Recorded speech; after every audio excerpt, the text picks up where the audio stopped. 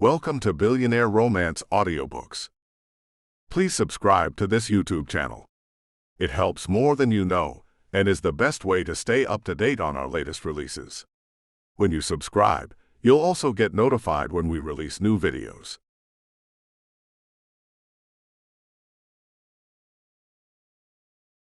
Hot Nights in Sturgis. A Bad Boy Billionaire Romance. By Michelle Love. Narrated by Google Play Auto-Narrated Voice. Audio copyright 2024 BFA Publishing.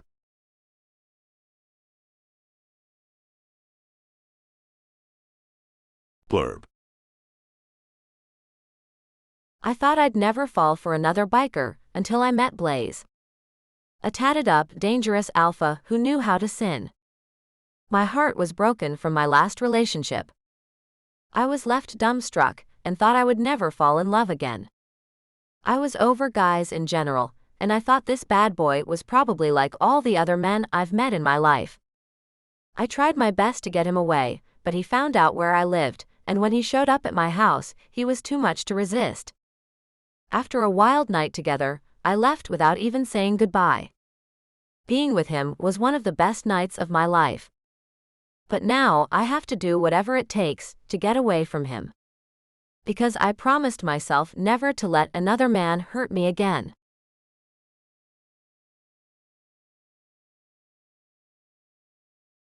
The Billionaire Bad Boy Meets His Angel. Chapter 1. Blaze.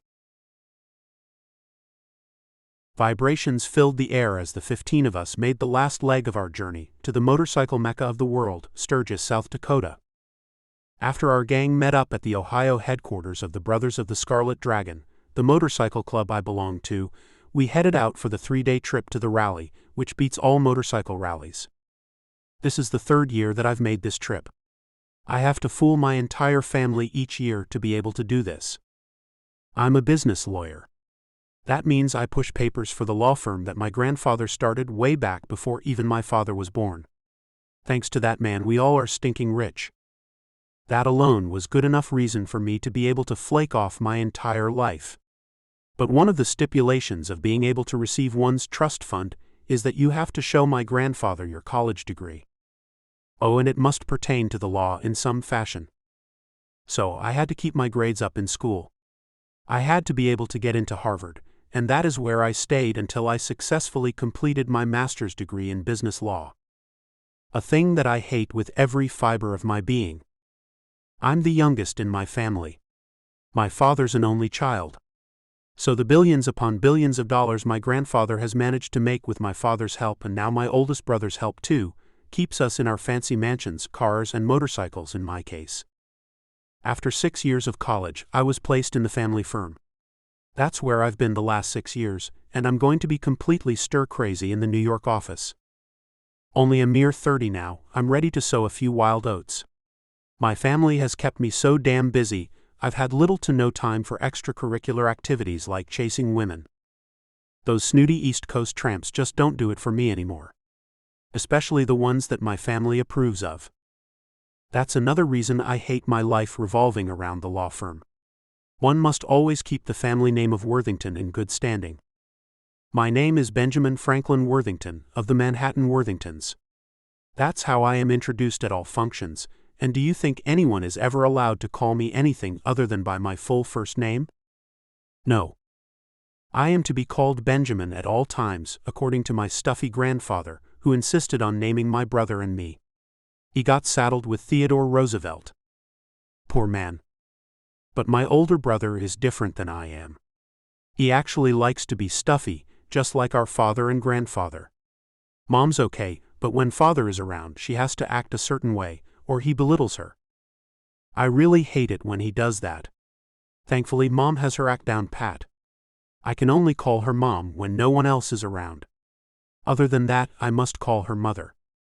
Even the tiniest infraction of civilized rules and etiquette is dealt with hastily. And the ever-present threat of being cut off without a dime is always in the air, when anyone is even thinking about doing something my grandfather deems inappropriate. So, as far as he knows, I'm on a learning mission, to better understand the legal conditions under which motorcycle manufacturers can get by with violating the safety standards that other motor vehicles have to follow. I came up with that whole idea all by myself. I had to purchase a very impressive piece of machinery to make this learning mission I am on. Each year I get a brand new bike to test. Of course, he makes me sell it afterward, but for the month of August I get to be a free man with a badass motorcycle. My ride for this trip is a brand new Harley CVO Street Glide in red. It's one amazing machine and a killer ride. The last 3 days have flown by, as I do feel like I'm gliding over the road with my gang of fellow bikers. My family knows nothing about my involvement with the gang. They would lose their shit if they knew about this. The higher-ups in this gang know about my real name and my real life. But all the others know me simply as Blaze, the badass who happens to be a lawyer too. And when I get to be this man, the man I really feel I am, I go all the way bad.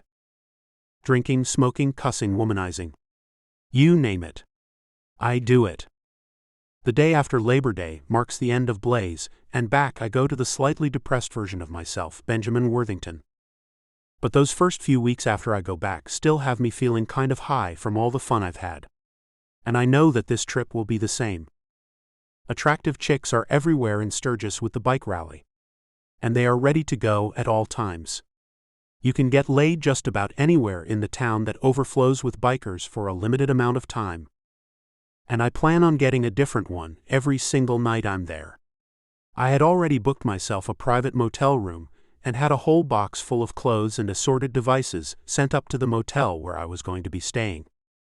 I am ready to roll. The rumble of another Harley moves up next to me, and I see out of the corner of my eye it is a couple who have been in this gang for quite some time. Rod and Ashley Manning are one of the few married couples in the gang. She rides behind him for this trip, but she's got her own ride, and she even rides on her own sometimes. They have 2 teenage daughters, and take this trip each year to get away from all the family and just be the couple they are.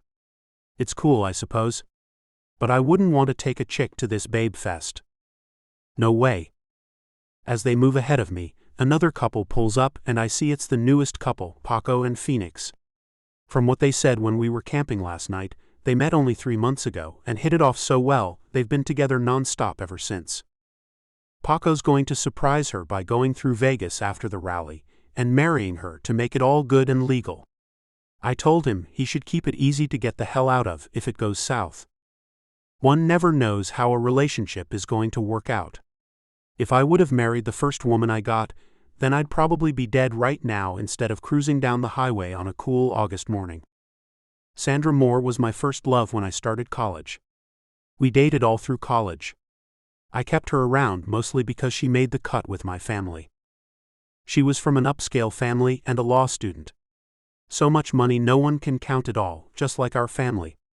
And snooty to her very core. I got lucky and she found what she called a real lawyer. He took her off my hands, and after the initial shock of being dumped, I found myself very relieved to be rid of her. Playing the field in the New York scene was okay. But when you have to maintain such high standards to keep from losing your trust fund, you can't find many women who like the things I do. After 3 years of that crap, I found the love of motorcycles, and it took me no time at all to find this gang that took me in quickly like a very dysfunctional family of sorts. There are some jerks just like in any family. But there are some good people too. And they all accept each other for who they are. No judging is done by anyone. I don't think it's allowed. We're getting close to the town we've been waiting for. You can tell that by the way the whole cluster of bikes begins to speed up. Our hearts are beginning to pound in all of our chests as the excitement starts to key up. A cold beer and a woman sitting on my lap are close at hand, and I find myself getting nearly giddy over that fact. It is not much longer until I get to put my little vacation from boredom into play. Girls, you better watch out. My bike makes a little bump, and then I feel something odd happen. It went down a little. Something doesn't feel right. Shit. Looks like my plan of a cold beer and a girl will have to wait for me to stop off at one of the many garages they have in town. This would be how it starts for me. This whole year has been a giant cluster. I single-handedly lost a major client a few months ago when I dared to ask him how he could live with himself. He's a rich son of a gun, and bought the rights to manufacture the main drug used in treating AIDS. He jacked the price up so high that most people with the disease couldn't afford to buy it. He came to our firm to seek help in keeping the product at the price he set, as he was being asked by the federal government to reduce the price to what it was when he originally purchased the licensing. Wanting our help in keeping his price, he came to us and gave a very healthy sum of money to the firm to help him. At the meeting we had with the jerks, I told him off. My grandfather was pissed, but my father and brother, though silent, agreed with me. So I managed not to get cut off without a cent and retained my place in the family firm. But it was a nightmarish few months, with my grandfather giving me the cold shoulder. I know that doesn't sound so bad, but my grandfather knows how to make the cold shoulder really hurt. For instance, he bought the entire legal staff their own individual personal drivers for a whole year. Not me though. He also brought in gourmet lunches on Fridays, but I was not invited. He would walk right past me, telling everyone who came before and after me hello. That kind of shit. He finally stopped a few weeks ago, and things went back to normal. The man can keep that up for a very long time. It's probably taking years off his life. That's what I tell myself anyway. Around the bend we come, and my bike is getting lower and lower. I'm glad it waited until we were almost here to do this. The first large bar we see is where our leaders pull in, and I pull up alongside Rod and his wife. We all cut off our bikes. Hey Rod, I'm going to catch up with you guys in a little while. I have to find a shop to see what the hell is going on with my ride. He gives me the thumbs up, so I turn the bike back on and take off to find what looks like a reputable motorcycle repair shop. I don't want to get screwed here. Not too far away from the bar I see a sign that says, Phil's Motorcycle Garage. The sign under it says he specializes in Harleys. So I think this might be the best place to at least start at. Especially since the bike just keeps on getting lower. And there doesn't seem to be a lot of people in the parking lot. Only one other bike is parked here. An older model Sportster. Looks like a chick bike. Maybe there's some chick in here who can sit on my lap while I wait for the bike to be repaired. I turn the bike off and get off to walk it into the large bay with the metal garage door opened on it. It's dimly lit in here and hard to see. But I don't see anyone yet. Stopping to get my cell phone out of my pocket, I check the time. Shit. It's noon. Lunchtime. I'll probably have to wait here for a damn hour before I can get any help. The hits just keep on coming. 19 hours of riding to get to some real fun, and I have this little hitch in the scene. I hope this isn't a sign of things to come with this trip. It's supposed to be fun, after all. Not headache after headache. A group of motorcycles blast past the garage, and the entire bay vibrates with the loud noise they make. It makes my heart skip a beat. I love the growl of a pack of bikes. I just want to be out there, having a great time with my brothers from the gang, sipping some cold suds. Instead, I'm in a dank and dark garage seeking mechanical attention for a bike that shouldn't need it yet, it's so damn new. After the last few bikes in that group get past, I listen hard and hear some tapping. Maybe a computer keyboard. But as I look around, I don't see anyone. So I put the kickstand down and leave my bike in the bay, and make my way up a set of steps. A smell wafts past my nose and I stop and breathe it in. Fresh flowers are what it smells like. That and clean linen. What a misplaced scent in a motorcycle repair shop. Oil and gasoline are predominating, but that little trickle of wonder manages to seep in. I smile for no reason other than it smells good and seems out of place in this very rugged town. Even most of the chicks around here have remnants of road dust and the oil and gas mix that comes with a pack of bikes and their exhaust systems. The alcohol helps one not to care much about the smell of what's on your lap. The feeling is what matters the most. More tapping and a bit of low muttering I can hear. It's a woman. What kind of woman would be working in this grease pit? I prepare myself to see a hun of a female. I'll try hard not to react too unfavorably when I see the brute. Hey! I shout. But nothing comes back as my voice echoes off the metal walls of the garage. I wait a moment and then shout again, but there is still nothing. I'm sure I hear someone typing though. Then the sound of a phone ringing fills the air and a female voice mutters again, shit. Maybe she can't hear well either. Ugly and deaf, yikes. So I shout very loud in my best New Yorker voice, "Hey, a little help here, I ain't got all day."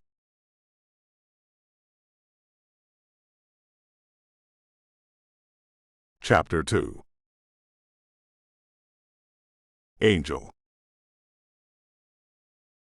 With the mechanics gone for lunch, the garage will be somewhat quiet for the next hour, so I can actually get some work done. Parts need to be ordered, and I've yet to do that. I was quietly watching Cletus work on a 2-year-old Honda all morning long. I'm in my last year of college. At the end of May next year, I'll be the proud holder of a master's degree in engineering. To design motorcycles is what I long to do for my career. Hopefully, not too terribly long from now, I can do just that. But for now, I'm working part-time in my uncle's motorcycle repair shop. It's helping me get some hands-on experience with the miraculous machines.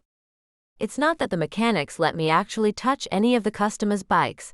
I do watch them though. As long as I stay quiet and don't ask any questions, they let me watch. I've learned a lot by working here the last few years.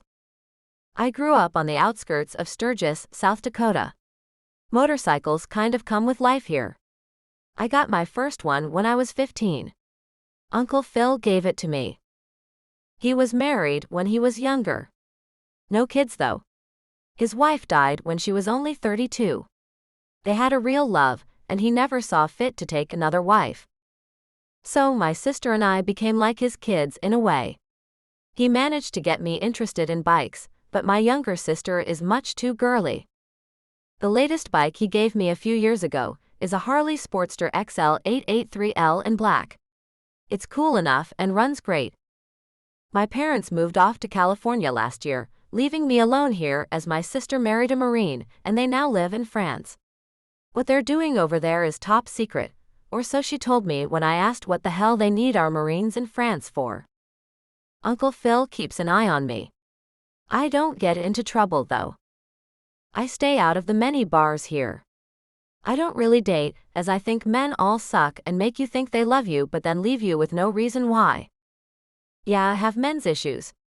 My first love was a biker with badass tattoos and a beard that was just the right amount of scratchy when he kissed me.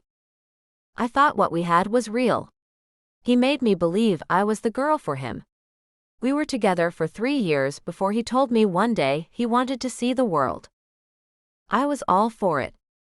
Thought I could finish college when we got done with our world adventure. Only I didn't realize he meant he wanted to go alone. I had to watch him pack up and kiss the top of my head, and then he told me he hoped I had a very nice life. A nice life. Words couldn't come to me as he left. I was dumbstruck. I watched him ride off into the sunset, and I never heard from the guy. I thought he loved me as much as I thought I loved him again. That was a couple of years ago. I'm over him and guys in general. Who needs a man anyway? I have my own little house, which I rented at the edge of town. My little poodle, Maltese mix pup, accurately named Cuddles, keeps me protected. And thanks to modern technology, there are machines to do what a man can for me. One day I will make enough money to take complete care of myself. The paltry amount I make here is enough to get me by. But just that. With my diploma in hand, I hope to change my financial outlook in just over a year or so. I have my plan for the future. Men do not need to apply. I used to dabble at the bars a little now and again, but the few guys I thought would be random one-night stands all somehow wanted more than that from me. So I stopped going to the bars. Work and home are all I do now. My classes are all online, and only once a month do I have to go and check in with a few of my professors. Life is good and things couldn't be better. I've learned how to keep men at bay with a don't mess with me attitude. As one can imagine, I get a ton of biker guys who come in here with their broken motorcycles. And a lot of them hit on me. I hit back though, and not in a nice way. There's no reason to act as if I might actually go out with them. I won't.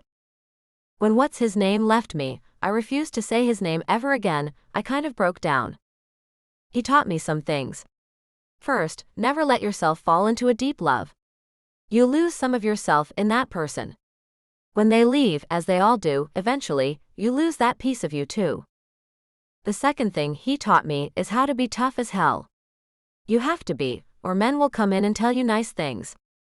You'll believe they're lying asses, and it will end with you crying yourself to sleep way too many nights. The third thing he taught me was how meaningless intercourse is. I thought what we did was special. I mean, he and I found we liked the kinky stuff. A little physical activity was fun from time to time. He'd let me be the boss sometimes, and I'd let him be the boss too. Fun, and I thought deeply. I was an idiot. It wasn't deep to him. We didn't share a special bond. It was just intercourse, and it meant nothing. And the handful of times I did it after him were very meaningless. And the guys were kind of cowardly, like when I smacked them with the belt. Only one let me handcuff him to the bed. Wimps. And not one of them would smack me hard enough to make a difference. They were all, "I don't want to hurt you." How could I have explained that I like a little pain in the game? So I just ignored the men when they tried to get me to have some type of a relationship with them. My grandmother lives 30 miles away, and if I couldn't get them to leave me alone, then I'd escape to her place until they moved on. Me and Cuddles are fine alone. She's kind of a complainer, just like I am. When dumb male dogs come into the yard, she barks and goes at them like she's a Doberman. She's the same way with the human variety of men, too. My poor mailman had a package he was trying to get to my door with. She ripped his pants leg as she tugged at it to make him stop coming to the door. He told me I needed a vicious dog sign, and if I ever got another package, I could take myself down to the post office to pick it up, unless I tied the little dog up. I took her inside and gave her a steak and a good doggy pat on the head. She tried to do her job. Keep the evil, lying, no good men away from her mommy. Thanks to her, I never have to worry about some man getting into my house without her trying to kill them. A large group of bikes pass by the shop, and it makes the whole metal building rattle as they do. I put on my headphones and listen to a little music on my phone to drown out the outside noise. The annual motorcycle rally is growing very close, and large groups of bikers are already coming into town. Trashy women are already showing up and strategically placing themselves on bar stools in every bar, and lounging around area parks, hopeful of scoring some biker jerk. I don't know where most of these females come from. We have a few, but not as many as pop out of the woodwork when the rally is in town. It's quite amazing, actually. It never fails to surprise me with all the ready-to-go women that I still get hit on just walking down the street. I'm always thinking as I'm flipping the men off who dare to bother me that there's a ton of other women walking around, leave me the hell alone. My uncle tells me I shouldn't dress in tight leather pants and halter tops if I don't want the men's attention. He may be right, but damn, I should be able to dress the way I want. I ride a motorcycle everywhere I go. I need the leather to protect my skin. If I ever fall, that is. I looked around and found the clipboard with a wooden back on it, and I knocked on it 3 times. No reason to tempt fate. With the good Lord's grace, I have never wrecked. I've come close a time or two but never ate it. I knock on the wood again, for even thinking about it. The computer freezes up for a moment, and it scares the crap out of me that I'll have to start this parts list over. I mutter to myself, damn piece of junk. My uncle needs to buy a new computer, but it's too cheap. This one will have to completely crap out before he'll see fit to make the several $100 investment.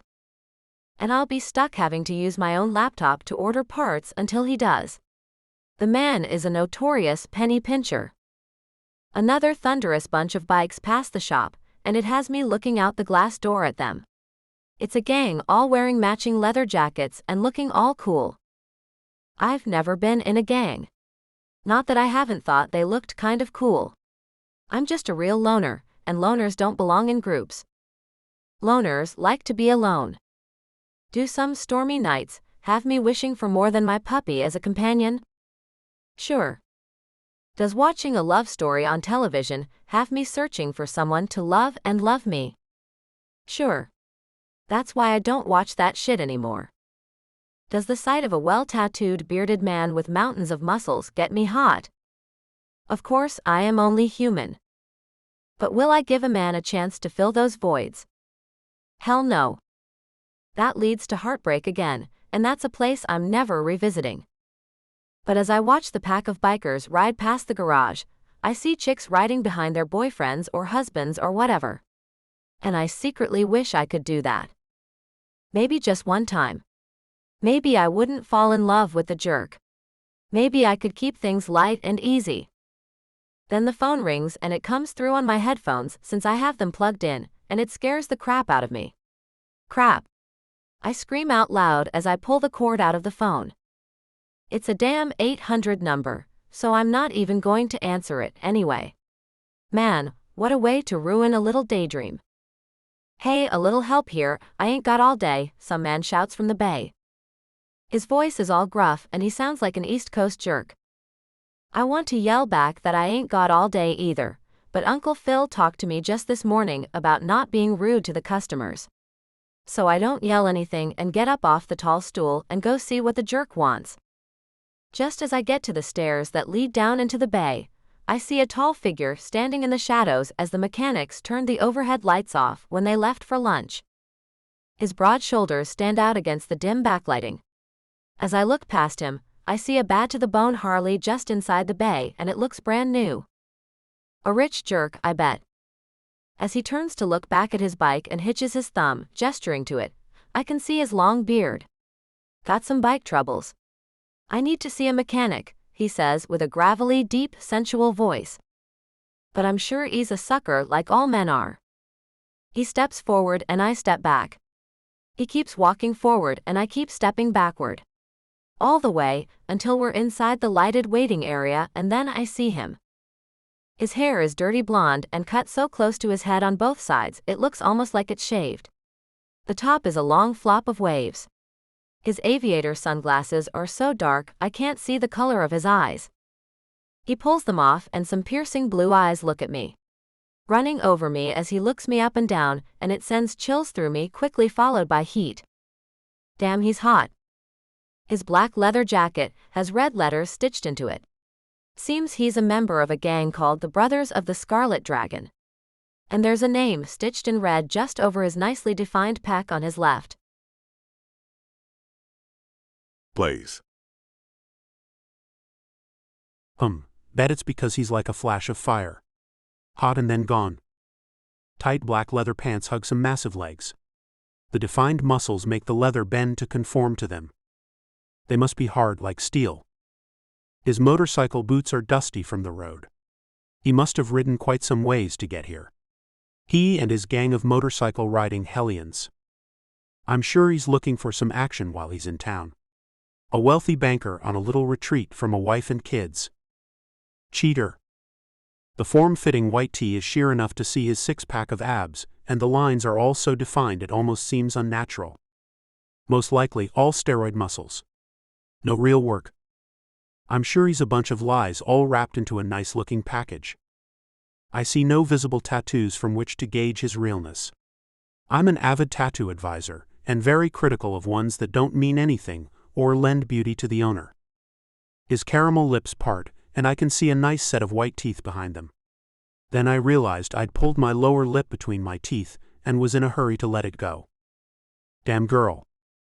For reasons I can't figure out, except it's kind of hot in here, and now that he's walked in it seems a lot hotter. He's taking off his leather jacket. Damn. His biceps are enormous, and his arms are covered in art. I mean real artwork. It's not just dumb tats that make no sense. He's a canvas for some very skilled artists. I'm ashamed to admit that my body is quivering. I swallow and do my best to regain my inner critic, then say, "What can I do for you, Blaze?"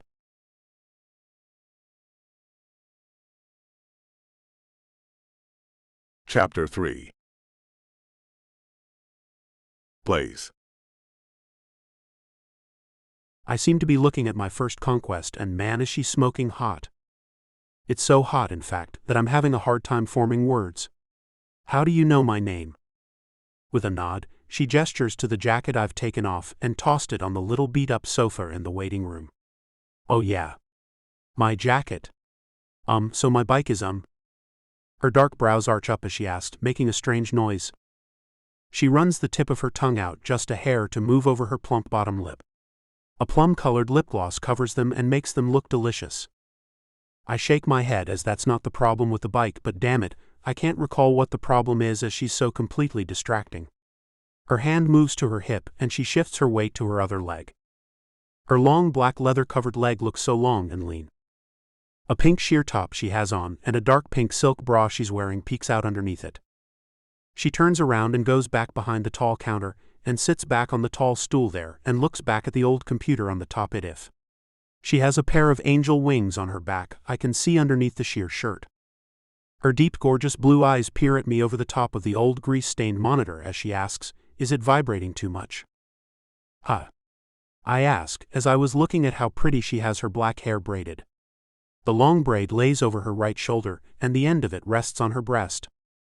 "Is it vibrating more than usual?" she asks, then looks back at the screen.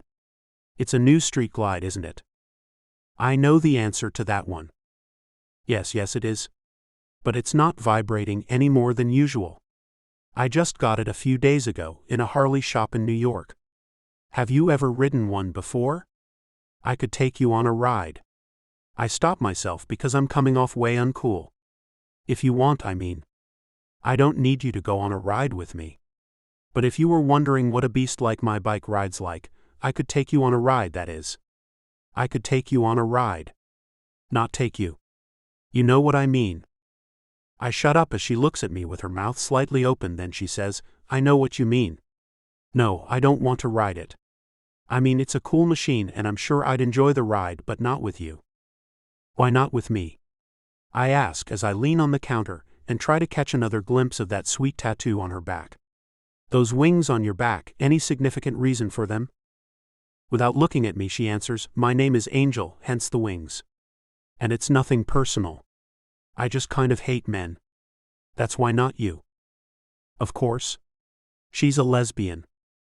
So, into women then. What a loss for men everywhere. I stand back up and turn away. No reason to make myself sick over a girl who likes girls. "No, not into women," she says with a huff. "Why is it when a woman says she hates men, they always assume she's a lesbian? Can't a woman simply hate men?" I turn back to look at her and stifle a laugh. Crap. You are one verbal gal. She looks back at the ancient monitor. Not making a strange noise, not vibrating too much. Is it getting lower? Shock runs through me. Yeah. That's it. How? It's a common problem with the air ride suspension system when you're traveling over rough surfaces. It's most likely a small prick that punctured the line. I'm sure our mechanic can get it going for you fairly quickly. If you have a credit card on you, I can go ahead and write up a ticket so he can get busy on it as soon as he gets back from lunch. She holds out her hand and on the inside of her wrist, there's a little angel, complete with a halo. I take her hand and look at the tat. I take my wallet out with my other hand. Nice. She allows me to hold her hand, and I find sparks shooting all through me as I touch her. That's never happened before. I let it go to retrieve my credit card and find the sparks starting to dissipate. That had to mean something. Placing the card in her hand, I purposely graze her palm with my fingertips, and the sparks come back. I notice her eyes are narrowed at me. Then she looks away quickly. I bet she felt that too. "So, how do you know so much about bikes, Angel?" I ask as I lean back on the counter, since she isn't a lesbian, and she is into men, and she has such an amazing effect on me. I'm 9 months away from getting my master's in engineering. I want to build bikes. Preferably ones with women in mind. She looks at me with a smile after she sees my card. "Worthington? And you are Benjamin of the famous Worthington law firm in New York. I had pegged you as a banker, not a billionaire lawyer. A married banker with kids. Not an extremely eligible bachelor. And now this hard demeanor she's had will fade away like cotton candy in a rainstorm. You found out." I lean in a bit closer. "So how about that ride now?" Ha. Not the sound I thought I was about to hear. She goes to typing and not looking at me. So I ask, although hesitantly, why the loud haw? I see men with money around this town all the damn time. Her eyes level on me. I can become some billionaire's bimbo anytime I want to. The thing is, I don't want to. But you should watch out for the other ladies in this town. And when I say ladies, believe me, I am using that term very loosely. I put the card back in my wallet, as she has taken off all the information she needed, and placed it on the counter rather than placing it back in my hand. You are one of the 3 people in this town who know my real name, Angel. No one else will know me by anything other than Blaze. I trust you can keep my little secret. Her deep blue, beautiful as hell eyes, which are framed by the darkest and thickest of lashes, flutter at me as she moves her hand to her chest and says, "Me? You can completely trust me to keep your name to myself. I wouldn't want to be the one responsible for getting you mauled by the pack of hungry females who are running amok through my hometown. If this is your hometown, then why haven't I seen you around before? I've been here for the last 2 rallies. I'd remember you if I ever saw you around before." I take the opportunity to pick her braid up and finger it a bit, as she's close enough to do that. She yanks it out of my hand. "Look, Benny. No messing around with my personal stuff. Not my braid, not my mind, not my body." I stand up and feel kind of sheepish, as she's a bit intimidating, and it's not very easy for a woman to intimidate me. But her use of a nickname for me has me wanting to laugh. And I know she'd get even more pissed if I laughed right now. "I shouldn't have touched your hair. You're completely right. It won't happen again unless you ask me to, of course. Then I'll run my fingers all through that silky heaven on top of your pretty little head." Her glare tells me that I have spoken the wrong words. Those porcelain cheeks fill with red, and that can only mean one thing. Anger. "Pretty little head," she says with a very even and low tone. It's a scary tone, and I can see fire in her gorgeous eyes. "Look, I had me a biker once, and he made me believe he loved me. He made me think we had a future, and he took off and went on a world tour alone. He broke me, Benny. I'm not a repairable person based on how he left me. So I stay to myself. I don't want a man. Especially a biker with a love for the road, fast women, and booze. No offense." "Yeah, of course. I mean, what's offensive about any of that you just said? Not a thing, right? Not one thing." I tap my fingers on the top of the counter and wonder how I can repair this damage.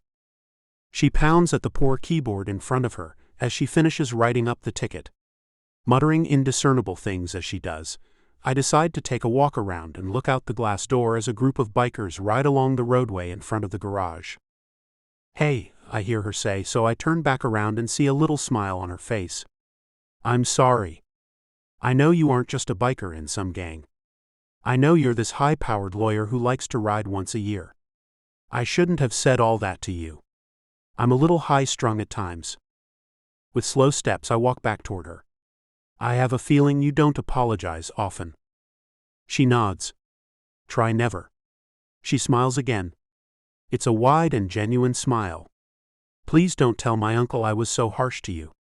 He just gave me a lecture this morning about not being rude to his customers." I give her a wink. "So the owner is your uncle then?" "He is," she says, standing up and coming around the counter to fix some brochures about oil and things for motorcycles.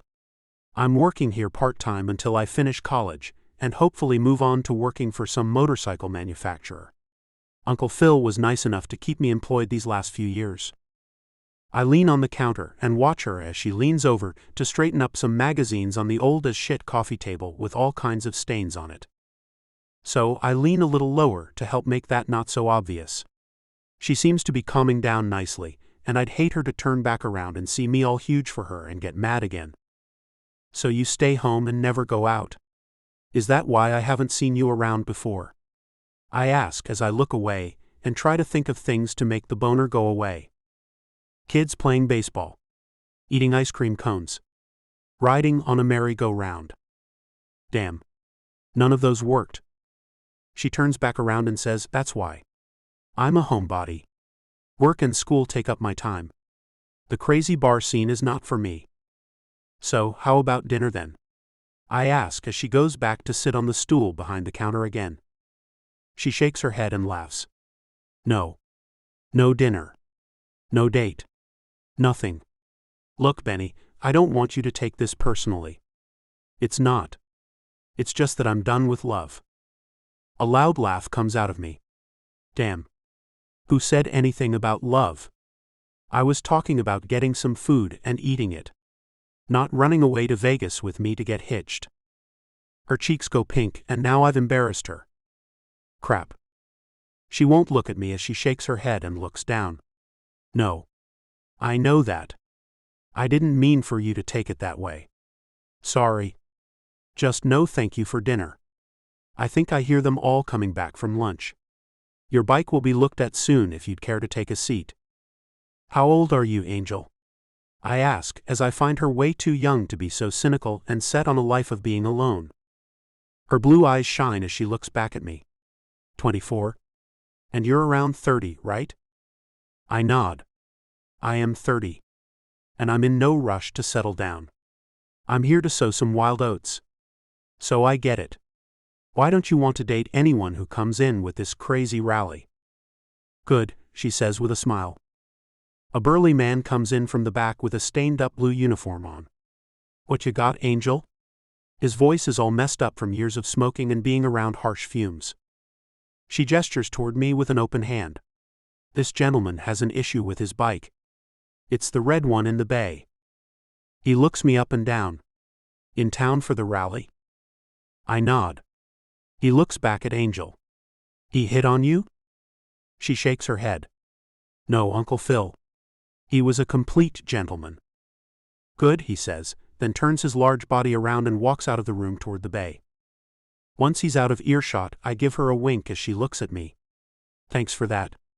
He looks like he packs a wallop.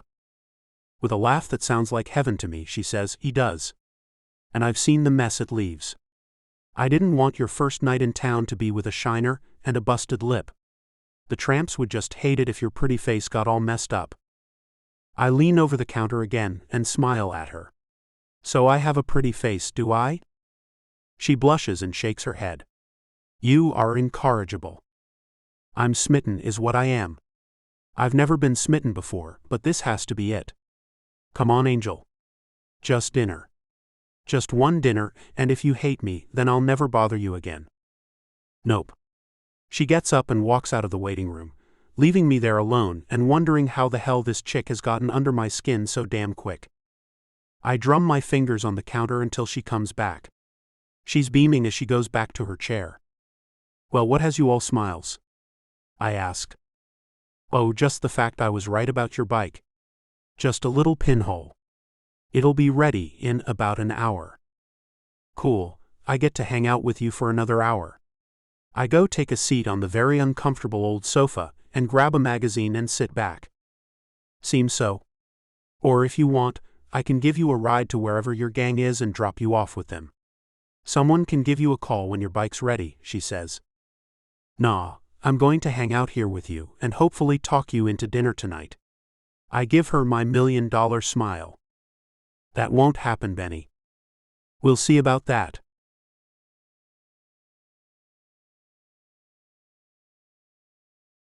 Chapter 4.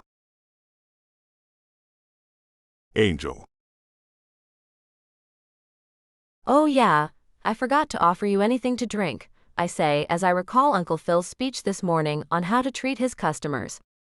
I have a pot of coffee in the office, and there's a few sodas. Or we have some bottled water.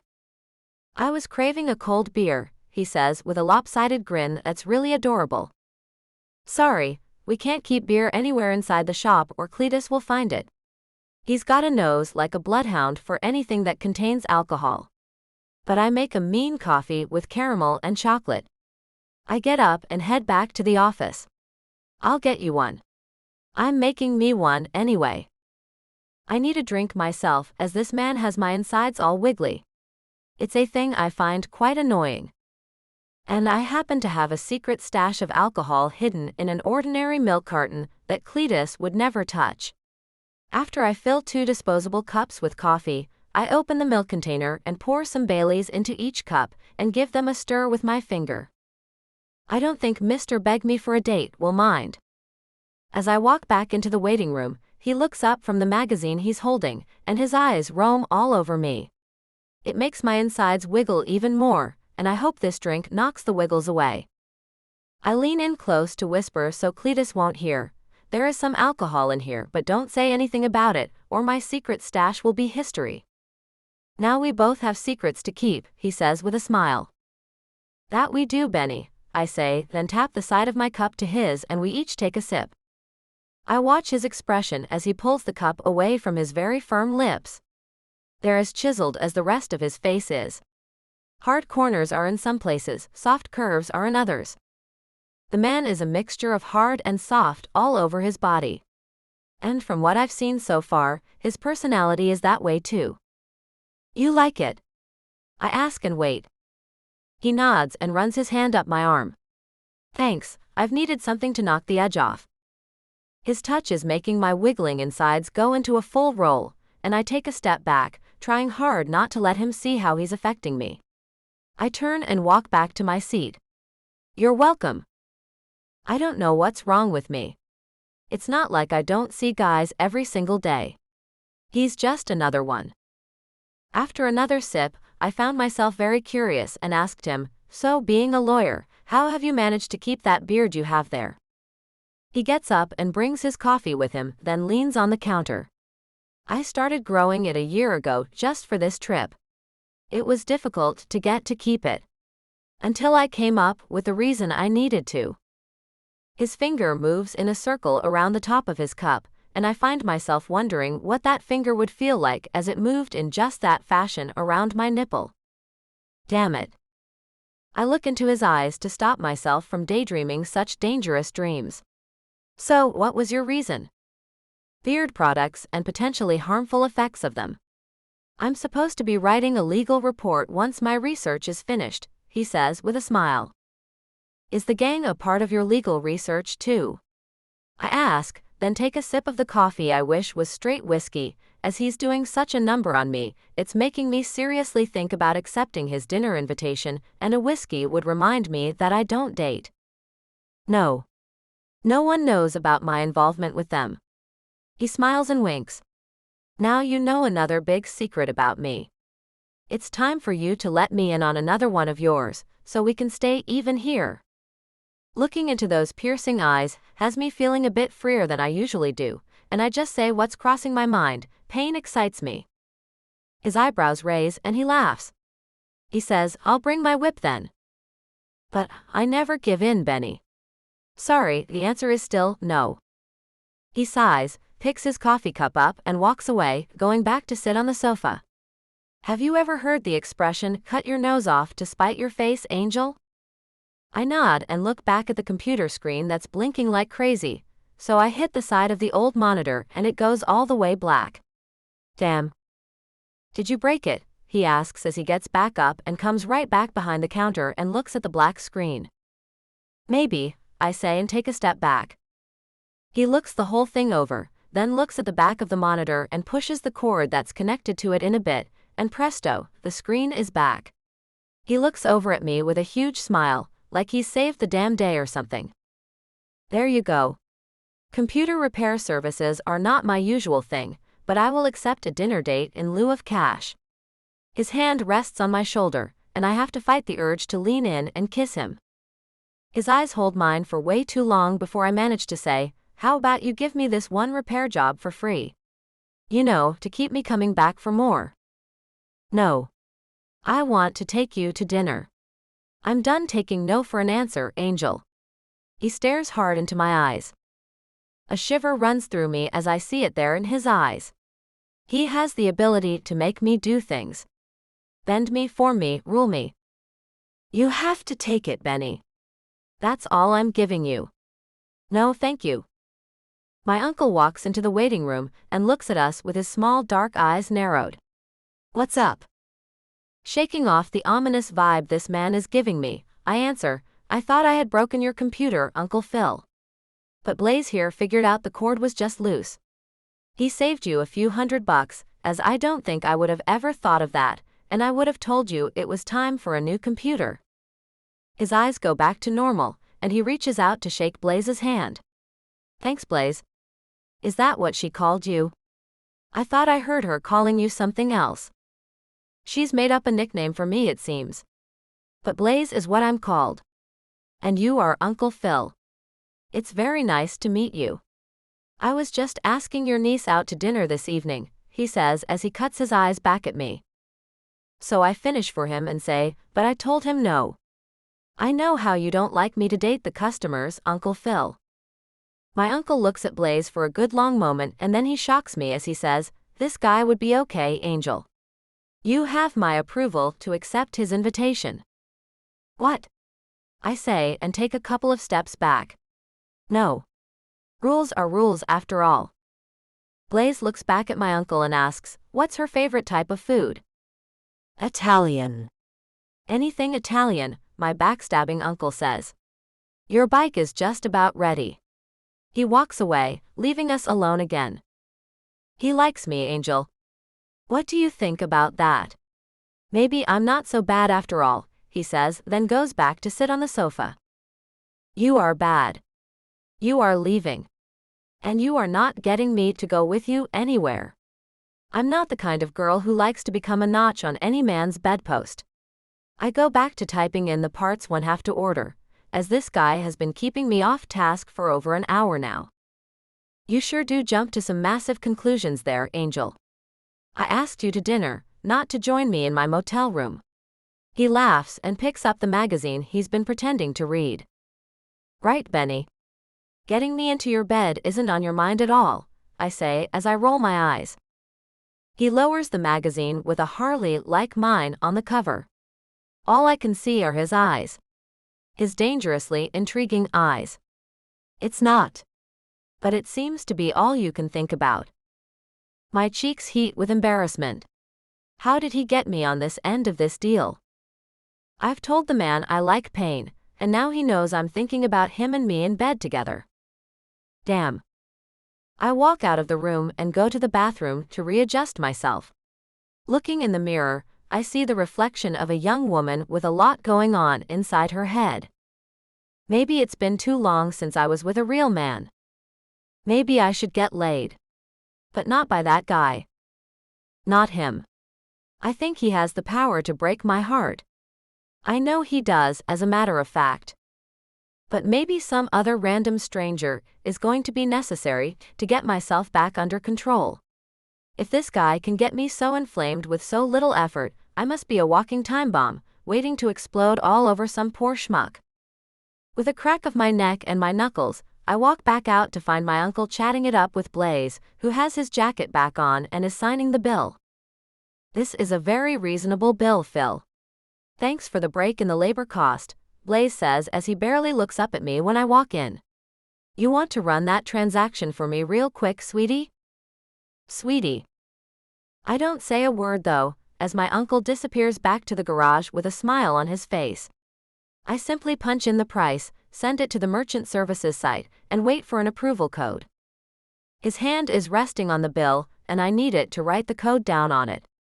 But I wait for him to move his hand. Which he doesn't do. Can I have that, please? I ask very politely. Come and take it, he says. I look at him to find him smiling with a shit-eating grin. So I move my hand slow and deliberate over his, and slide the piece of paper out from under his hand. Electricity flares through me, but I try desperately to ignore it and keep my eyes steady. His blue eyes flash and his grin disappears. He feels this too. I watch as his lips tremble a little. Come on, Angel. Let me take you to dinner. Just a dinner. Anywhere you want. Please. With a shake of my head, I say the words again, no, thank you. I can't let him take me to dinner, because it will be me who makes the next move and takes him to bed. I can feel it inside me. I want him like I've never wanted a man in my life. He's everything I want, all wrapped up in a very nice package. Gorgeous with a dangerous edge. Muscles, tats, great personality. The ability to make me feel as if I'm coming unglued right in front of him. How he could make me scream and beg is obvious. And I can't do that. So I just give the top of his hand a quick pat. There are plenty of females waiting for you out there, Benny. Go pick one out, and she'll give you what you're looking for. In a quick movement, he has my hand in his as he looks at me with an unwavering stare. Angel, I did come here with the main plan to bed as many women as humanly possible. That is a fact. But now that I've met you, I want only you. I can't explain why, but I do. I want to spend every minute I can with you. I'm not feeding you a line. It's completely true. I don't do this. I don't ask women out. I usually don't even hold any kind of real conversation with one, unless I'm drinking. You do something to me. I want to spend some real time with you, and see what this is all about.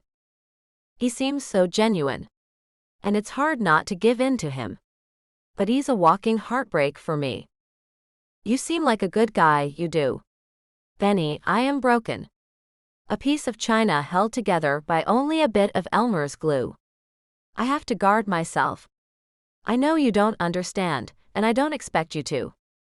Please understand, this is not personal. If I was a different person, I'd accept your offer in a heartbeat. But I am who I am. A product of what my past has made me. I pull my hand from his and look away. Don't think of yourself like that, Angel. No one is completely broken. You aren't as fragile as you think you are. Maybe we're supposed to help one another. I don't know. I just know I have a strong pull toward you. Stronger than anything I've ever felt. Now, if you can look me in the eye and tell me you don't feel a damn thing, then I'll leave you alone. I look anywhere but at him, as I don't know if I can look at him and lie. I do feel a strong pull to him. It's more than a mere attraction. He's hot, but it's deeper than that. Dangerously deep. My body freezes as he takes me by the chin and makes me look at him. His eyes search mine. Then the alarm goes off on my phone, and we both look at it as it vibrates along with the sound and moves over the countertop. That's my alarm. Time to go. I pick up my phone and take a step back, breaking away from his hold on me. I grab my keys and helmet from under the counter and spin around on my heel and take off. Without saying a word, I walk out of the shop and quickly get onto my bike. With one quick kick, I start it and take off. I can feel his eyes burning a hole into my back. This feels all wrong, but I'm doing it anyway. Riding away from the man who could be the one for me.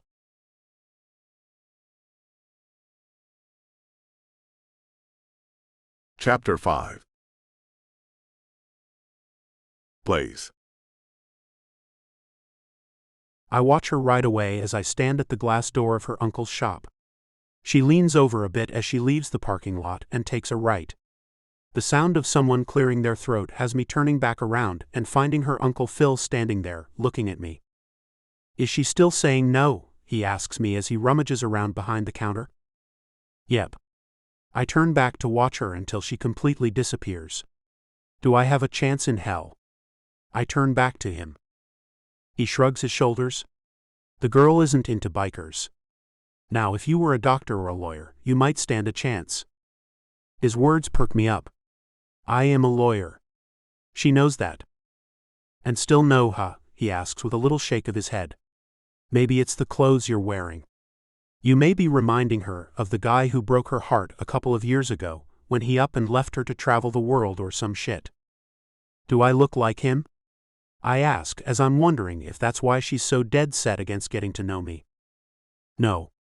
He had dark hair and was shorter than you. Just the biker thing. Gage really did a number on her. The two were inseparable for a few years. I know, at least I thought they would get married one day. So when he made this odd move to leave her behind, it threw her for a loop. He looks up at me and smiles. But you never heard that from me. Got me? I nod. Is she coming back today? Yeah, it's just her lunch break. She'll be back in an hour. Why? You planning on giving it another shot?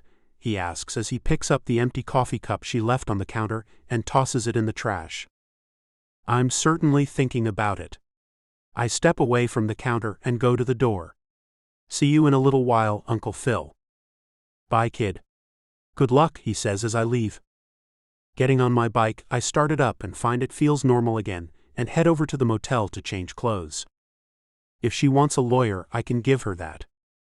The small, not-so-fancy motel is just up the street a bit, and I find Rod and Ashley pulling in at the same time I am.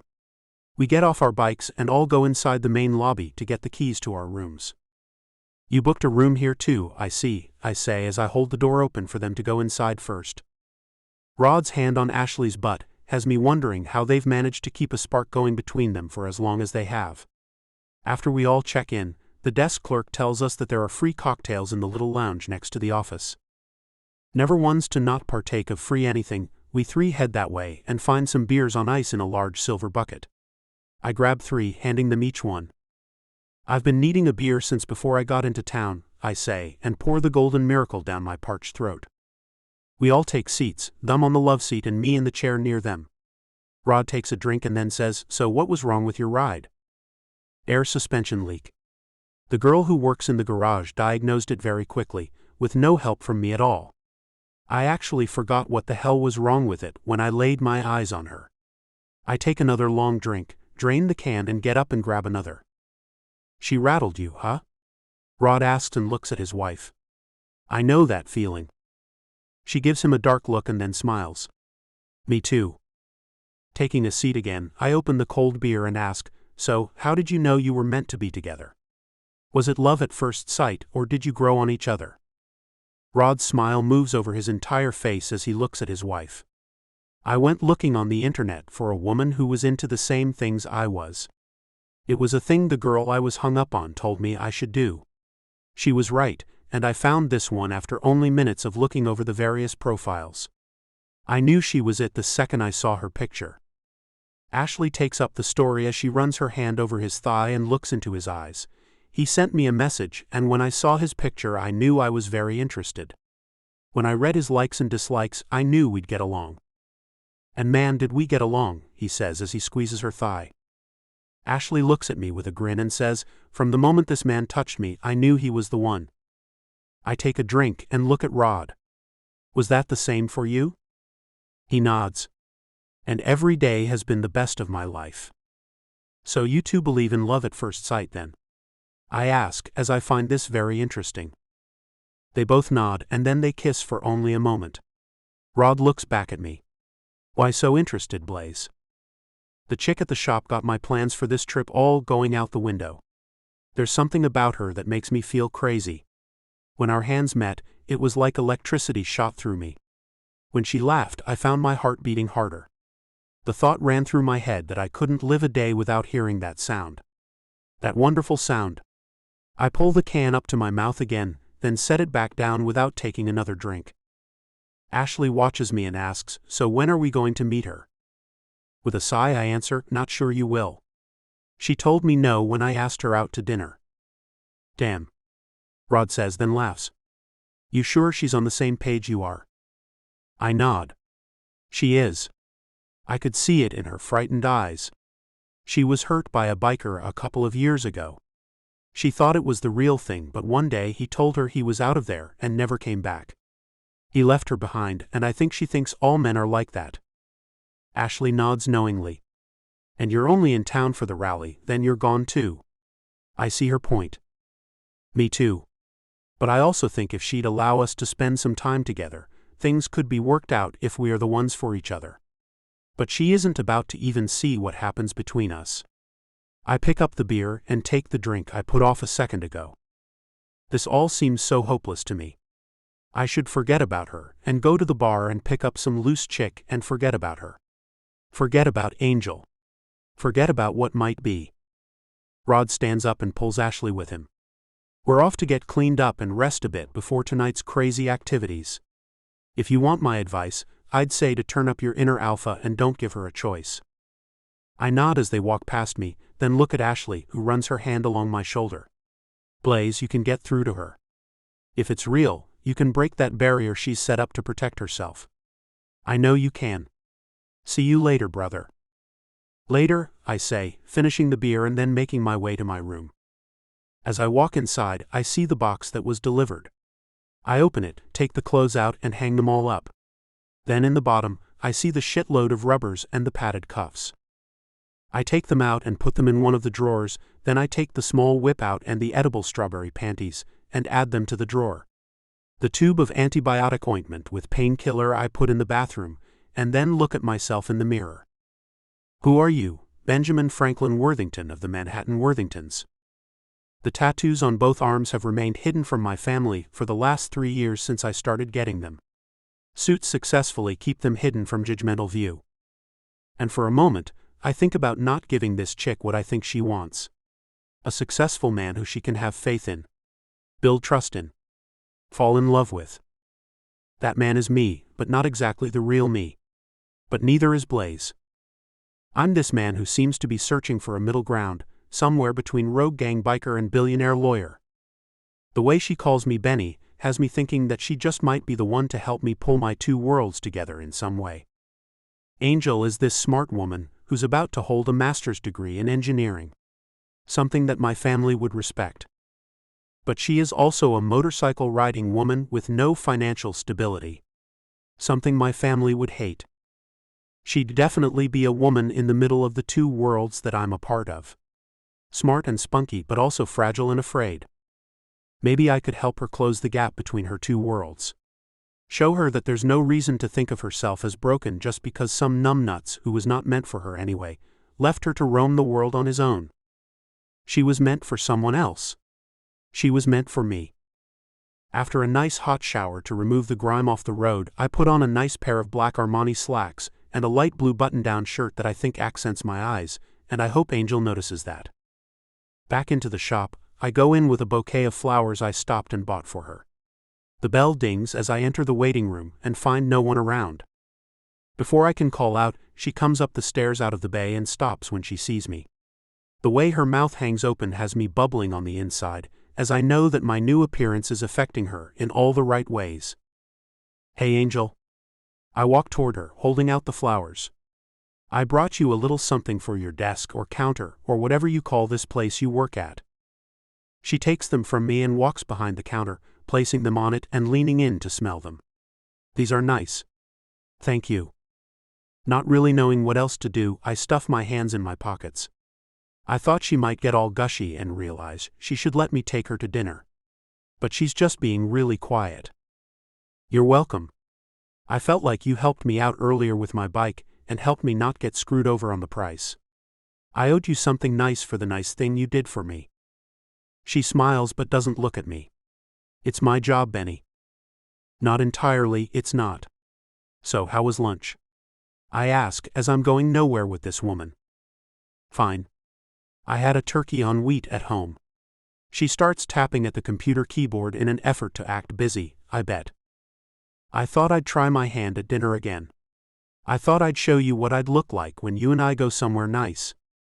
Not the old biker guy. The lawyer part of me. You know that's me too, Angel. I find myself rocking back and forth a bit and stopping, as it might make me look a little nervous. That has to stop. I am nervous, but I don't want her to see it. Finally she looks me over and says, "You do clean up well, Benny. And I bet you do too, Angel. So what do you say to a nice evening out together, where we can get to know one another better?" I ask as I take a step back so she can really take me all in. When she looks at me, I nearly want to jump over the counter and pull her into my arms because I see the fear there, and I want to hug it out of her. I really do love the flowers. You keep taking this personally, even though I've told you countless times not to. I don't date. End of story. You look great both ways. Attractive biker guy and a billionaire. You're sure to find a woman, Blaze, Benjamin, or whoever you are right now. She stifles a laugh and I find myself pissed off. I'm both, I say with a snippy tone to my voice. I'm sure you aren't always Miss Motorcycle Mechanic Chick. There has to be a frilly little female inside of you that you let come out on occasion. Those pretty eyes get hard in an instant, and now I'm sorry I copped that attitude with her. One long finger points at me as her plum-colored lips open and say, "Look here, dude, I don't need to explain myself to you or anyone. Be both guys. Be whoever you want to be. I'm me. Warts and all, I am just me. Angel, I didn't mean to make you. Well, you did make me mad. You've pissed me off. Thanks for the flowers. And have a nice life. I've had enough fun for one day. She walks over to the door that leads down the stairs to the bay and shouts, I'm out of here for the day, Uncle Phil. See you tomorrow. I hear him shout out a goodbye, then she's back grabbing her helmet and keys and hauling ass past me. Taking my hands out of my pockets, I grab her arm as she comes by me. Her eyes are so full of anger it really makes no sense. Hey, I'm just asking you out on a dinner date. Crap, Angel. The theatrics are over the top. And I'm just politely refusing. Why can't you take no for an answer? Her foot taps on the linoleum floor with a loud sound. It's like counting off the seconds until she erupts again. This woman needs to get laid so bad it's not even funny. One kiss, Angel. If you feel nothing, I'll leave you alone, I find myself saying, and I have no idea where that came from. Ha. She jerks her arm out of my grip. Ha. She walks out of the door, leaving me standing there like an idiot. I push open the door as she climbs onto her bike. Angel, just one. She looks at me with a smile and makes the damn one-syllable laugh again, then starts the engine and peels off. I guess I'm about to turn into a stalker over this trick.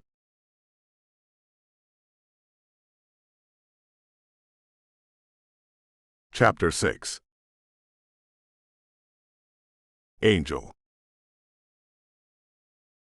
Why does this town have to be so damn busy and full of cruising bikers? I'm mad and just want to get home and get away from all men. Why did he have to show up there looking like $1,000,000? Why did he have to show me the other part of him that I'll be missing, since I can't have him in my life forever? That man is attractive in his tight black leather, and dressed up too. It's not fair, really. Successful businessman one minute, dangerous biker the next. It's just not fair. And the other thing that isn't fair is how he wants to show me these two fantastic sides of him. Him. A man who will only be around a short time, then poof, he'll be gone. Back to New York to hobnob with the upper class. What a jerk. Who does that to someone? Who shows a girl what all she can't have? Sure, I could have him for a night. I might even have been able to hang on to him for his whole visit here. But then he has to go back, and here is where I'll stay. I'm nowhere near the class I'm sure he's expected to marry into. Not born wealthy. Not schooled in aristocratic snobbery. Not perfect by any means. There will never be a wedding announcement in the New York Times where it reads, Billionaire Benjamin Franklin Worthington of the Manhattan Worthingtons and Angel, no middle name, Jennings of the middle of nowhere, Jennings are happy to announce their impending nuptials. No, that will not be a thing that would ever be allowed by such a high-profile family. So why is he so adamant in taking me to dinner? Or kissing him? Or any of it? The damn crowd of slow-moving bikers is serving to piss me off even more, and I find myself cussing under my breath constantly. Finally, I see a break and dash through it. The traffic thins to nearly nothing as I get to the outskirts of town and see my home. My little white wood frame rental with the pink shutters on the front windows and the green front door. The white picket fence surrounding the small home keeps my dog safely inside it. And there she is, popping her little body up as she hears my bike coming home. Her happy yaps make my anger ebb, and when I pull up and get off my bike, frantic wags of her short tail make me laugh. Hey Cuddles. Did you miss Mommy? I was home just a couple of hours ago. I open the gate, walk my bike up and park it next to the stairs that lead up to the small front porch that I have two white rocking chairs on. Those are our chairs where we spend most evenings enjoying the sun which sets on this side of the house. I take mine and she jumps up on hers as I pet her soft whitish fur. You need a bath, Cuddles. She barks a bit as if agreeing with me. I pick her up and hug her as she licks my face. Mommy had a very bad day. A mean man bugged her a lot today to go to dinner with him. He thinks Mommy can handle having him for only a little while before she has to let him go again. But Mommy can't handle that at all. Her little yappy bark tells me she understands completely, and her lick on my lips, while gross, tells me she's there for me and always will be. The sound of a bike coming makes me look up. Not many of the visitors have come out this far. There's nothing to see out here. I gulp as I recognize the bike and the bearded man in Armani slacks who's riding it. What does he think he's doing? I put Cuddles down so she can try to keep him from getting through my gate. She barks and runs like a maniac to guard the gate as he pulls to a stop in front of it. He climbs off his bike, opens one of the compartments on one side, and pulls out a large grocery bag. It's green and environmentally safe. So that means he's worried about our planet. Great. Another wonderful thing about the man who will never be mine. I watch and wait for my little dog to rip his expensive slacks as he opens the gate. Then, my mouth drops open in disbelief, and my vicious guard poodle mix jumps up and down in excitement over the strange man. He smiles and catches her up in one arm as she jumps into it like she's always known him. "Who are you?" he asks in the little sweet tone everyone talks to animals and babies in. Her name is Cuddles, and she usually hates men. All of them, I say as he walks up the stairs. I have yet to get out of the rocking chair. He places the dog on my lap and smiles at me, then of all things, tweaks my nose as if I were some cute little kid. Just like her mama. I set my jaw tight and glared at him. Yep. He cocks his head to one side. Well, aren't you going to let me in so I can make you dinner? I brought the things to make spaghetti and meatballs. I do believe I told you no about 100 times, Benny. I continue to glare at him, and he acts like he doesn't see it at all. You told me no to taking you out. You never said no to me cooking you dinner at your place. No, not once did you tell me no about that. He smiles, and his whole demeanor tells me he's so proud of himself for coming up with a technical loophole he's found. I stand up, as it's obvious this lawyer is so ahead of me it's not even funny. As I unlock the door I say, "You didn't ask that, or I would have told you no to that too." I hold out my arm as a gesture for him to go inside. Ladies first, my angel. His smile is so wide I want to knock it right off his handsome face. I walk in, muttering to myself, his angel. Really? Cuddles bounce around his legs as he comes in, and I find myself pissed at my dog for the first time ever. She's adorable. I usually don't like animals in the house, but she's like a little person, isn't she? He asks as he sets the bag on the tiny countertop. Yes, she is like a little traitorous skank, that one, I say as I look around the room to make sure that there are no unmentionables lying around. I do live alone, and on more than one occasion have slipped out of my bra while watching television and left it lying around. My sweep of the area doesn't show me anything I need to rush to hide, so I look at my dog. The pop of a cork makes me look at him, the man who can't take no for an answer, as he opens up a bottle of red wine. I'll just let this breathe while I'm cooking. He pulls a 6-pack of beer out, breaks a couple off, and hands me one after he opens it for me. Here you go, my lady. Go take a load off and watch some television. I can find what I need in here. With a shrug of my shoulders, I do what he said. The beer is good and cold and goes down easy. I watch my dog helping the intruder find things. Keeping the television low, I listen as he talks to my dog. Cuddles, huh? I like something a little bit tougher. How about Rambo? She's a girl. I call out. And you can't come into someone's home and immediately rename their dog Benny. I take another beer and find him smiling. He waves a wooden spoon my way as he says, "So how long do we have to be together before I can do that then?" I look away and mumble, "More than 5 minutes." After a little bit of clanking of pots and pans, as he gets together what he needs to make dinner, he comes into the room, wearing my white frilly apron. I nearly spit out the beer I had just drank, as he took a seat on the coffee table where my feet were propped up. His long fingers begin to untie my boots as he looks at me. "You've had a long day, haven't you? Let me get these off for you, my angel." Yes, I did. There was this weirdo who asked me out over and over all day, and made it one hell of a brutal day, baby cakes. I laugh, then take another drink and finish the beer off. "Wanna beer me again, pumpkinhead?"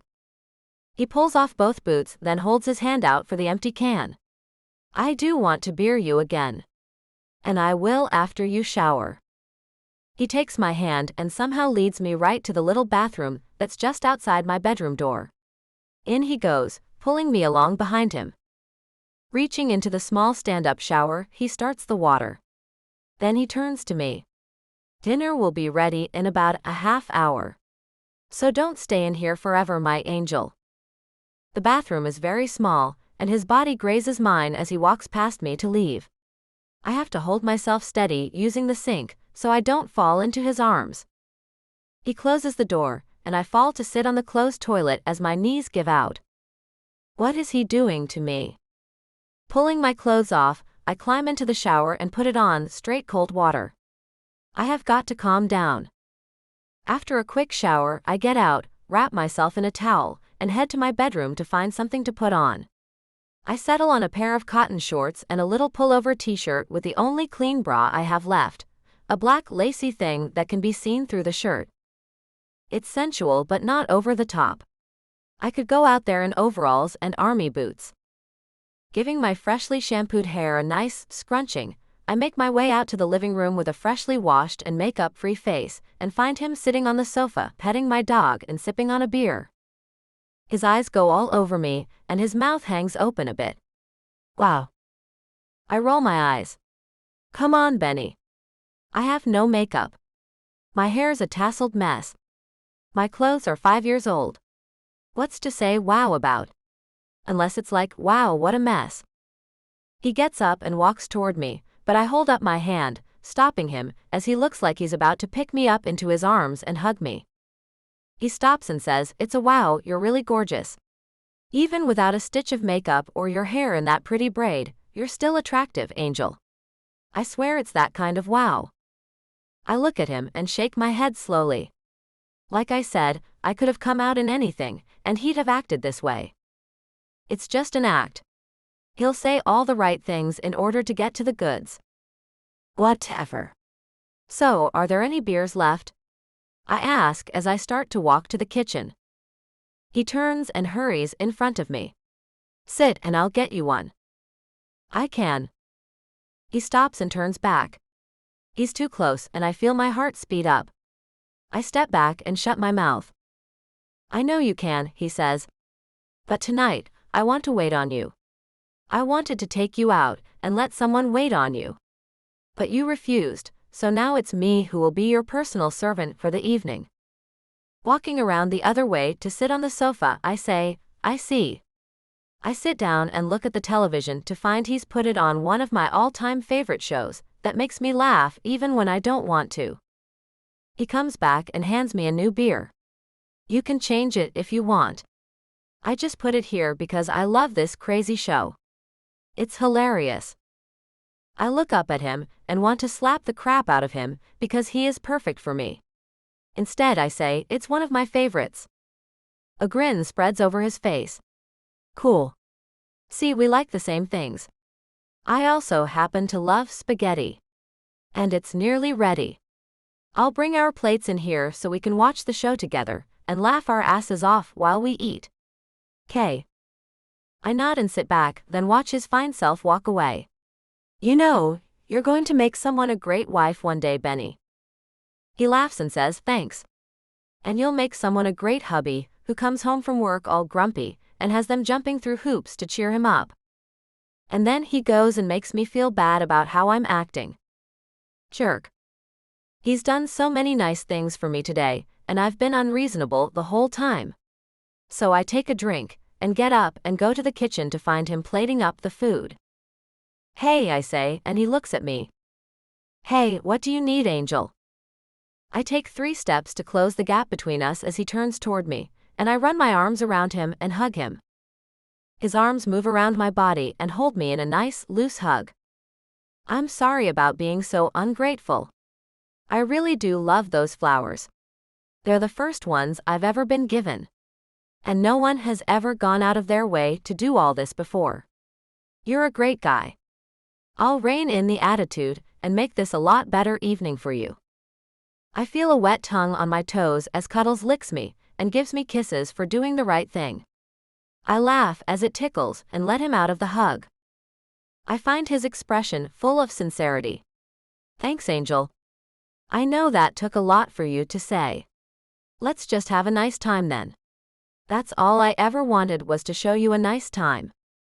I smile, then turn away to go back to the living room, then say over my shoulder, well, I might as well enjoy this while I can.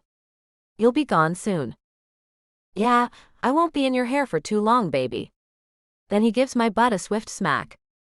Oh hell.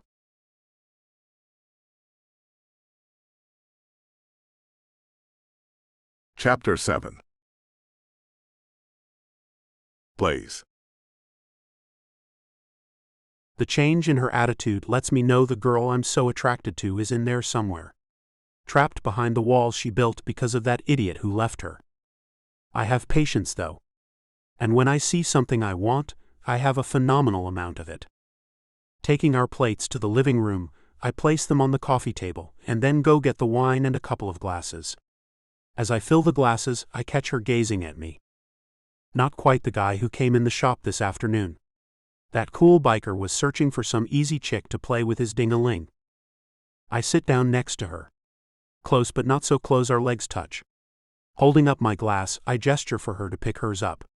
She does, and I tap mine to hers. Angel, what you say is true.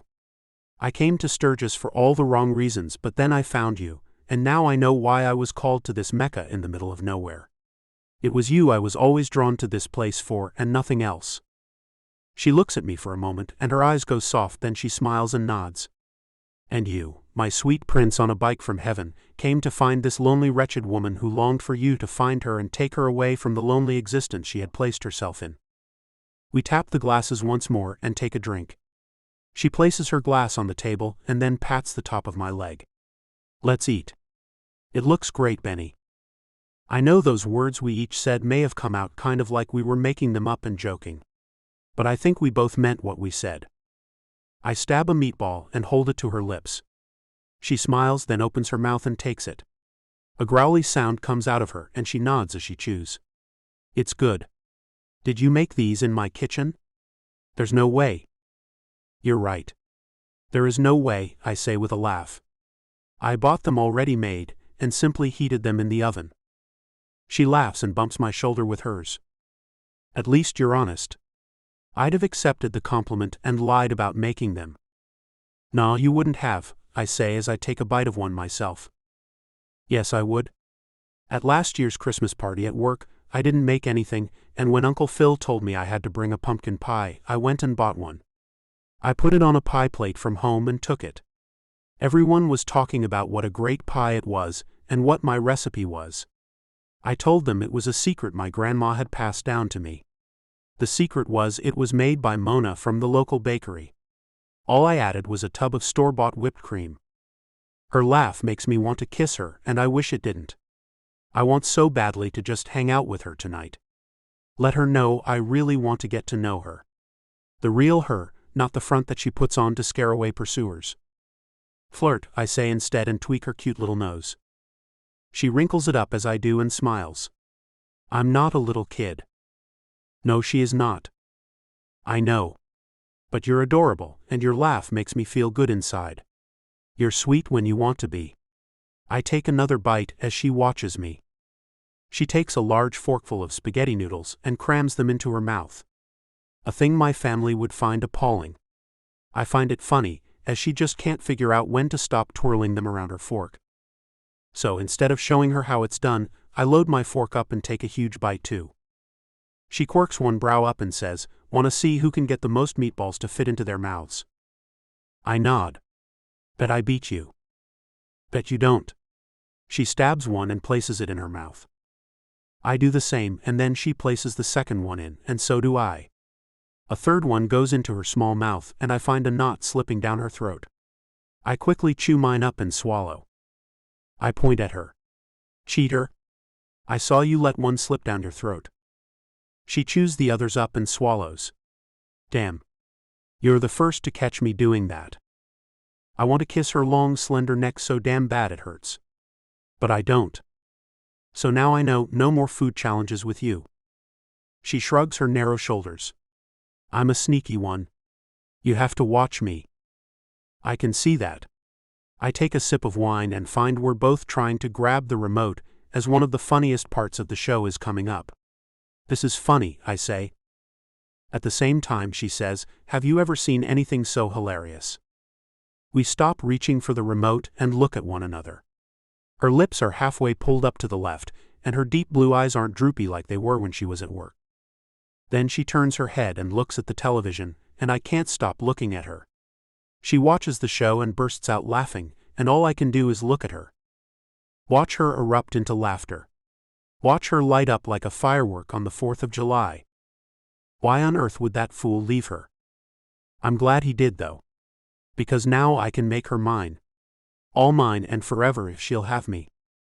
I finally turn my head to watch the show and we find ourselves laughing at the same times over the same things. Taking bites and drinks at the same time. We're like a couple of people who were part of the same puzzle, but the pieces got mixed up for a long time, and then they finally figured out we belonged together. Sitting back at exactly the same time as we finished dinner, I look over at her to test our sameness. I have a container of gelato in the freezer. You ready for some? She lays her head back on the sofa and rolls it toward me. Not yet. It was so good I'm stuffed. Later on it would be great. I knew it. I always wait for a couple of hours after eating to eat dessert, too. Okay, let me know when you want some. I lay my head back too and look at her as she gazes at me. It's just that I always eat the sweets a bit later. So I can really enjoy them once my food is all settled. But I get it if you want to leave and get to the bar with your friends. I mean gang. Or whatever you call them. This was very nice of you, Benny, she says, then puts her hand on my thigh. Not in a, I want to grab you kind of way. In a real way that says thank you for being nice to me. I'd like to hang out with you if you don't mind. You're a lot more stimulating than anyone out there. I place my hand over hers. She stops rubbing my leg as her lips form a hard line. I think she's about to tell me to go. And I so do not want to go. Then they soften and she smiles. I'd like it if you stayed for a while longer.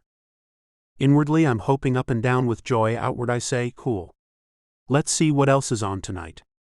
So my first night in Sturgis is going nowhere near what I had planned. First, I spent most of my day in a stinky garage.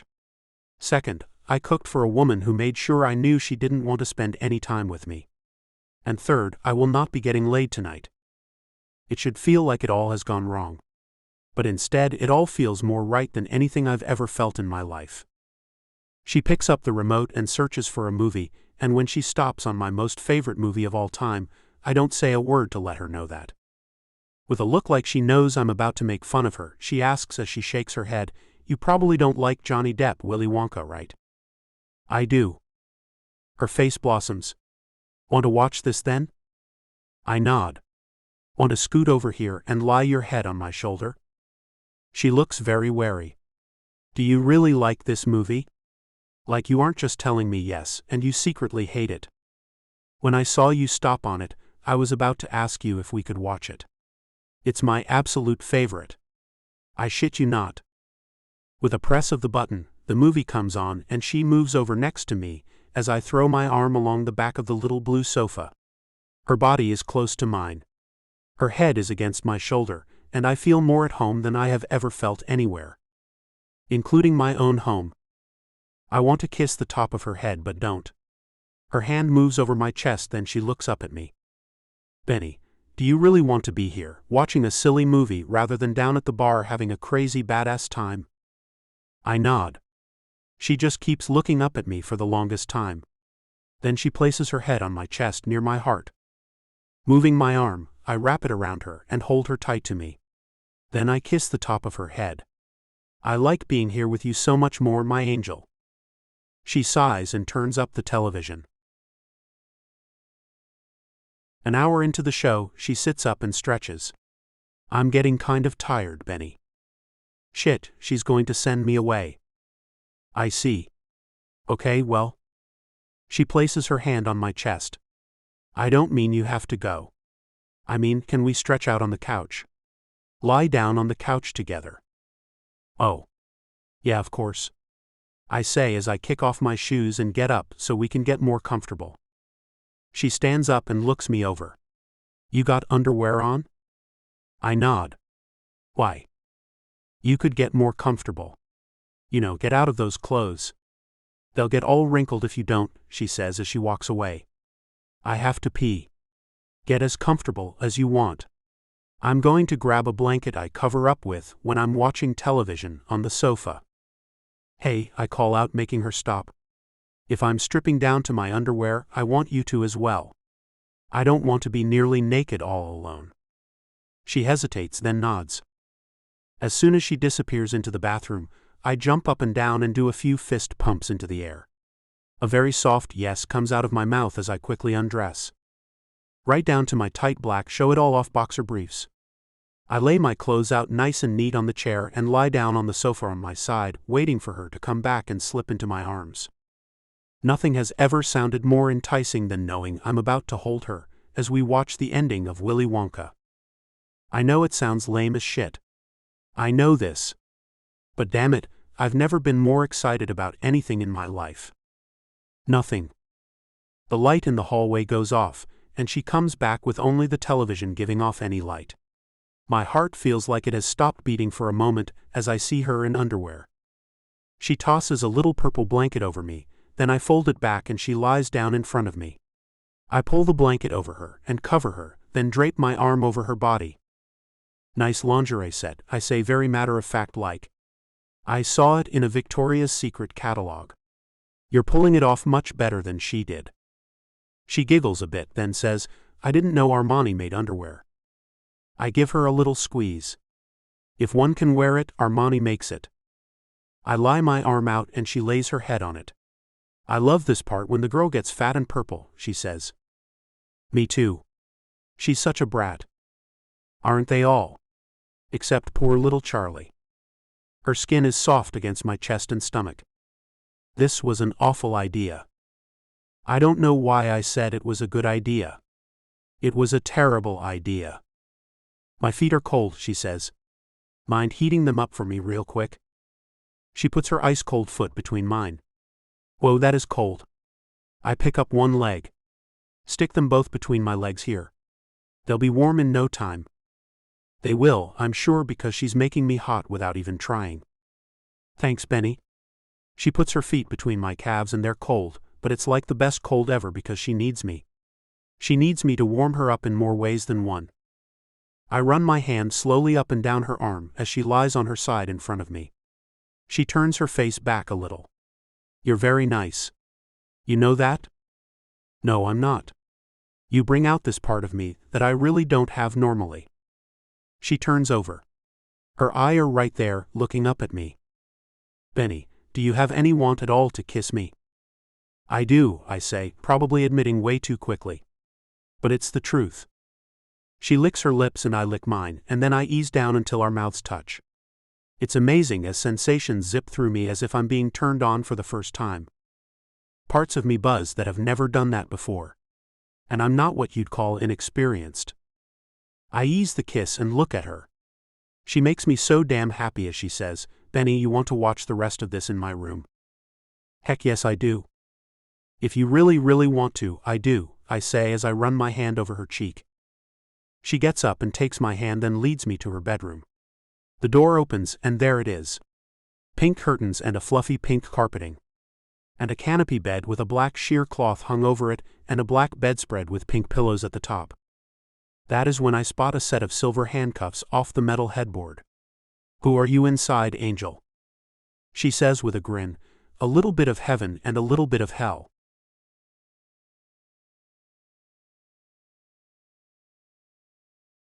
Chapter 8. Angel. Here's the deal, Benny, I tell him as I pull him further into my bedroom. I know this can't last. I know you have to leave and go home, or you may decide that this night will be the only one. I know that. I understand that. But for tonight, I want to pretend. We can do that, he says as he fiddles with my bra strap. But what if I don't want this for only one night, Angel? We'll cross that bridge if and when we come to it. For tonight, I want to pretend you love me and will never leave me. I look straight into his sparkling blue eyes to gauge his reaction. Not a problem, he says with no sign of fear in his eyes. Okay then. I like to get rough, so our safe word is ratatouille, I tell him and watch his eyes light up even more. For the first time, I feel completely fulfilled. Now I want to hear you tell me that you love me, Angel. I want to argue, I want to tell him to go to hell, and I want my heart back. I know he'll leave and take the chunk he's managed to get a hold of so quickly. But my mouth opens and the words he wants to hear come out, I love you, Benny. I love you, Angel. My angel. Only mine.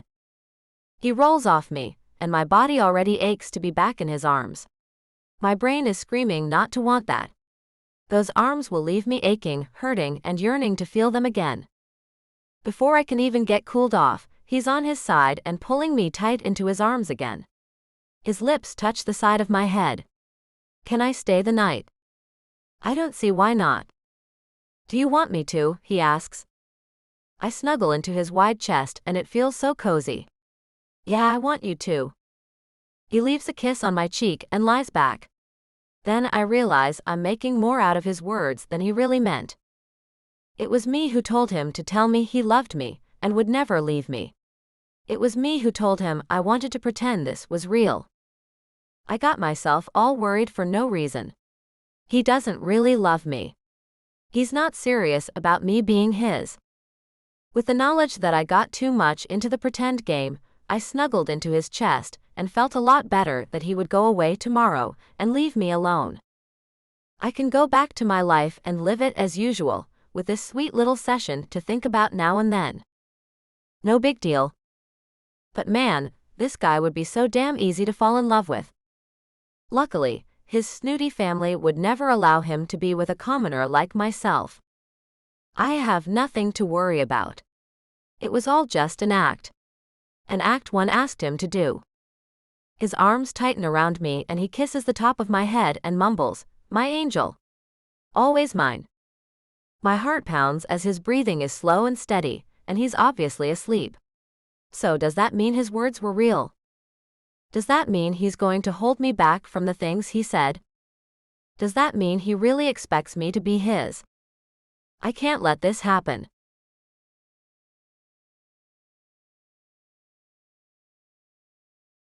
Angel shows her billionaire who is boss.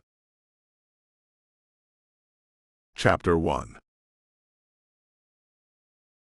Blaze. Bright sunlight filters through the sheer pink-colored curtain in Angel's bedroom. She's managed to escape my arms during the night, and the absence of another person breathing in the small room is obvious. Rolling out of bed, I make my way to the bathroom to surprise her, hopefully while she's in the shower. I'm going to take her out with me today. I'm not taking no for an answer this time at all. I can shut her down with one simple kiss now and plan on doing that every time I need to. Cuddles, I call out looking for her dog. As I leave the bedroom, I find the bathroom door open, and there is no trace of Angel in there. With a quick grab of a towel off the shelf, I cover my bottom half and go into the living room, finding she's not in there either. A quick search of the kitchen shows me a note she's left on her tiny dining table. Damn. She's gone. I scan the tiny note she's left and want to scream. Blaze. Had to leave town for a while. Had fun. Really, I did. Thanks for the pretend thing you did for me. I appreciate it. I hope you did too. See you around town, I guess. Angel and Cuddles. So she wants to act like that was all pretend, huh? I damn well know she wasn't pretending with me, and I sure as hell wasn't pretending with her.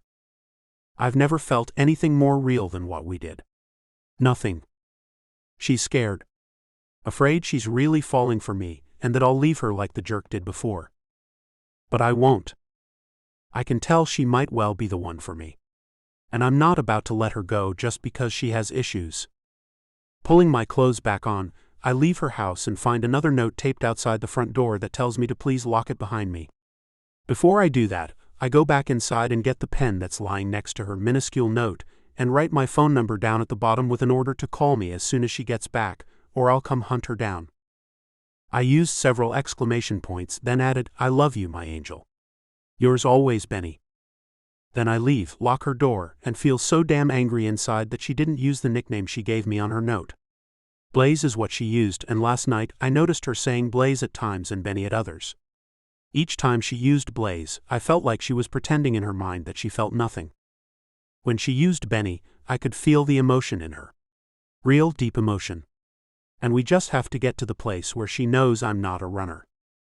As I get on my bike and start it up, I look up and down the street. I can feel a vague hope that I can find her before she gets out of town. But it's really vague.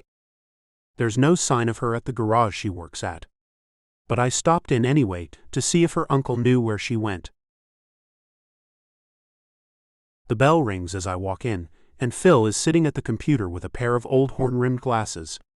He looks up at me, and looks right back at the computer. "I don't know where she is, Blaze. Did she give you a hint when she'll be back?" I ask as I shove my hands in my pockets, feeling quite annoyed. He shakes his head. "Nah. I think it'll be a few days." I turn and walk out the door, calling out a goodbye to her uncle as I do. Then get on my bike and go to my motel room. No bikes are in the parking lot, so I know I missed whatever they're all doing this morning. I'll catch up to them at lunch. A shower is in order. But to wash away her scent is a thing I don't want to do. All my plans for today are shot, and now it looks like I'm going to drink this one away and the next and the one after that until she comes back. How could she be so callous? After getting dressed in my leather apparel, I feel more like Blaze and a lot less like Benjamin. Nothing like Benny, though. That man only comes out for her. All these years I've been the person I was expected to be, except when I took the month of August to be this badass biker. And now that I think I've found the one person who can help me integrate my two very opposite personalities, she runs away.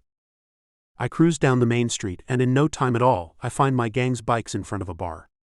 So I park and head inside at 3 o'clock in the afternoon. Just like I knew I'd find, a tall, plump, platinum blonde woman is sitting on the bar stool closest to the door. Her arm juts out as I try to pass her. "Hey there," she says, then hands me a beer. "This one's on me." After a moment of not taking the beer and looking right into her already bloodshot eyes, I look over to find my gang at a couple of large tables. I look back at her and say, "Thanks. But I'm not going to be sucking down suds tonight." As I walk away, she grabs my arm and I turn back quickly to find a pout on her large red lips. "Come on, baby. Just one drink with me, then you can go join your brothers." I peel her hand off my arm. "First, I'm not your baby, and second, my answer to your offer is no. Bye." I walk away and hear her muttering about me being a jerk. Which I am most times, so I don't get offended by her remark. Pulling a chair up between Rod and Paco, whose women sit on the other side of them, I think I've placed myself strategically in a position where most women won't feel comfortable coming up to me. "Hey guys," I say, and find Rod looking at me with an odd expression. "So, I saw that trick try to give you a beer, and you turned her down. Why would that be, brother?" "It would be because I found the one for me, and I'm not about to let her catch me with another chick, or it might all blow up in my face."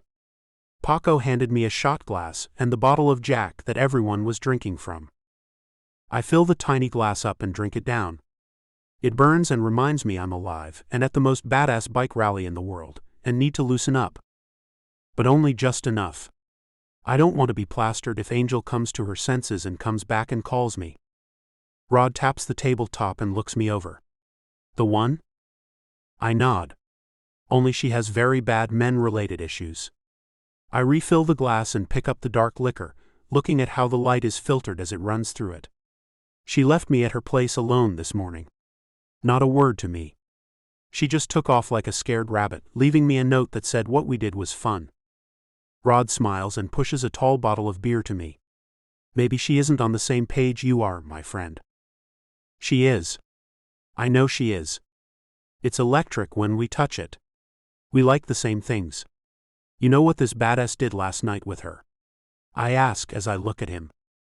His wife Ashley's face comes into view as she looks around him at me. "Nah, Blaze. My man doesn't get to hear about other men's escapades. I wasn't talking about that. I was going to tell him about how I made her dinner, then we watched Willy Wonka on television, and it was better than anything I've ever done. Just being with her is better than a single day I've spent in my entire life. I toss back the shot, then take a drink of the beer. My heart is so much heavier than it has ever been. Ashley mumbles into her husband's ear, "Shit. He's got it bad." Rod nods and then shakes his head. She didn't say where she was going. Not even a hint. No. Not even a hint. She took her little dog too, so I know she'll be gone for at least one night. I move my legs out to stretch underneath the table and lay my head back in my hands. You know, Blaze, I've seen you in action, and not everyone likes to handle that roughly. Take it from me, Rod says. Maybe what you two did was too intense for her. I laugh. Nah, she's completely into that kind of stuff. I didn't mention anything at all about liking to get rough. She asked me to do it. So that's not it. It's just that she's afraid she'll fall for me, and then I'll leave her heartbroken. That's all it is. If she'd come around, I could show her that's not at all what I have in mind for her. Ashley peeks around Rod to look at me again and asks, "What do you have in mind for her, Blaze?" More. More than I ever thought of before. I go all dreamy as I think about all I want to do with her. Because it's like a dream to me. I've never wanted anyone around all the time before. Ever. It's making me nuts that she isn't here under my arm right now. I look back at the door and find the blonde looking my way, and she holds up a beer again. I turn my head without so much as a blink at her. I won't be taking her up on her offer, which starts with a beer and ends with her. Paco pats my shoulder as he says, "Don't worry, brother. If you want the broads to be kept at bay, I got your back." Rod nods my way. "Me too, brother.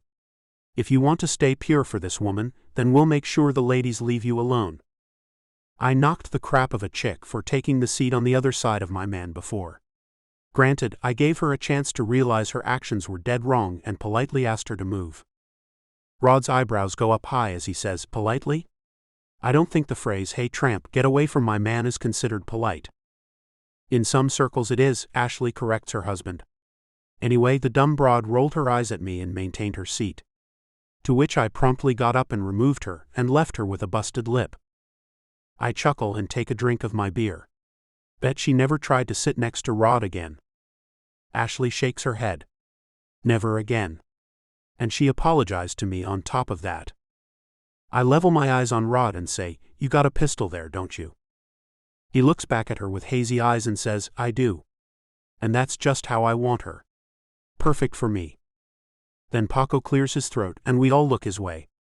"I'd like to announce to you all that I have asked Phoenix to marry me."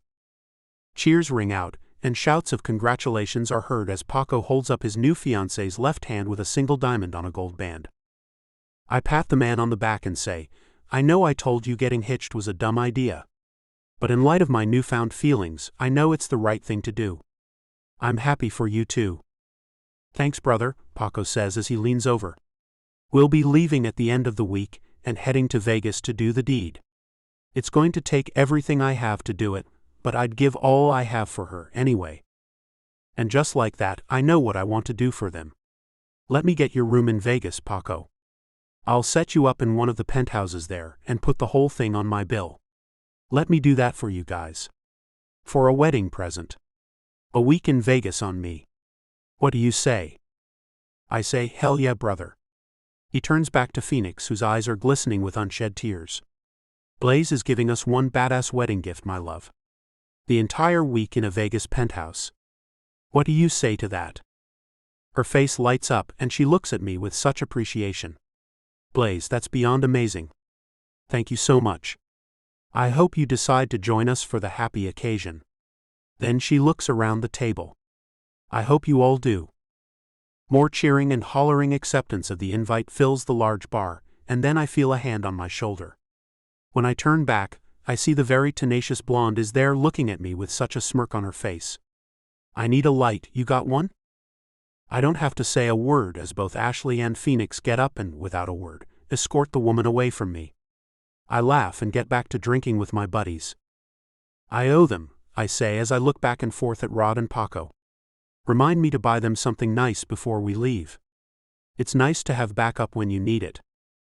My phone vibrates in my pocket, and I nearly fall out of my chair to answer it as my brothers laugh at me. But when I get it out, I see it's not Angel. It's my grandfather for some damn reason.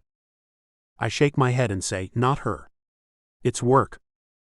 Getting up, I go to the bathroom to answer his call so he doesn't hear all the noise and give me a lecture about cutting me off. Hello, grandfather. Benjamin. Is anything the matter, grandfather? I ask as I look in the mirror and run my hand over my long beard, making sure it's smooth. I'm going to need you to cut that trip of yours short this time. I need you back here to finish the Bain deal. We got him to agree to come back to us, but he wants to be sure you're on board with him. I assured him that you were, but he demanded to have a meeting with you to explain where you stand as his lawyer. Bain.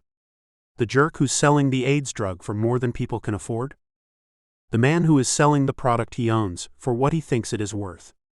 Vulgarity is not a thing I allow, Benjamin. You are well aware of that. Now, I have set up the meeting for the 15th of August, he says. But I cut him off. A thing which is never allowed, but I'm doing it anyway. I won't be there. I won't be representing that piece of crap. As far as the law firm goes, I think it's a terrible idea to stand behind the man. I won't have any part in it. Then maybe you shouldn't be any part of my firm, Benjamin. Perhaps you think you know more than I do. Perhaps you think you can go it alone or something like that. Is that what you think? He asks and waits for my answer. I don't want to resign my position with the family firm.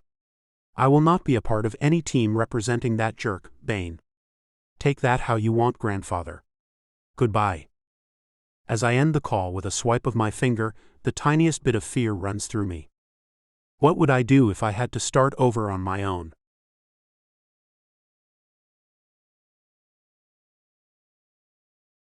Chapter 2. Angel. My grandmother's words keep running through my head as I drive home after being away for 2 nights. She and my grandfather had what she called a true love. When I told her how it felt when Benny touched me, she told me that it was because we have a connection. One not many find in this world. Granddad made her feel that way too, and when he passed a few years ago, she knew she'd never find that kind of spark again, and was never going to even look for another man to attempt to take the place of the man that she had lost to heart disease.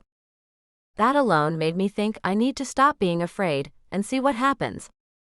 If my grandmother can live the rest of her life alone because the time she had with the love of her life will see her through to the end, then I should gain something from the time I spend with Benny. Even if it's only a small amount. The night fell on me very fast. I didn't take off until sunset, because I kept going back and forth in my head about what I should do. Finally, I decided to come back home. If Benny wants to see me again, then he'll see my bike at work in the morning and stop by. If not, then he won't. Either way, I'll know where he stands. And that's all I need to know. After all, one amazing night is better than none. But I pray there's a lot more of that amazing thing he and I seem to have. The night air falls cool against my face as I drive my bike back to Sturgis. It's only about 9, I think. Maybe I should take a cruise through town and see if I can find his bike. Maybe surprise him. But that might surprise me more. Nah, I better not do that. If I saw him with someone else, I don't know what I'd do. It wouldn't be cool to have a hissy fit after one night of crazy hot passion. And I was the one who ran off, so I couldn't blame him if he was with another woman. But I think I'd have a hard time not throwing a punch or 3 at them both. No, it's best not to find him at a bar. Which I'm sure he's at. The gang most likely wouldn't let him sit alone in his motel room and sulk about some woman. But what if he's just sitting alone in his little motel room? Lonely, sad, depressed? I could show up and make his night. That would be awesome. I could drop off Cuddles at home and go see if I can find his bike parked in front of one of the motel rooms. Oh gosh. I sound like a stalker. The original plan of just going to work tomorrow, and letting him see my bike there is a good one. A safe one. One where I don't make a freaking fool out of myself. The whole thing is my fault anyway. I could have left him my cell number, and maybe we could have talked about it. But I had to go all paranoid and run off so quickly that I even forgot my toothbrush and had to stop and get a new one before I left town. And then another thought zips through my head, that he might just be waiting for me at my house. Which would normally be a thing that would piss me off, but now I'd love to find his bike inside my little white picket fence. That would be awesome. I could go inside and just hug him and tell him I'm sorry, and we'd make love, and I could spend the night wrapped up in his strong arms. That feeling was the best thing I've ever felt. It took everything in me to move my body out of his warm embrace that early morning before the sun came up. When I looked back and saw him sleeping so peacefully, I almost climbed right back into bed. But my damn insecurities stopped me and had me running away like an idiot. I can't think of another woman who'd be so stupid as I was when I left him there, alone in my bed. What did he think when he woke up and found me gone? I wonder if he was mad, sad, or relieved. Maybe a bit of all three. Surely he realizes now that I'm very damaged. He probably knows he dodged a bullet and left there with a smile on his face.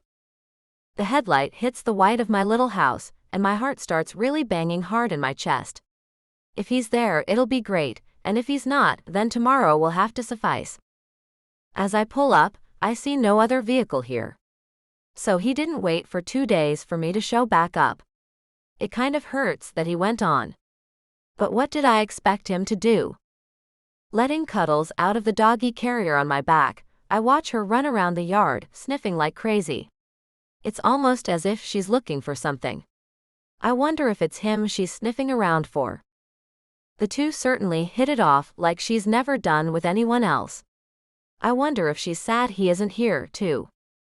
I walk my bike into the yard and park it by the porch. Then I go up the 3 steps and find the note I taped to the door, asking him to lock it behind him, is still there. Unlocking the door, I still have vague hope he's inside the house. But all I see is darkness. Of course he's not here. After I switch on the light, I look around and find the note I left him on the table and walk over to grab it and toss it in the trash can. But I see he's written on the bottom of it, and he left his phone number. My whole body tenses as I see he's demanding I call and write the words, "I love you," on the note. So it wasn't just pretending to him. I have fought myself the last couple of days about how real it all was. I did ask him to pretend after all. And with these words, I see it was real for him too. But is it still going to be real, since I've waited 2 nights to come back? Have I waited too long? Has he found other women to fill his nights? Can I take it if he has? Slowly, I take my phone out of my pocket and look at the number for a long time.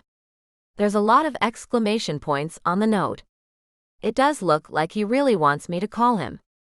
So I press the number and wait to see what happens. 1 ring, 2 rings, 3 rings. Shit, he's not going to answer me. "Hello," I hear his gravelly, sensual voice say. "Hey, Benny." He sighs.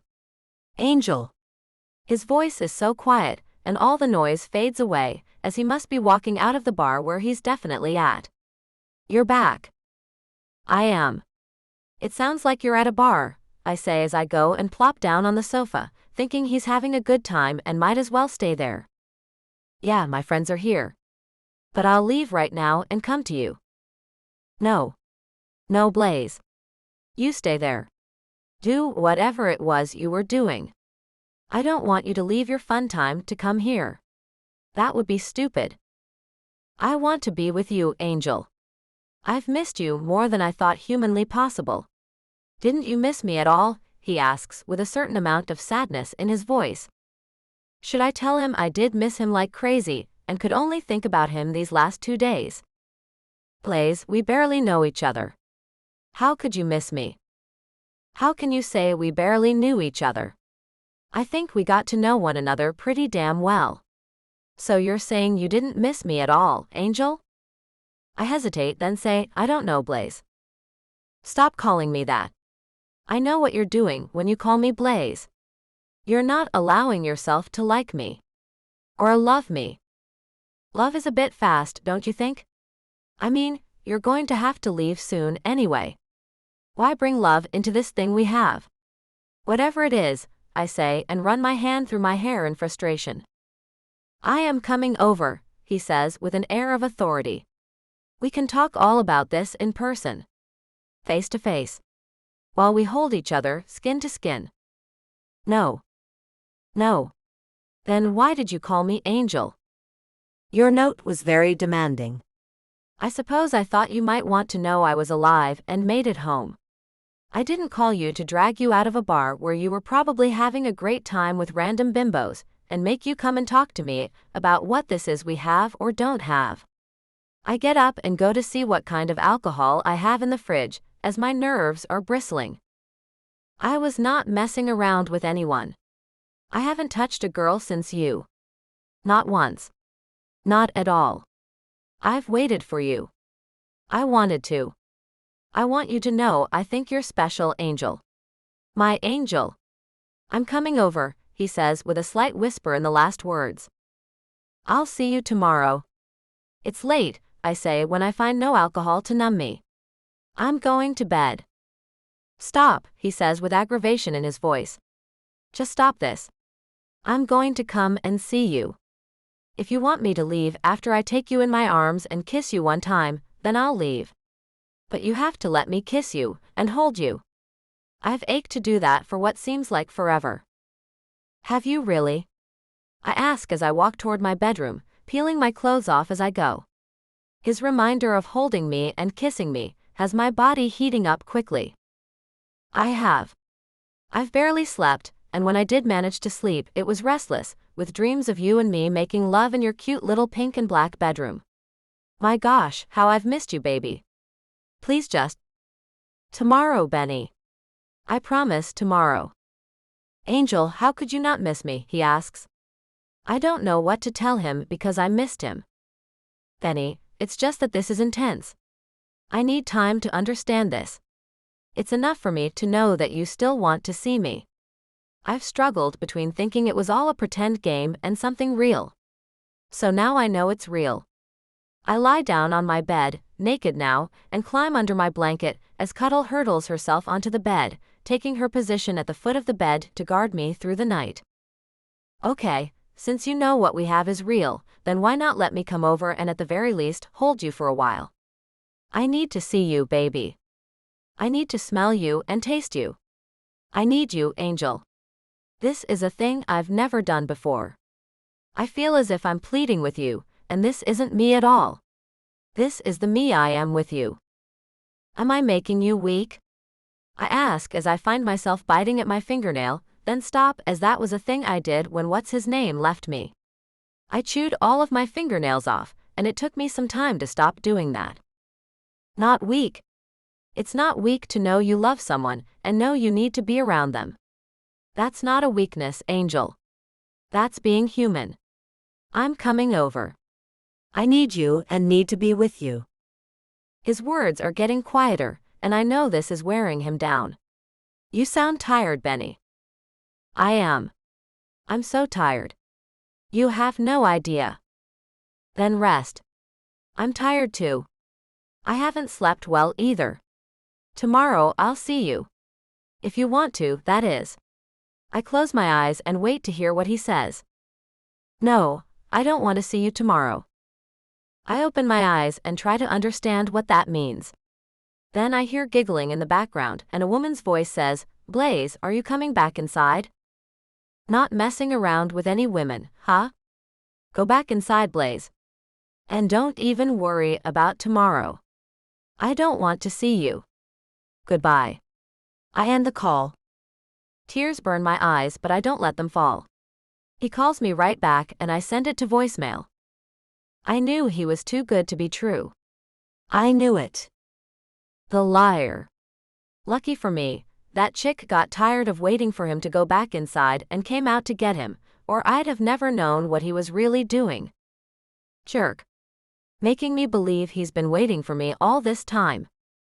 And for a few minutes there, I was believing him. I should have known better. I should have never even called him. What I should have done was go find him, see him in action, and leave without saying a word to him. At least then, my heart and head would agree that love sucks and ends up leaving you hurt. The phone rings again as he tries to call me back. I send it on again, and then turn my phone off. It's obvious he won't quit. The thing I don't understand is why me? If he can get any chick he wants, then why does he need to step into my life and give me more pain than I've already been dealt? I roll on my side and yank the blanket up tightly around me. Tears flow down my cheeks even though I tried hard to stop them. Fine, I'll allow myself to cry a little over the jerk. But only a little, because I knew this was going to happen, and I allowed it anyway. Damn. I invited it. He wasn't trying to get me into bed that night. He was being a gentleman. It was me who suggested he take most of his clothes off and lie with me on the sofa. I knew what I was doing when I said it. And it was me who asked him to come to my bedroom. Then I went so far as to ask him to tell me he loved me and would never leave me. All me. So I am an idiot. Okay, now that I have completely realized that about myself, I can begin to move forward. Good riddance to bad rubbish. I'm moving on.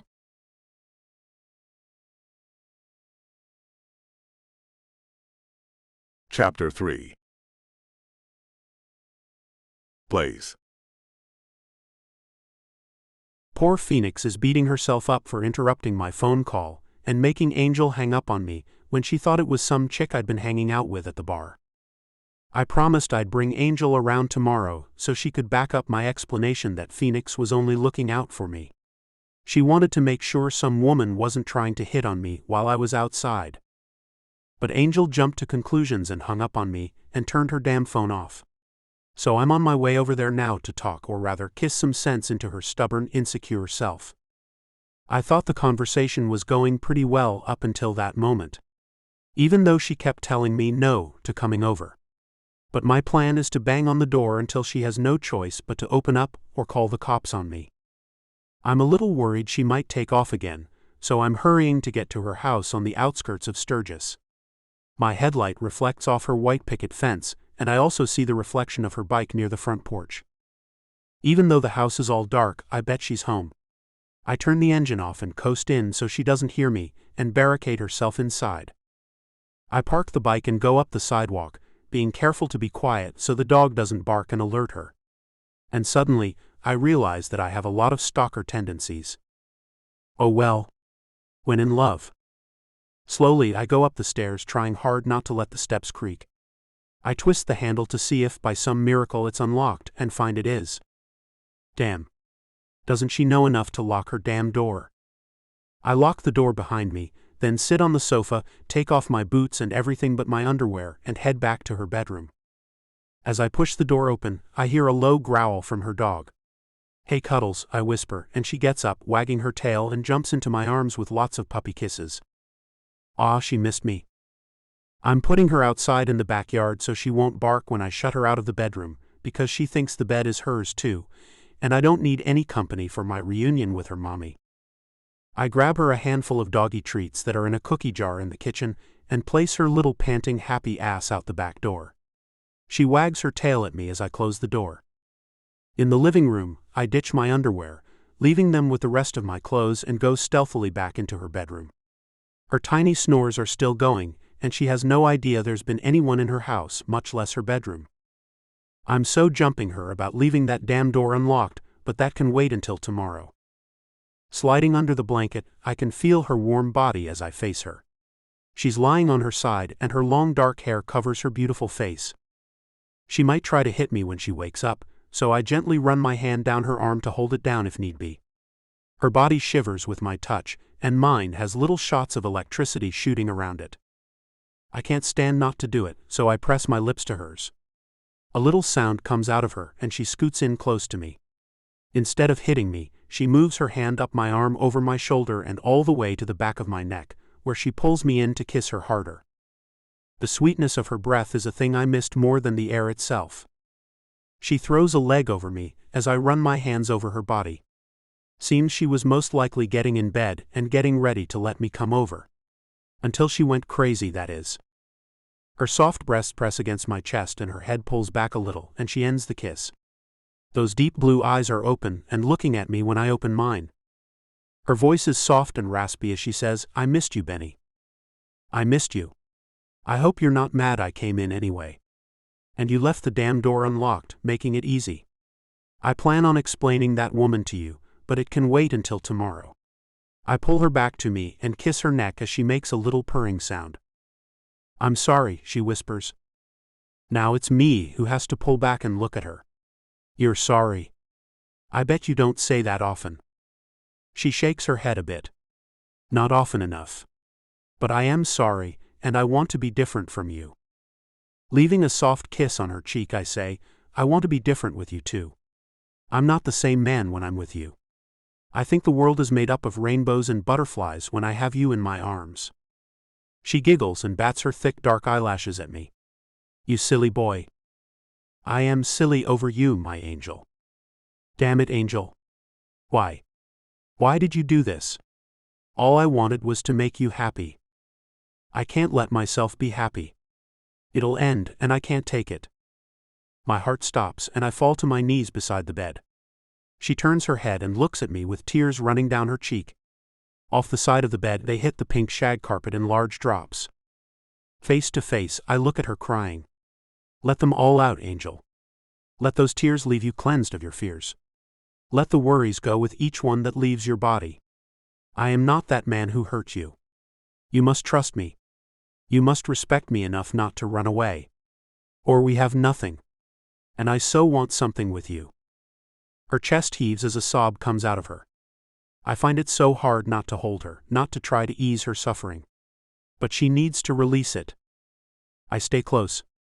So close we are nearly touching, but I stay back just enough so she can begin to gain that strength that will get her over this insecurity she has. "Cry as much as you need to." I reach into the drawer and get the key to the handcuffs. "Cry until you can't anymore. Let it go, Angel. Let that guy go. Let all that happened go. I'm going nowhere. I'm yours and you are mine." With the click of the cuff releasing her, she lets out a loud sob. The only comfort I give her is the way that I rub her wrist where the cuff held it. Choked words come from her. "I thought what he and I had was love. But I was so wrong. I felt nothing for him now that I know what real love feels like. Yet it did break me when he left me. I had done nothing wrong. I kept a clean house. Kept him satisfied in bed. Cooked for him. Did his laundry and paid half the bills. What more could he have wanted? Why wasn't I enough for him? Why didn't he want to take me on his amazing journey around the world? Why, Benny, why?" I hold her red face between my palms and place one kiss on her forehead. "Because you and he had a nice time together for a while, but you didn't have an all-encompassing love. If he would have held on to you for a bit longer, then he'd have stopped you from meeting me. Your one true love, princess." She kind of eases her crying a bit, and her eyes, which are red-rimmed, go big, and she looks at me with much more clarity in them. "Benny, you're right. You're right. I'd never have met you. I'd have been God only knows where, and you would have never walked into my uncle's garage. You would have never touched me and sent heat and electricity through me. A thing I never knew possible." "Me neither, Angel," I admit as I caress her red cheek. Her eyes go soft as her expression changes to something more like wonder. "You'd never have kissed me and shown me what a real kiss is. Your body would have never held mine down with a weight I wished that I could feel forever." I give her a half-cocked smile. "You would have never let me." So you see, not every relationship is meant to last a lifetime. But ours. Well, ours just might. We won't know unless we give it a shot. I want to give you a shot, Benny. I want to let the past go and give you all I have. I promise I won't run again. Can you promise you won't either?" Her eyes move back and forth fast as she looks for answers. I stroke her cheek softly. "I won't be running. As a matter of fact, I'd like to make this a lot more permanent. But we can discuss that in more detail after I've shown you how much you mean to me. My plans of a lengthy punishment have changed. I think you understand me now. And I think you need to feel my love. She holds her arms open for me. Come to me, my wonderful master. Her tears have dried up, and I think she's ready to embrace this thing that we have and feel what we have for each other, leaving the old relationship behind her. I slide in next to her and hold her to me tight as I kiss the side of her head. Then I lie her back and rest my head on my hand and look down at her as I trail my fingertips over her body. My public information I can leave out since I'm sure you have Googled me to find all that out. She giggles and runs her hand up my arm, squeezing my bicep. I have. So what about what you really want out of life? Because I saw picture after picture of you with your family, and guess what I never saw in any of them? I kiss the tip of her nose, which is still red from crying. A smile on any of our faces. That's right, she says with a tweak to my nose. And that's a real shame because that smile you have is beyond wonderful and a thing that should always be seen. I must see it at least once every single day we're together, my love. Unfortunately, happiness is a thing my family isn't big on. Respect, dignity above anything else, and the ever-present power that my grandfather thinks comes along with that. And people with power don't smile. Or so he says anyway. I move my hand through her hair as she smiles up at me and runs her hand over my cheek. I've heard no word about a grandmother. I shake my head. She passed away when my father was born. My grandfather raised him single-handedly. Grandfather was a second-generation American. His parents came over from England. And they died young, leaving him alone at the tender age of 20. That's when he found the woman he only had in his life for a mere 3 years. Her eyes go sad again. Benny, how sad. Did he ever find another woman? I shake my head. He is a bit of a hard ass. Even though he's stinking rich, he's never had another woman in his life. And he says he wants it that way. She cocks her head to the side and narrows her eyes. Maybe that's why he's a hard ass. Maybe she's right.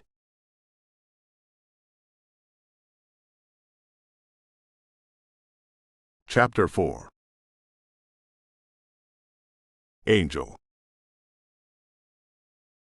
Warm lips press against the nape of my neck. Good morning, my angel. I turn in his arms and see his scruffy bearded face and sleepy blue eyes. I feel more than I've ever felt before. Good morning to you. My body begins to wake up slowly as his hands run over it. Each stroke made sensations that I was unaware were possible. I'm taking you to breakfast. Benny, I can cook. I rub my eyes and stretch a little. I'm sure you can. His lips gently touch my cheek. But I'm taking you to breakfast. So you don't have to. Suddenly I remember my dog and look around the room. Where's Cuddles? Just now missing her. He laughs. I put her out in the backyard last night, so you and I could have a little alone time. He rolls over me, climbs out of the bed, and then lifts me up in his arms. Benny. I can walk. I know you can. He kisses my lips lightly. But I want to carry you. I can see he's about to attempt to spoil me. It's not an easy thing to do, since I don't allow people to do that much for me. But for today, I guess I can let him have his way. Not forever, though. Forever?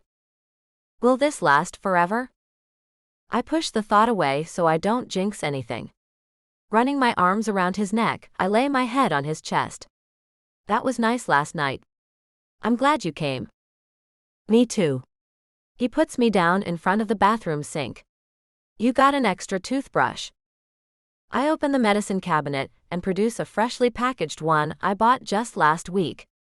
It's pink, but it'll work. He nods and turns toward the toilet and lifts up the lid. I turn to walk out and give him privacy. Where are you going? He asks as he looks back at me. To give you a bit of privacy, then I'll come and do what I have to do. Stay. He looks back to the task at hand. No.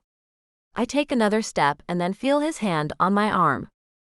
He flushes the toilet with one hand and holds me with the other. I look down at his unwashed hand. Yuck, Benny. His eyes run over his hand. What? Is my hand too dirty for you because I just went to the restroom? For God's sake, Benny. I try to pull away, but he holds me tight, then grabs my other arm too. Look, Angel, I want us to be a nice, normal couple. Couples use the bathroom together. With a shake of my head, I say, not this couple. I use the bathroom separately.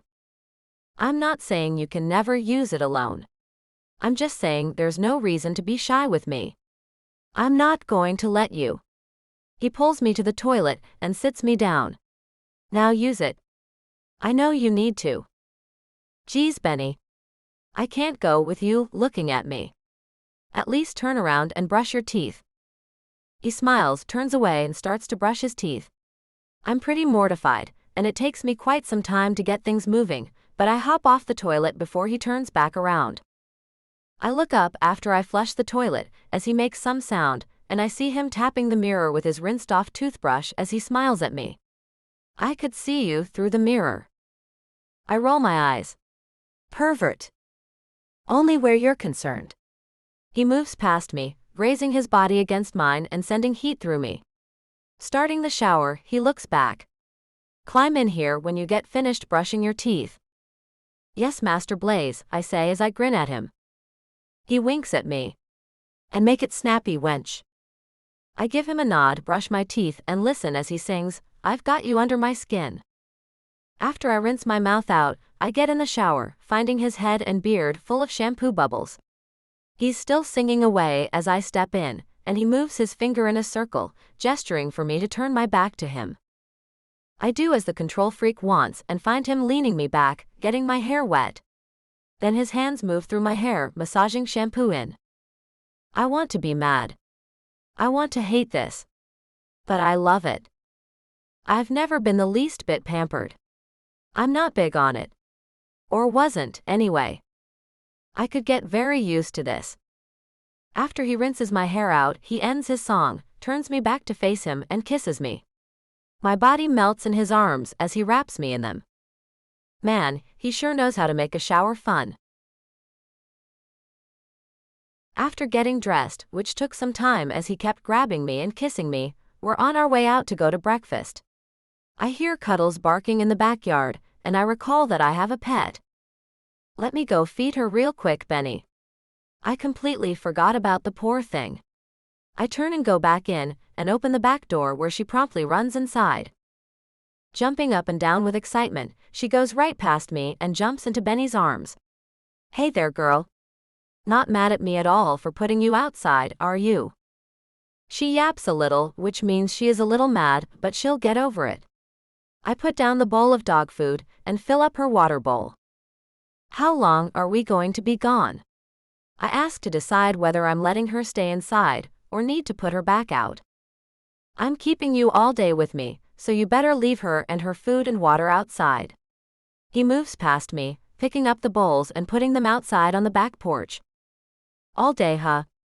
I pick up my dog and give her a big hug. Bye, Cuddles. We'll be back tonight. I place her on the porch and she wags her tail at me. I'll bring you a treat. Benny closes the door and spins me around, pressing my back against it. His breath is warm on my cheek as he nuzzles it. I'd like to give up my motel room. What do you think about that?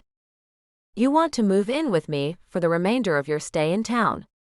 I ask as he kisses down my neck, sending trickles of heat all through me. I want to live with you from now on.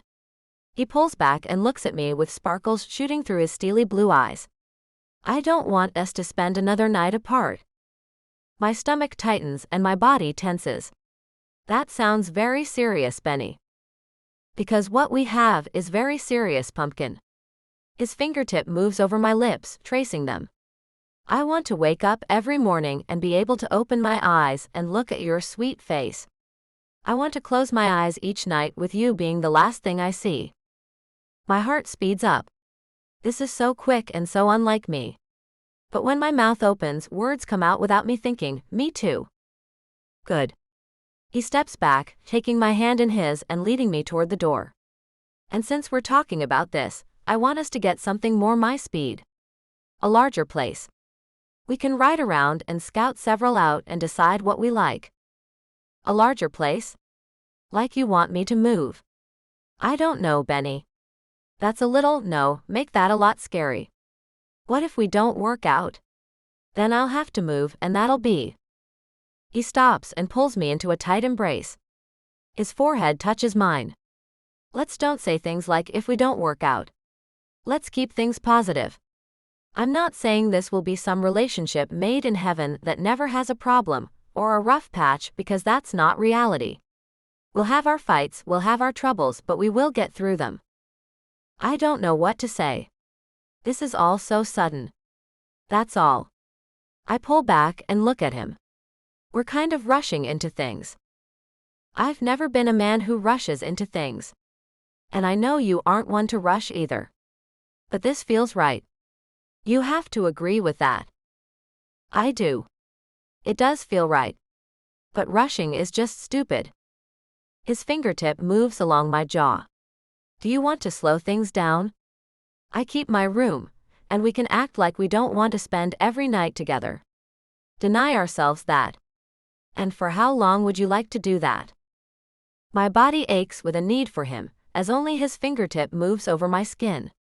It's completely insane. Okay, I know I want to have you in my bed every night. I know it will happen even if I try to slow things down. My body craves you now. It makes no sense. It does make sense. You and I were meant to be together. We found each other and want to be around one another. It's not a big mystery. So it's settled then. We aren't going to say we're rushing anything. We're merely living our lives together from now on. And someday we'll decide to make that next step. He lets me go and takes my hand again, leading me out the front door. I follow along, mumbling as we go. Marriage is on the table after only 2 dates. If you can call them dates. You can call them dates if you want to, Angel. He turns back and holds out his hand. The key, please. I hand him my keys and he locks the door. Then puts my keys in his pocket. I need those. The key to my bike is on that keyring. I hold out my hand and he shakes his head. You're riding with me. He takes my hand and pulls me along behind him. No. Benny, I don't ride in the back. He laughs and looks back at me as he tugs me along behind him. You do now. Benny, for real, man. I'll ride my own bike. I've never ridden behind anyone. I think I'll feel very out of control. I pull back as he continues to tug me along. Good. You need to let some of that control go, he says as he picks my helmet up off my bike seat.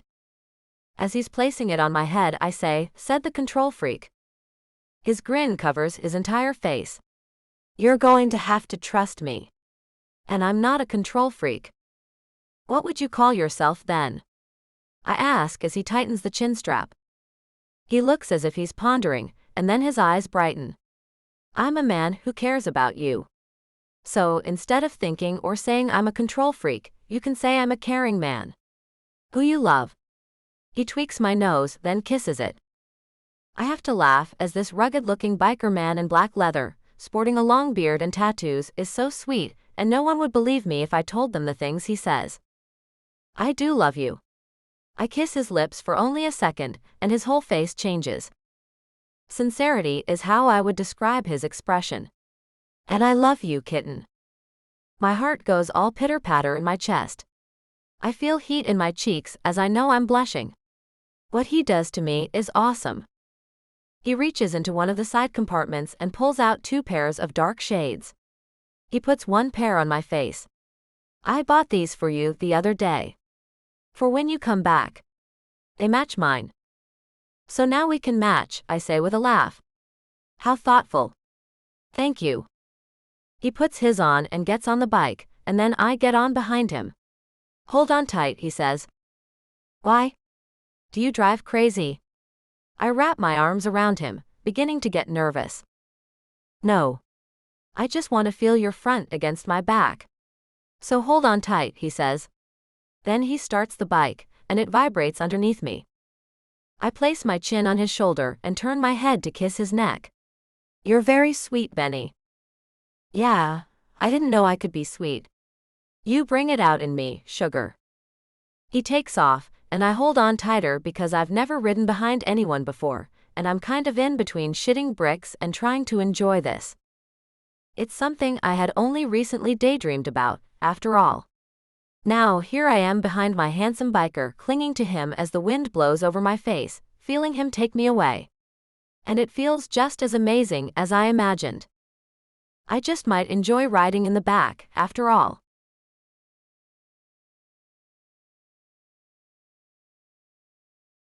Chapter 5. Blaze. Her body behind mine feels amazing. And as we pull up to the cafe, I see some bikes from my club. I get a real sense of pride as I pull to a stop. Finally, a real woman will be on my arm, not some tramp. I wait for Angel to get off the bike, then I do, and help her with her helmet. She seems to fuss about it at first, knocking my hand away, but I just ignore her and continue. I can do it, she says with a pout. I know you can, obviously. I place the helmet on my seat and run my arm around her shoulders. Now you get to meet my friends. Is it weird that I'm nervous? She asks as she runs her hand over her white halter top and makes sure it's adjusted right.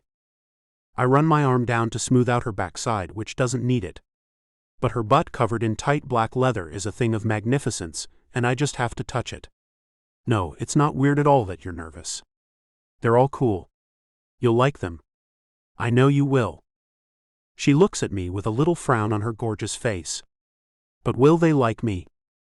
What's not to like? I ask as I pull the door open for her. She runs her arm around my waist, and I can feel the tension in her body. So many things, apparently. What did I say about that? Put that past where it belongs, and become the woman who has been locked up inside you for way too long. You're gorgeous, funny, and smart. Her giggle stops me. I think I'll have to add that to my resume. Mind if I get a letter of recommendation from you, with that as your opening line? I kiss the side of her head as I lead her toward the table where my friends are. Of course, my angel.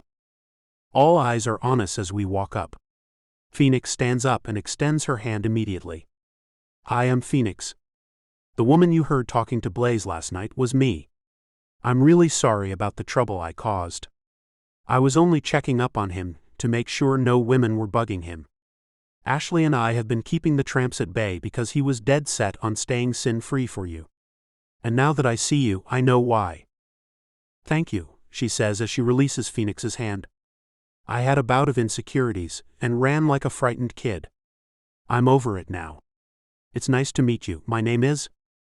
The table full of people say all at the same time, Angel, we know. She laughs and looks at me. Been talking about me. Ashley gets up and holds out her hand. I'm Ashley, and yes, he has been talking about you. I have to say, I was thinking he had to be going overboard when he talked about how gorgeous you are, but he was on point.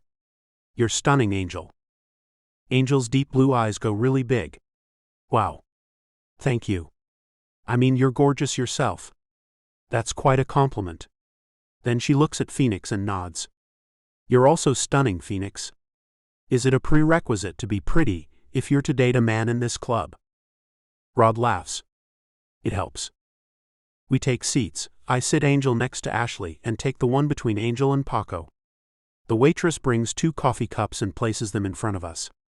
Hi, Angel. Been a while since I've seen you. Angel smiles at the girl who looks to be near her age. Hey, Stella. Yeah, I've been eating at home mostly.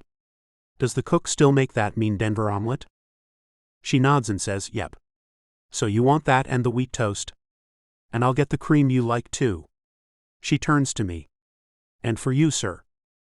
I'll have what she's having. Since she's a local, I'm going to assume she knows the best thing to eat here. I place my hand on Angel's thigh and give it a slight squeeze. Be right back, she says as she spins away. Ashley looks at Angel with a wide smile. You have to show us the best place to eat lunch today when we take our ride. I've been searching for the perfect steak and have yet to find one. Freddy's is the best place.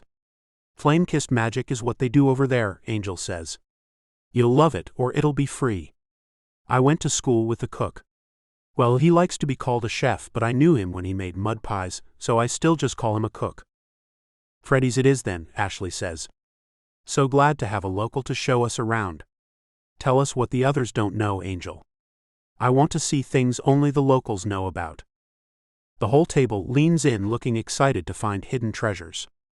Angel looks a little shy, but her expression changes. Then she says, I bet you guys like to hang around campfires and stuff like that in the middle of nowhere, right? Hell yeah, we do, Rod says as he puts his arm around Ashley. I love the outdoors, and frankly, the smoke-filled bars are messing with my sinuses. What you got, Angel? My grandmother lives on a small farm about 30 minutes out.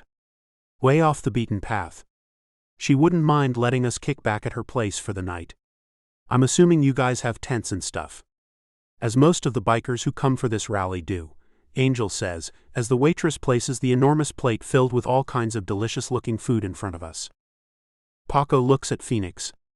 Sound like something you want to do? She nods. I do.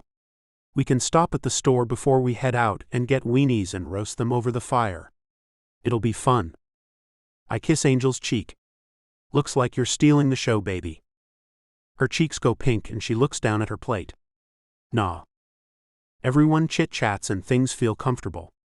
Seems Angel has a little social anxiety, but seems to be getting over it well. I make sure to leave a huge tip for the waitress since she's a friend of sorts to Angel. And back we get on my bike as the others do as well, and Angel gets on behind me and we hit the road. Only this time as I ride with my brothers, I have my girl with me. And it feels better than I thought it would. All the women I thought I wanted is nothing compared to having Angel sitting behind me, holding me tight. She leans with me as we make a corner, and I fight the urge to kiss her as her chin rests on my shoulder. The air is the perfect temperature, and the ride seems like the best I've ever had. My phone vibrates in my pocket, and it reminds me of my grandfather, and I figure it's one of my family members. Then I have to fight the urge to chunk the damn thing. I don't bother with the phone, and it stops vibrating. But it makes my mood a bit sour, as I think about what the hell my family is going to say about Angel. I can hear it all now. How could you? What were you thinking?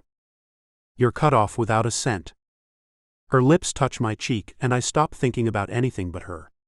Thank you, Benny, she says for absolutely no reason whatsoever. I give her a smile and look back at the road. A sign at the side of the road catches my attention. And then I see a dirt road with a for sale sign at the end of it. I slow down and take it, leaving the pack for a minute to see what kind of house it is. Angel doesn't even ask, as it's obvious I want to check this out. She's so cool. She just goes with the flow. And when the house comes into view, I see her jaw drop. It's huge. A log cabin mansion.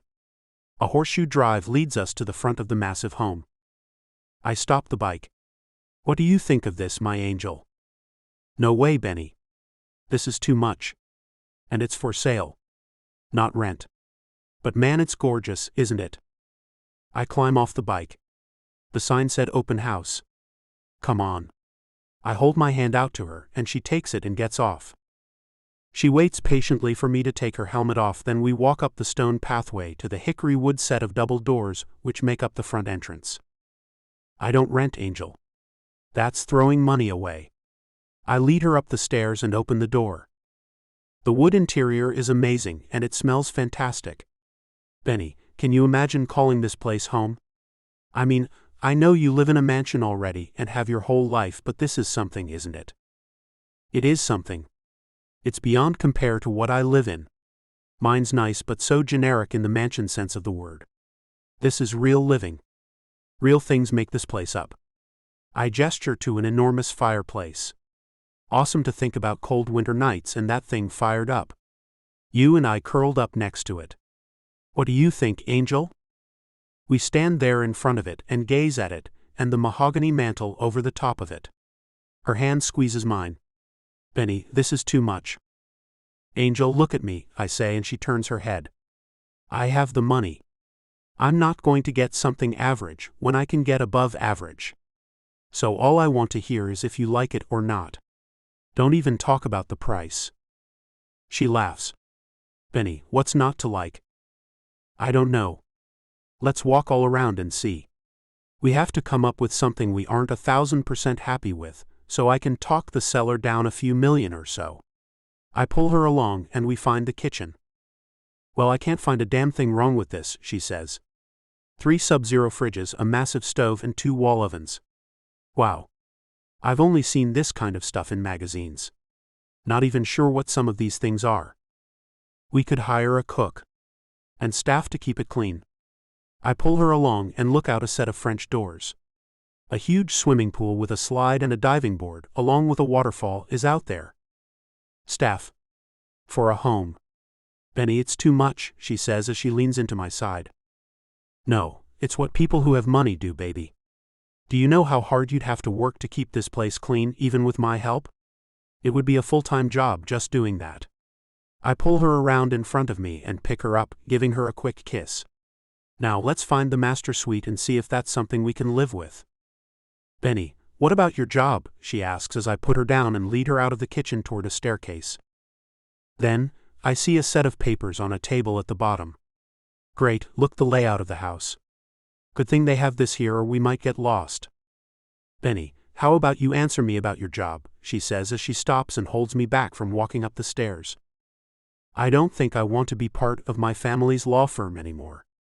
They're going to be representing a man I don't want to back. I've told my grandfather that, and he seems intent on shoving the man down my throat. I pull at her to come on, and she does, as she seems a bit confused. I can make my own practice. Okay. But that's kind of drastic, isn't it? She asks. We get to the top of the huge wooden staircase, and a large picture window looks over the back side of the house. The scene is gorgeous, and we stop talking and stare out the large window. Nah. Would you look at this, Angel? This place is perfect.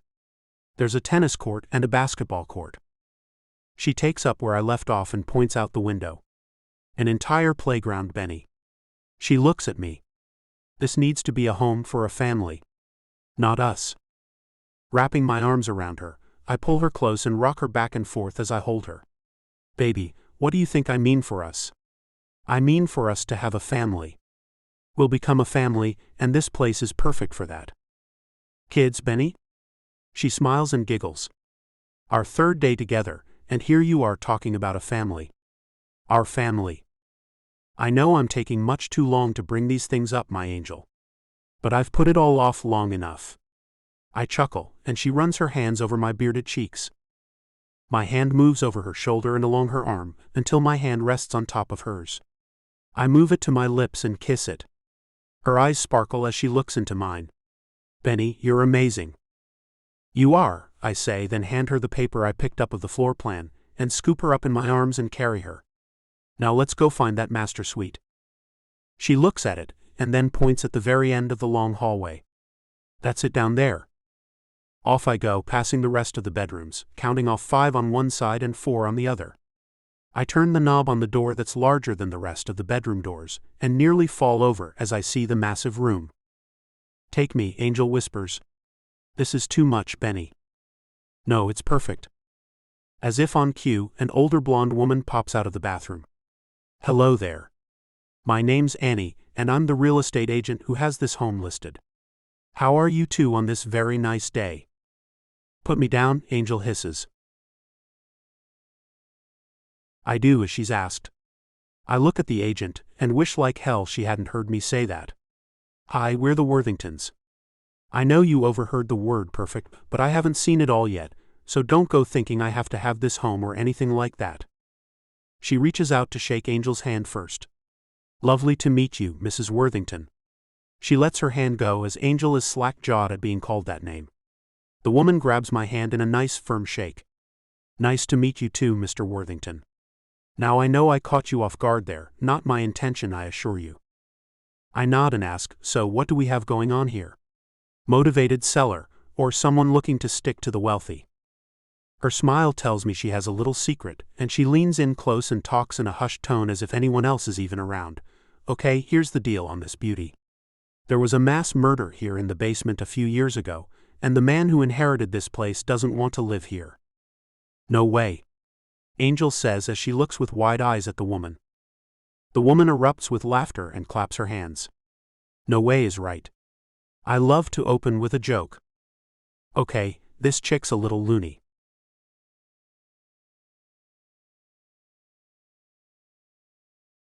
Chapter 6. Angel. The firelight lends a golden hue to all who surround it. Benny's gang, as I've been thinking of the people in his motorcycle club, are a bunch of cool people. Ashley, her husband, Phoenix, and her fiancé seem to be the people Benny is closest to.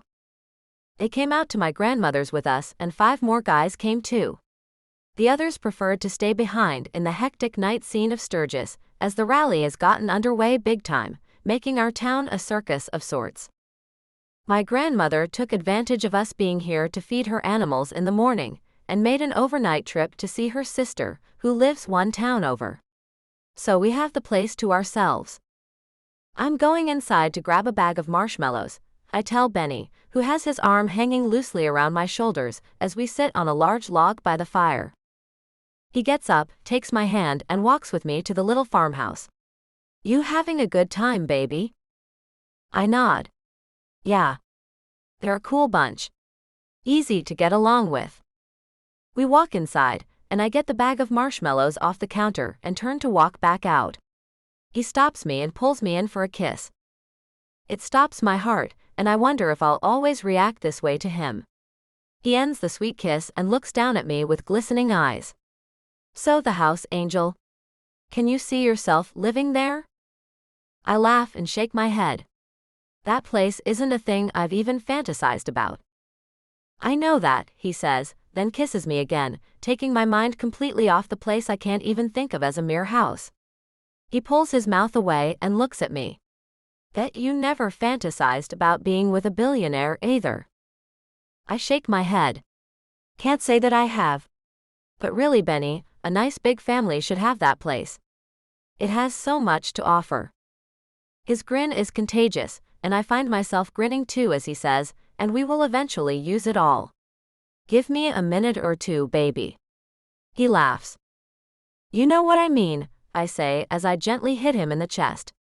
It'll be just the 2 of us, rattling around in the monster-sized home. And right now, it's just the 4 of us in my family rattling around a monster-sized home back in New York. We don't use a quarter of the rooms in that place. Yet we still have it. So think only about what you saw today. How do you like it? Okay, I love it, all right. I mean, damn baby, what's not to love? The whole room devoted exclusively to that pool table is awesome. The indoor swimming pool is beyond anything I've seen before. There are so many rooms for various entertainment purposes.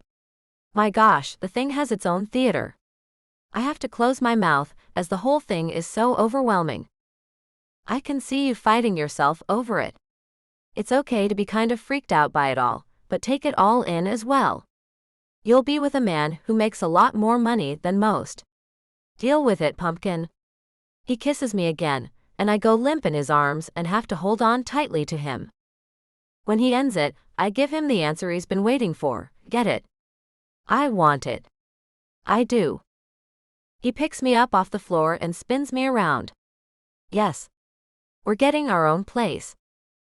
Well, he is. It's not like I can contribute shit to it. Holding me back, he smiles as he says, and that massive 8-car garage is pretty spectacular too. You know what I thought about when I saw it? How many motorcycles you can fit in there? I say with a giggle. He shakes his head. No. I thought about you building your own brand of motorcycles in there. Designing them and building them right there. I can hire the help you'd need, and you could have your own business. What do you think about that? My head is spinning. I think it might actually be moving in circles between my shoulders. Benny. No. You can't be serious. I am serious. I want to help you make your dreams come true, and I'd like to make some of my own come true too. With your help, I want us to design something for me. Something uniquely mine. Then I can drive it around and tell everyone my smart wife made it for me. Wife. Benny, don't go getting ahead of things. This is going really fast. Wife is a term that has all kinds of legal crap attached to it. You're worth a ton of money. I don't want that part rushed in the least. You have a lot of paperwork to take care of before that's even considered. I pull out of his arms and go to the fridge to grab a bottle of water. I turn to find him right there, and he catches me in his arms again. I love you, girl. Making you mine in name too is at the forefront of my mind. I don't know how long I can hold off on that. And there will be no paperwork to do. No prenup. What I have is yours. Bad idea, sweetie. Very bad idea. I kiss the tip of his nose. I'm not going to let you do that. And we can talk about that later. I'm not about to stand here and discuss such things yet. The screen door squeaks as Ashley comes inside. Hey, sorry for interrupting. Can I use the bathroom, Angel? Rod told me to go outside and I can, but I really don't want to. I laugh and point toward the bathroom. It's over there, and please feel free to use it whenever you need to. Tell Phoenix too. And anyone else who needs it. She nods and leaves us alone again. Benny pins me to the fridge. When can we discuss such things? Then it occurs to me that his family may be the reason he wants to hurry things along. Before they can intervene and stop anything. How about after you introduce me to your family? I say as I watch his reaction. Why after? His eyes narrow. Why not have things settled before that? I press my hand against his chest to push him back some. I knew it. I knew you were hurrying things along to get this past your family. Benny, you come from a powerful family. You have to know that even if you marry me and knock me up, they can get in between us if they want to. No, they can't. I won't let them. Another thought pops into my head. Benny, is this some sort of a rebellious thing? I can see what the whole motorcycle club thing is. Am I a thing that will not be appreciated, or maybe even tolerated? Is that why you're jumping forward with this by leaps and bounds? Don't think about my family. Let me think about them. You just let me handle things. And the answer is no. I'm not trying to hurry things along for any reason other than I want to start a life with you. I can see so many things for our future. 6 kids, 3 dogs, maybe even a damn cat to keep the mice away. He laughs and tweaks my nose. Just messing with you. Come on.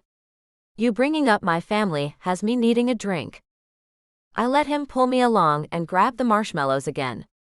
As we go outside, I have to think to myself that he isn't kidding about any of it. And I think he's hurrying things along, thinking if it's all said and done, then they can do nothing about him marrying a poor girl instead of a rich East Coast debutante like I'm sure he's supposed to do. And I have no idea if any of this is real, or his rebellion. I watch as Benny turns into Blaze in small increments right in front of my eyes. Step 1. Take a long drink of whiskey straight from the bottle. Step 2. Pull a cigarette from the untouched pack he has in his t-shirt pocket. Step 3. Light it up and take in a deep drag. Then Step 4. Pull me along with him to the back of the house, pin me to the wall and kiss me while he grinds against me. The typical things that make you feel like a renegade. Right on cue, he pulls back from me and looks at me. Angel, you think you could help ease this tension a bit? I nod and look into his eyes. Damn it, I love you, Angel. My angel who understands me better than I do. His hand wraps around the back of my neck, and he pulls my mouth to his again. Only this time, his mouth takes mine in a gentle kiss. I run my hands over the short sides of his hair up into the long top, and press my chest to his. Our hearts pound in unison as our mouths mingle. With no idea how long this will be allowed to last, I want to make every last second count before that happens. It might end because his family makes it. Or it might end when he finds this middleman he needs to become. Or it might even end when I find my full strength. He eases the kiss and leans his forehead against mine. Angel, tell me you will marry me. Please tell me that one day you will become mine in name too. I will marry you one day, Benny. I will. I say the words because he so desperately needs to hear them. I'm not lying to him, but the reality is, I have no idea if that will come true or not. I can't see the future, and if hearing what he wants will help him, then I'll say anything he needs me to. He buttons up my pants, then leans over and pulls his up. Guess we should get back to the party, baby. Guess so. You feel better now? I ask as he runs his arm around my neck and pulls me close to him. His lips touch the side of my head. Yeah, I feel better. You sure do know how to make your man feel better, baby. My man. I have a man. One to take care of. Am I really up to this? He stops just before we get back into the firelight and can be seen. He turns me to him, and I see the vulnerability in his expression. Angel, I want to thank you. Thank you for finding me. I nearly cry as he looks so fragile and innocent. You found me, remember, I say and try to hold back the tears. That's not what I mean. I slipped away there for a moment. I don't want to be Benjamin or Blaze. I want to be the man I am with you. I want to be Benny. You're Benny. I always want to be him. You found that man in the first place, and you just found him again. That's how I know you're the one for me. You make me a better man. So thank you for finding me. I've been lost my entire life. He kisses my cheek, and I can't stop a tear from escaping. He looks at me, and then wipes the tear away. Let's try really hard to keep these out of each other's eyes. Will do. I put on a smile and sniffle, then let him lead me back to his friends.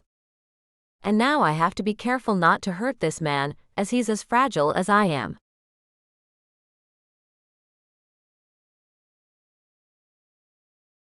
Chapter 7. Blaze. The last week has flown by as we've been busy with buying the house. But it's now ours, and today we're moving in. I made Angel sign all of the papers of ownership too. She protested, of course. In the end, though, I won, and she's part owner in the place too. I saw the smile on her face when they handed her the keys to the house. She was happy. I'm waiting here for the furniture company to bring the new mattresses for the enormous bed in the master suite. The house came furnished as we found out there was a death that left the house on the market. Only it didn't occur here. The widow of a Greek tycoon passed away in one of her other mansions in Spain. The couple never had children and had 10 homes around the world. So the sale was easy and the items in it stayed. I've already had Angel's things brought over, and she'll be on her way here after she does a bit of work at her uncle's shop. Cuddles has settled in nicely and is checking out the enormous yard she now has. I watch her out of the line of the floor-to-ceiling windows that run along the sun porch along the back of the house. My phone rings and startles me as I was taking in the gorgeous scenery. And I see it's my mother. Hello, Mom? Benjamin, what on earth have you done? What has grandfather told you all? Well, that isn't what I'm talking about. He told us you refused to come back for the meeting with that Bain fellow. He said you didn't agree with the firm's decision to represent the man, and he told you that maybe you should think about leaving the firm. Is that why you bought a home in Sturgis? Her question floors me. How do you know I did that? You used the bank account I opened for you when you turned 18. We never took my name off of it, and when an exorbitant amount of money leaves, they notify me. So why buy a home all the way over there, unless you're contemplating leaving the family business? I have a use for a home here. I've met someone, Mom. I wait to see how she's going to react. The wait is excruciating as she's dead silent. Then she clears her throat and says, Benjamin, there aren't a lot of eligible women of the stature you are to marry hanging around in a motorcycle town like Sturgis is. My hand balls into a fist and I slam it against my leg. I should be able to marry who I want, who I love. Her financial status shouldn't come into it. Tell me you haven't jumped the gun and asked this woman to marry you yet? It's complicated now. One day we'll be married. And I put her name on the paperwork for the house. She's an owner in it with me. Mom makes a deep sigh and then says, so she does have money. Why didn't you just say that? No, she doesn't have money or come from money. I just wanted to make sure she knew this place is hers as much as it's mine. I wanted her name on it too. I look out the window and watch Cuddles chase a bird who dared to land on her lawn. That was an unwise decision. I don't know why you'd do that. If she didn't pay at least some on it, why would her name get to be on it? Because that's the way I wanted it. I'll go back to New York sometime soon to make sure I get what I have coming to me from the firm. Then I will resign and start my own. 2/3 of the clients are ones I brought in. They'll go with me. Benjamin, you need to rethink things. So about this woman. You aren't married, and even though you have a home together now, it doesn't mean you have to marry her. You're meant for more, son. And what will you do if your grandfather does cut you off financially? It might stifle more income, but it won't break me by any means. I've made investments on my own. I only know about several accounts. He can't stop me from making money on my own. I get up and pace, as this conversation is making my insides hurt. Darling, I just don't want to see you squander away your legacy. You are a Worthington, for God's sake. Certain things go along with that. Things like marrying within your class. Staying with the family business is also a thing that should be a top priority for you. Mingling with trashy women is one thing, trying to make one your wife is quite another. She isn't trashy, mother. Angel is about to hold a master's degree in engineering. She's the smartest woman I know. Does she ride a motorcycle, Benjamin? I hesitate to answer, because my mother has an idea of how a lady acts. Ladies do not ride motorcycles in her opinion. She does. So what?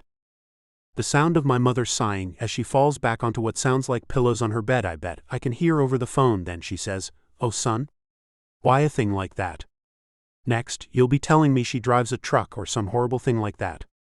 Lord, please do not tell me she wears tight leather pants and boots too." She does, and she looks attractive as hell in them. Mom, don't worry about what the woman wears. She's fantastic, funny and smart, and she makes your son happy. I'm happier than I've ever been. Can't that be enough? The doorbell rings, and I make my way to let in what surely must be the furniture delivery guys. I can't wait to get those new mattresses on and start breaking in the new house.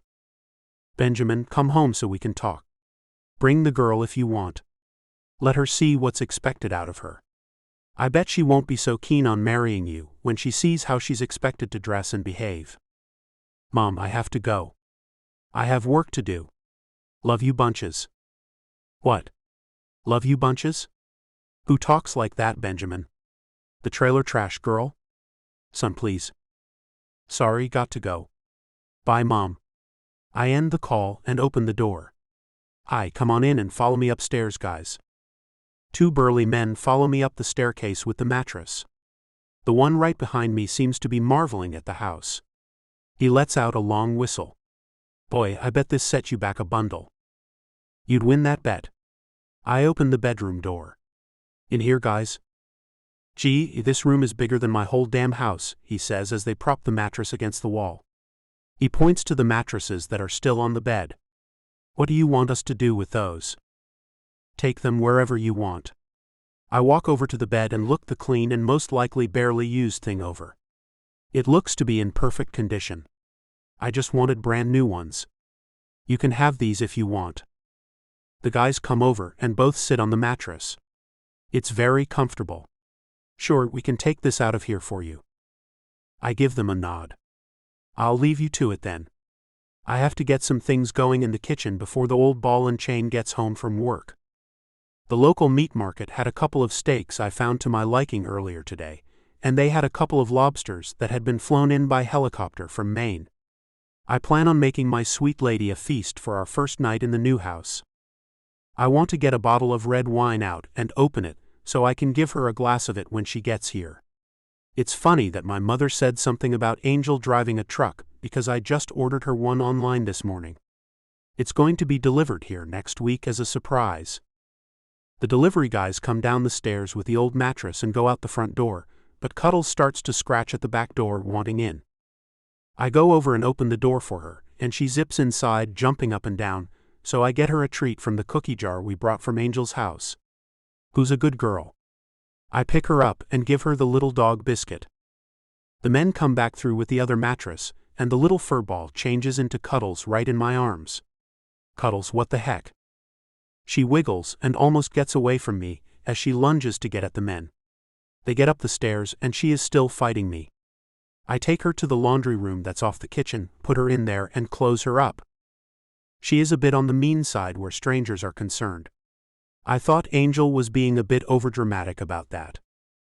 They guys come back down and I go to the door with them. That's it then, guys? Yeah, it's all ready for you, the guy says. I hand him a couple of 20s. Give one to your buddy. Will do, he says, and they leave just as I see Angel pulling in on her bike. She climbs off and comes to me, her arms open as she gets to me. I need a hug, Benny. Wrapping her in my arms, I hug her tight. Why the needed hug, baby doll? She takes in a deep breath. I handed my house keys over to my landlady after I left work. It was the last part of my independence, and I feel a little shaky. I lift her up and carry her inside. No reason to feel shaky. This is your home, baby. Her head rests against my chest as her hand moves over it. This feels like a dream. My whole house and yard could fit in the living room alone. Now you get to see how the other half lives, pumpkin. Speaking of that, I'm going to need to go to New York sometime to deal with some business. I'll hire a private jet to take us out there. I won't make you stay with my family in their place. We'll get a room at the Four Seasons. It'll be cool. I'll take you sightseeing and make you an appointment at a fancy salon to get your hair and nails done. She looks at me with drooping eyes. You don't like my hair? Of course, I love your hair. It's not that. It's just that I want to pamper you. Show you the finest things I can. I kiss her cheek and she smiles a little. Oh. And I'll get to meet your family? She looks so hopeful. You do. But I'd not get my hopes up about them. They're snobby. Not at all down to earth like you are. I place her on her feet in the kitchen and pour us a couple of glasses of wine. She takes hers and I take her hand, leading her to the outside patio so we can watch the sunset together. Then I hear Cuddles barking, and Angel looks oddly at me. Where's the dog? I turn back and go let her out of the laundry room with a chuckle. Hey there, killer. I had to put her in there so she wouldn't kill the delivery men. I thought you were kidding about her being aggressive to strangers. She shakes her head. No, I was telling the truth. That's why her liking you surprised me so much. So when will this trip to the fancy town of New York occur? When do you want to go? I ask as I take her hand again and lead her outside. Whenever, I guess. Maybe if you send me to a fancy salon and buy me some clothes your family will deem appropriate, you can transform me into the right girl for you, she says as I sit down and pull her down to sit on my lap. I can't tell her that no amount of transformation will help. My family wants paperwork. Like a well-bred animal, the paper is what it's all about. I'm not about transforming you into someone you don't want to be. But if it would make you feel better if you dressed to fit in, I suppose I can help you make that transformation. I'll make sure you feel very comfortable before I take you to them. I pull her braid over her shoulder and play with it. She leans in and kisses me. This is nice. The view is amazing. Your lap feels like home already. She laughs and it makes my heart jump. Your butt in my lap feels like home. I kiss her, and she places her glass on the table and wraps her arms around me, deepening our kiss. And after dinner, I'm going to devour you for the first time on our brand new bed in our bedroom, Angel. I tickle her ribs a little, sending her into a fit of laughter. Stop, she screams. I stop and gaze at her with the sunset's oranges and pinks filling the sky behind her. You're beautiful, my angel. She strokes my beard. You're pretty too. Her smile is bright and her eyes tell me she's happy. Happier than I think she knew she could be. And I have barely begun to show her all I can bring to her life. I bought steaks and lobsters for dinner. Would you care to accompany me to the kitchen and help me prepare our first dinner in our first home together? Her hand travels over my shoulder and up my neck, sending sparks all through me. I would. The sun's just about to drop out of the sky. I turn her in my arms, and she lays her head back on me as we watch the sun leave the sky on our first night home. Our first real home. I feel like she and I have been together forever. She and I seem to have an instant history. It's odd, but a great odd. She climbs off my lap and holds out her hand to me. I take it and run my arm around her. So I need you to throw the lobsters into the boiling water. That shit freaks me out, I tell her. You bought live ones? Oh, Benny, I can't kill them either. She cuddles and runs along behind us, coming inside like she owns the place. I laugh. Maybe Cuddles could toss them into the boiling water. I'm sure the killer in her wouldn't even flinch.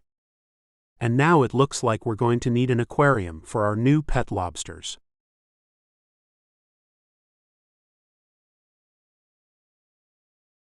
Chapter 8. Angel. Come on, they're all leaving in the morning, Benny calls out to me from the bedroom as I'm braiding my hair in the bathroom mirror. This will be our last night out.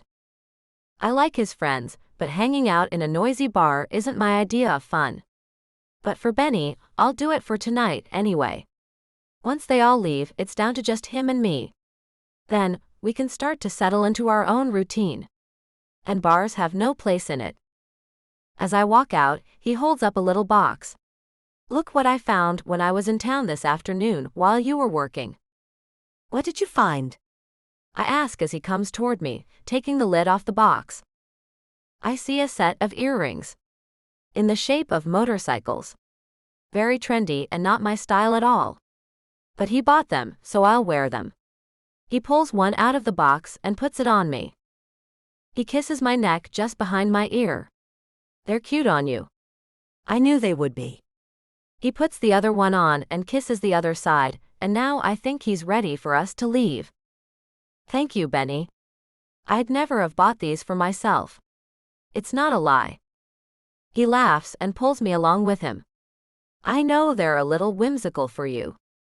But the old woman who was selling them said she'd made the trip all the way from Kansas to sell her handcrafted jewelry at the rally, so I had to buy something. I kiss his cheek as we head down the stairs. Sweet to your very core, aren't you? He shakes his head. I hope you still love me after you see me in New York. How bad could you be? I ask, knowing I had a real attitude when we first met, and he managed to tame this tiger. He has to use that charisma on others as well. I can be ruthless when I have to, and chances are with my family I'll have to. He puts my helmet on, and holds my hand so I can get on the back of his bike, behind him. You sound a little scary, Benny. I hold tight to him. Baby, you don't even know. He starts up the bike, and off we go to the large biker bar where his friends are. The scene is pure chaos as we pull up to the jam-packed bar. The music is so loud, you can hear it before you even enter the parking lot. He pulls to a stop in the line where his fellow bikers are parked. Wow, this is nuts, I say as he leads me inside. You never go to these things, do you? He asks. I shake my head. Not my thing. We don't have to stay a real long time.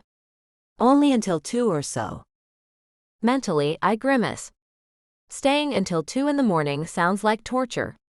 Once we get inside and the first members of his gang see him, they hand him a bottle of Jack Daniels, and Benny takes a swig and then hands it to me. I shake my head and Benny nods his and holds the bottle to my lips. It'll loosen you up. It'll have me puking before the night's over is what it'll do. But I take the drink and cross my fingers I won't make a fool out of myself. Drinking the hard stuff has never agreed with me. So when Ashley comes up to me and hands me a beer, I take it.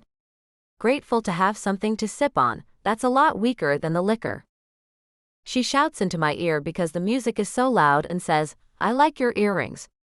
She moves her long blonde hair back behind her ear to show me she has a matching set. Rod and Blaze got swindled by the same old woman today.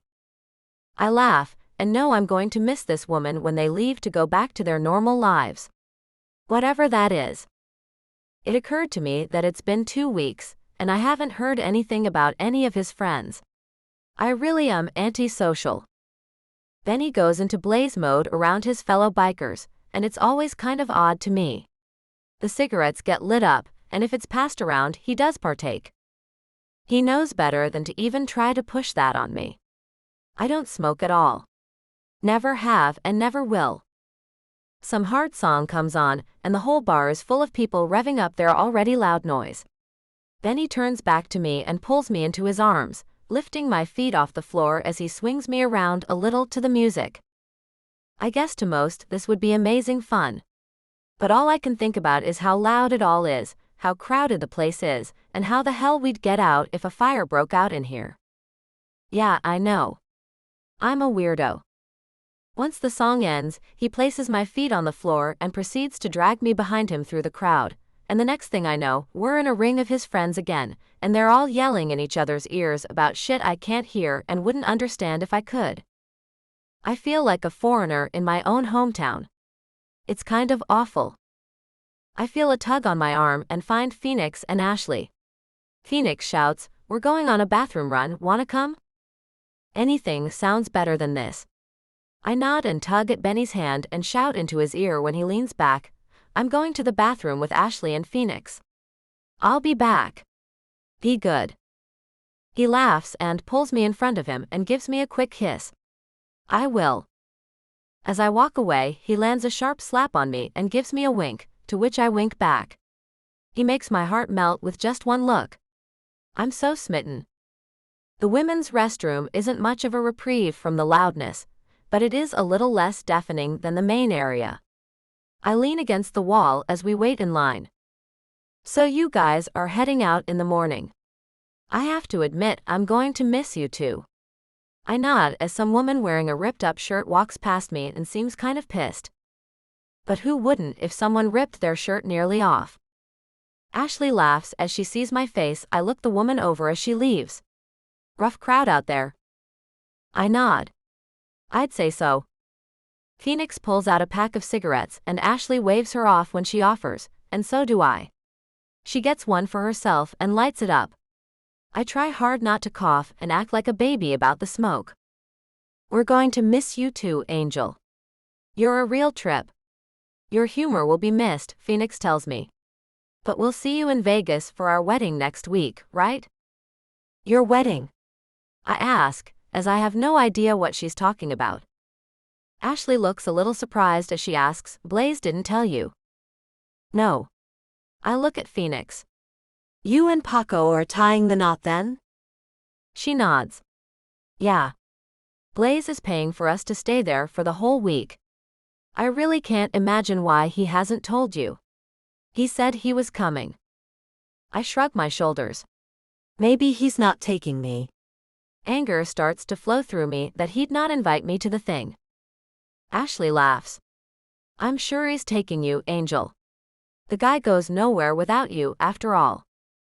He must have forgotten you weren't there that day we told everyone, and he said he'd be there. That's most likely it. Just mention it and see what he says about it," Phoenix suggests. The urge to bite my nails is awful. Why didn't he tell me? Is he really planning on going without me? The line moves, and I can see we're finally next in line to get to use the handful of toilets. I tap my foot and both women look down at it. Ashley looks up at me. "Are you mad?" "Nope." I cross my arms in front of me. "Just really have to pee." So what if it's a lie? After I get into the stall, I try hard to calm back down. I don't know why I'm letting this go all over me, but it is. Quickly, I take care of the business I came in here for and find the other two washing their hands, and I do the same. In the mirror, I see my cheeks are flushed and I really need to try to calm down. The loud noise and heat with the crowd does little to help, as I follow them out and back to Benny. I'm taller than either of them, so I can see over their heads as we get closer to where we left our men, and I see a tall, heavy-set blonde woman pulling on Benny's arm. I suppose, trying to get him to dance with her. I stop as he pulls out his pack of cigarettes, and lets her take one from the pack, then he lights it for her. She blows the smoke off to one side, then leans in to say something else to him. I barely notice Ashley and Phoenix looking back at me, as I move faster to tell the woman to get away from my man. They part so I can get by them, and I yank the skanky chick's arm as soon as I can reach her. She looks me up and down with a half smile on her red lips. What? He's taken. Get lost, I shout in her ear. She looks back at me just as Benny turns around, and his eyes get really big as she says, "Look, he ain't got no ring on his finger, so he's up for grabs." I look back to see Ashley and Phoenix with their jaws dropped, and make a fist with my right hand, and turn back and smack her so hard her head snaps back. Her cigarette flies through the air, and she drops like a rock. Ashley and Phoenix move to either side of me and pull me along as Ashley shouts, "Time to move our party elsewhere, guys." The whole pack of Benny's friends just moves a good way over, leaving the fat chick lying on the floor. Benny takes my hand and pulls me away until he finds someplace a little less loud. "Why'd you do that, baby?" he asks as he takes my right hand and looks over my red knuckles. "A couple of reasons. First, she was touching my man. Second, she used the word tramp and I don't appreciate that." He kisses my knuckles and then me. You're something else, Rocky. One punch and she was out. Why didn't you tell her to buzz off instead of giving her a cigarette and a light? I ask as I narrow my eyes at him. She'd been bugging me and wouldn't let up. I gave it to her thinking she'd go away, he says, and he looks sincere. You give a tramp a cigarette and a light in this place, she'll think you want her. Do you want her, Blaze? I stare him down. What the heck? No, Angel. What's wrong with you?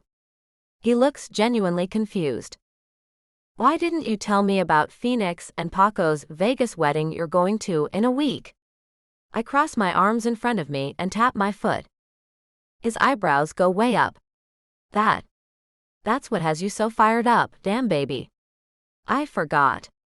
With all we've been doing, I really just forgot. Why would that make you so mad? Were you planning on taking me with you? Or just leaving and telling me nothing? He shakes his head. I'm not him, Angel. I'm not Gage. I'm not leaving you. The fact he knows his name has me puzzled because I never say it. Who told you his name? Suddenly, he looks worried. I've been sworn to secrecy. It doesn't really matter, anyway. Come on, baby. This is silly. I cock my head to one side. What's so silly about me being mad that you've discussed my private business with someone in this town? Who was it? He shakes his head again. No, now, I made a promise and I'm going to keep it. And you need to stop being crazy. I try to walk away, but he catches my arm, so I turn back and say, fine. But when we get home, I'm going to use the belt to get it out of you. I don't like people talking about my personal stuff. Not ever. His grip on my arms tightens. What did you say to me? You're going to use the belt on me? To get something out of me. Screw that. You're hurting my arm, I say as I look at the way he's holding it so tight. And apparently, you think you're going to try to hurt me later. So. He glares at me and I glare right back. Tell me who it was, Blaze. Don't you call me Blaze. You and I need to go somewhere a little more private, Angel. He tugs me along with him and takes me outside and around the side of the building, where he pushes me up against the wall. Stop. I shout at him. His hand goes over my mouth, making me be quiet. Listen to me, young lady. You will never lay a hand on me in anger. Nor I you. The belt, the whip, and our hands are not to be used in anger. Got me? I nod and he moves his hand from my mouth. Blaze. Why are you calling me that? He takes me by the shoulders. Because that's who you're being right now. I don't think you forgot to tell me about going to Vegas. I look him in the eyes as he darts them back and forth. I did forget. I asked you to go to New York with me, for God's sake. Why on earth would I take you there and not to Vegas, baby? You're freaking out for no reason. He lets me go but pulls me into a hug and holds me tight. What's really wrong, baby? I don't know, I confess. This can't last. It's all too good to be true. And I know that no matter how hard you try, your family is going to fight this. He lets me go and takes a step back. Angel, I'll fight them over you. You shouldn't have to, I say, and the tears start falling. You should just do what's expected of you. Be with a woman in your league. You're so far out of mine, it's not funny. Don't talk like that. You're a brilliant woman, and you're on the cusp of your own greatness. Have a little faith in yourself, and know you will become someone who's amazing. He looks over my shoulder, and I hear footsteps moving over the gravel in quick steps.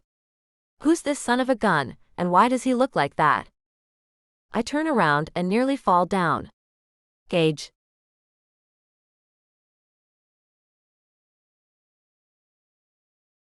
The billionaire takes charge of his angel. Chapter 1. Blaze. Gage? I ask as I watch a strange man scoop my angel up in his arms. And she's letting him. Angel, I've missed you. I've been looking everywhere for you, he says as he holds her tight. Then he lets her go and walks up to me with a few quick steps. I'm shocked as he knocks me in the chest, shoving me back, and I hit the wall behind me. Hey you, I shout at him and draw my fist back. Angel is suddenly between us. Her back is to me, and her hand is on the other guy's chest. Gage, what are you doing? I saw how he handled you. He looks at me. What makes you think you can be so rough with her? I'm at a complete loss for words right now. This can't be real. This jerk ran off on her, and she's not calling him out on it. He wasn't being rough with me, she says as I watch her hand run over his chest. He and I were having a little argument. He wasn't hurting me. His demeanor changes rapidly, and he takes her hand, the one she's been running over his chest for reasons I can't explain. Angel, we need to talk. The hell you do, I let him know. You left her without another word from you in the last couple of years. You broke her, you jerk. You don't get to talk to her now. I run my hands over her shoulders. Tell him, baby. She looks back at me over her shoulder. Benny, I'd like to talk to him. To get some closure after all this time. Please let me. Let you? The guy asks. Angel, he doesn't have to let you talk to me. I'm the man you love. How could you have forgotten that? Her voice is weak as she says, Gage, I haven't forgotten anything. But you have to understand that I've moved on. Benny and I live together. We love each other. So I won't be talking to you unless he approves of that.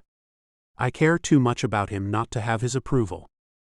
He pulls the hand he's been holding to his lips and kisses her palm, and I am about to come unglued. No, you don't. You son of a gun. I try to reach around Angel to yank her hand away from him. She presses her back against me and pulls her hand away on her own. Gage, you don't get to do that. You can't show up here and think you and I still have anything. You left. You never called. I moved on because you left me alone. That's what I want to talk about, Angel. I have my reasons for not trying to contact you. Just come and talk to me about it all. Once you know everything, I think you'll feel differently about us. He looks at her with sad puppy dog eyes, and I want to kick his ass. The way she's looking at me with slightly drooping eyes makes my heart ache. Benny, I'd like to talk to him. I don't want to let her do this. Angel, Please, Benny. There's so much I want to know.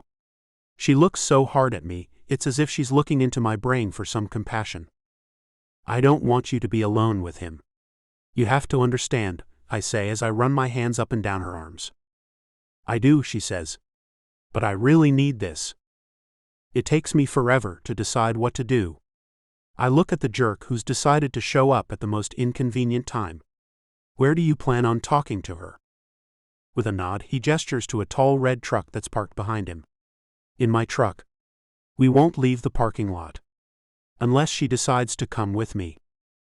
Angel's eyes go wide. You want me to go with you, Gage? You want me back? He nods. Baby, I've been driving for hours to get to you. It's all I could think about since, well, I'll tell you all about it. But I do want you back. No, I can't let you talk to her. I shake my head. I can't. I won't. You just stood here and said you want to take my girl. I can't allow that. I stop talking as Angel puts her hand on my chest. Tears stream down her pink cheeks. It breaks my heart, and I run my thumbs over them to wipe the tears away. I won't leave with him. I love you, Benny. I just want to know why he did that to me. That's all. I promise you that. I love you. My heart is yours. Angel, he doesn't deserve your time. He left, and it took away a big part of you. A part you're just now beginning to get back. If you fall for his shit, it will end us, and you'll go back to being that broken girl. Don't do that to us. I stroke her cheek as I nearly beg her not to do it. Don't do that to yourself. She looks so torn, and I hate that. I want her to stand up to him.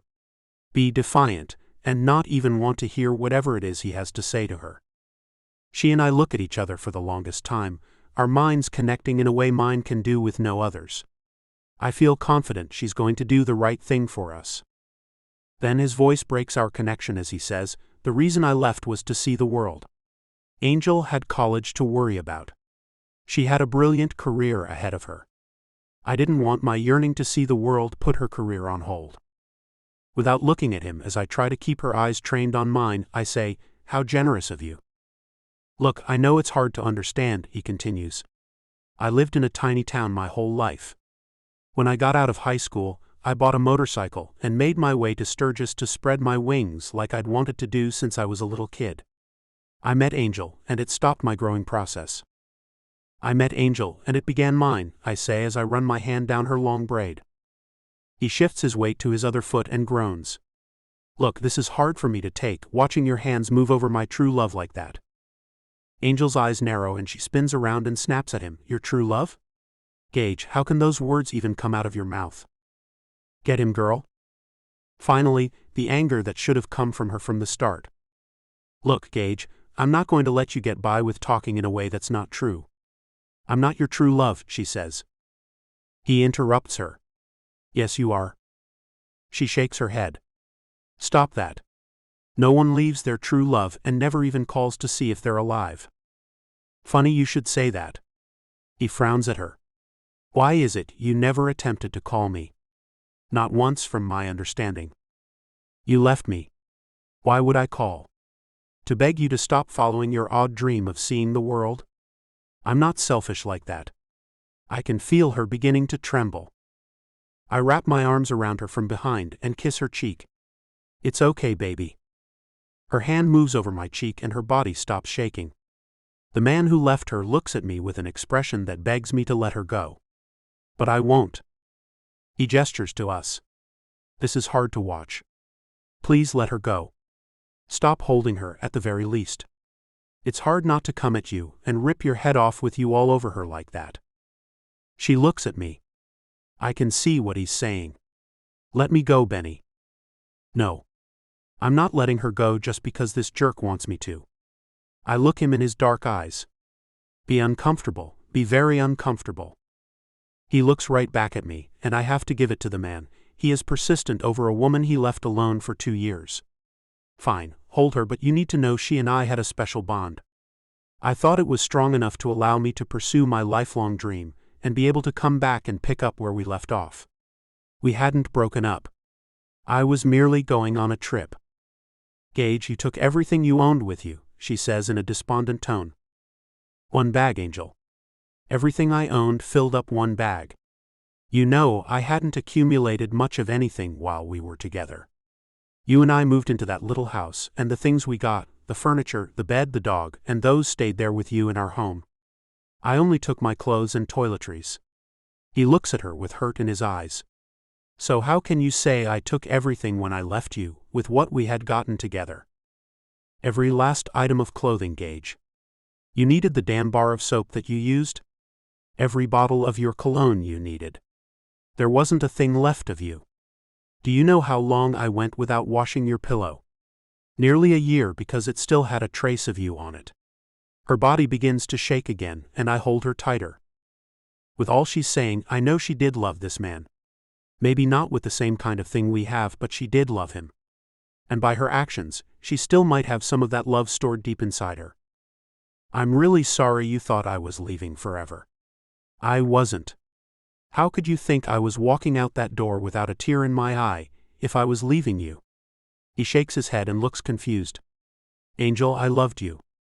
With everything in me, I loved you. I left that day to go on a trip and then come back home. I thought you understood that. I'm very sorry you didn't. And now it makes sense why you never came looking for me. Not even a phone call to see if I was alive. I don't understand, Gage. Not at all. That day you left, you had just told me about your plan of traveling the world. I had just found out how you'd been keeping money squirreled away for 3 years. You'd been doing that without telling me a thing all that time. Never did you mention your dream of traveling or the fact you were putting money away to do that. She looks at him and waits for his reason. He looks back at her and smiles. How many times did you tell me I was a bad communicator, baby? I'm stunned that he can stand there and smile about a thing that caused her so much pain. Dude, that's no excuse for what you did to her, I tell him. You turned her into a shell of what she was. I've only seen a few of the tears she cried over your no-good ass. I can't imagine the number she shed before I came along. Whatever you were thinking was going to happen by you coming back here and picking up where you left off is not going to happen. He levels his eyes on me and his lips form a thin line.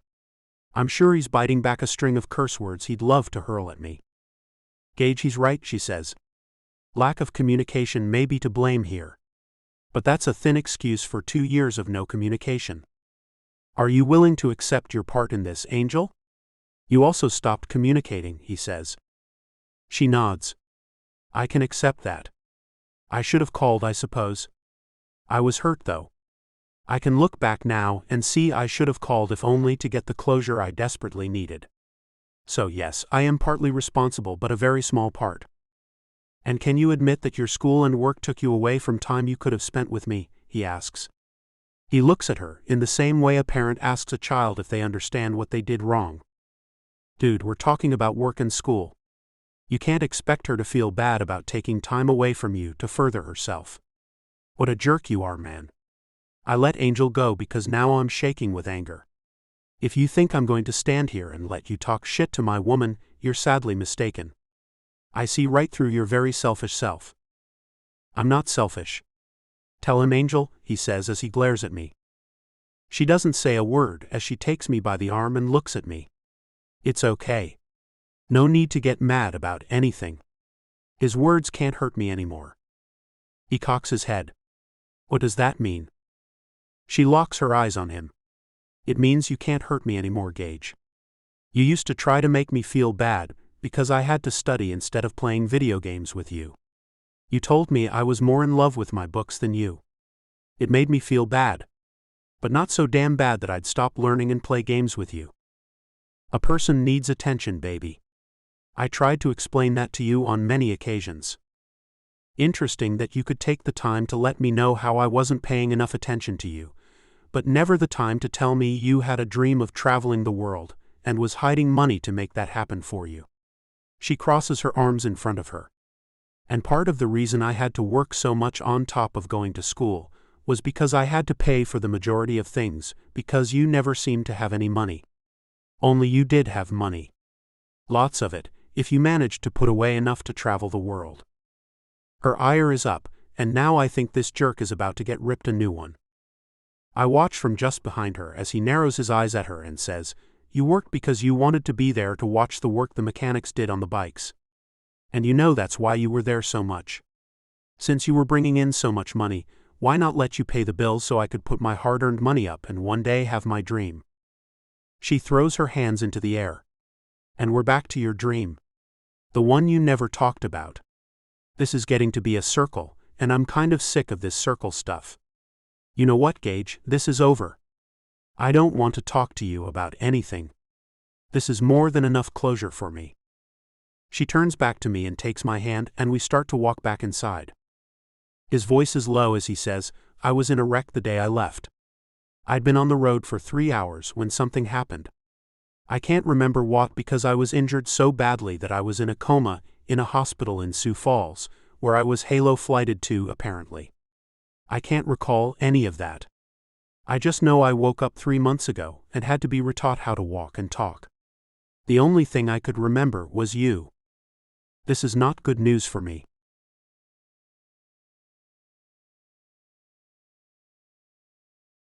Chapter 2. Angel. My head is spinning with what Gage has just told me. Letting go of Benny's hand, I run back to Gage. I look into his dark eyes and see the pain behind them. Gage, I'm so. His mouth on mine stops my words as he grabs me up and kisses me hard. Without thinking, my arms go around his neck and I hold him and kiss him back. My heart is pounding and my head is spinning. The kiss ends and still he holds me tight in his arms. They used to be so strong, and now I can feel some weakness in them. You don't have to say it, love. We can move on and put that behind us, he says with a husky whisper. I run my hands through his shoulder-length dark waves I used to love to mess with so much. Suddenly, I remembered Benny, and pulled myself out of Gage's arms. Shit. I shouldn't have done that. I turn back to see so much hurt on Benny's face. I take a few steps back toward him. I stop as he holds up his hand. Don't. With no idea of what to do, I stand still. Benny. He shakes his head, and I see his eyes glistening with unshed tears. Angel, I just saw the worst thing. Worse than I ever imagined. You still love him? I shake my head. No. No, it's just that I had no idea he'd been hurt. It hit me like a brick. My mind went blank. I try to explain something I don't understand myself, and then I feel Gage's arm run over my shoulders. You do love me, Angel. Don't, Gage. I shout and move his arm off me. Don't make me be mean to you. I'm with Benny now. End of story. I'm sorry you were hurt. I really am. But the fact is, I love Benny more than I ever loved you in the 3 years we were together. I love him more than I ever loved you from the first night he and I spent together. But the kiss, Gage says as he looks at me with tear-filled eyes. Angel, you felt something. I know you did. I shake my head and find I'm right in between them both. Both men looked so rugged and strong on one hand and weak as kittens on the other. Benny's expression is killing me. You did feel something. I saw it in your eyes when you opened them. I saw it in how you ran your arms around him. Then it all hits me that everything I believed was wrong. The heartbreak was for all the wrong reasons. And I should have been there for Gage. My legs go weak, and I find myself slowly moving to the ground and sitting on it. Then I lay my head in my hands and cry. What have I done? For the longest time, no one says a word. Then I hear Benny say, "Look, man. I'm sorry for your accident. I really am. And I promise not to interfere with her decision. But the fact is, she and I are in love. She and I have made plans together. So for tonight, I'm taking her home. To our home. I don't have a place to stay. I came here thinking she still had her house," Gage says. I'd planned on staying with her. She let that rental go when she and I moved into our place. Since the circumstances are so weird, I'll set you up at the hotel where I was staying.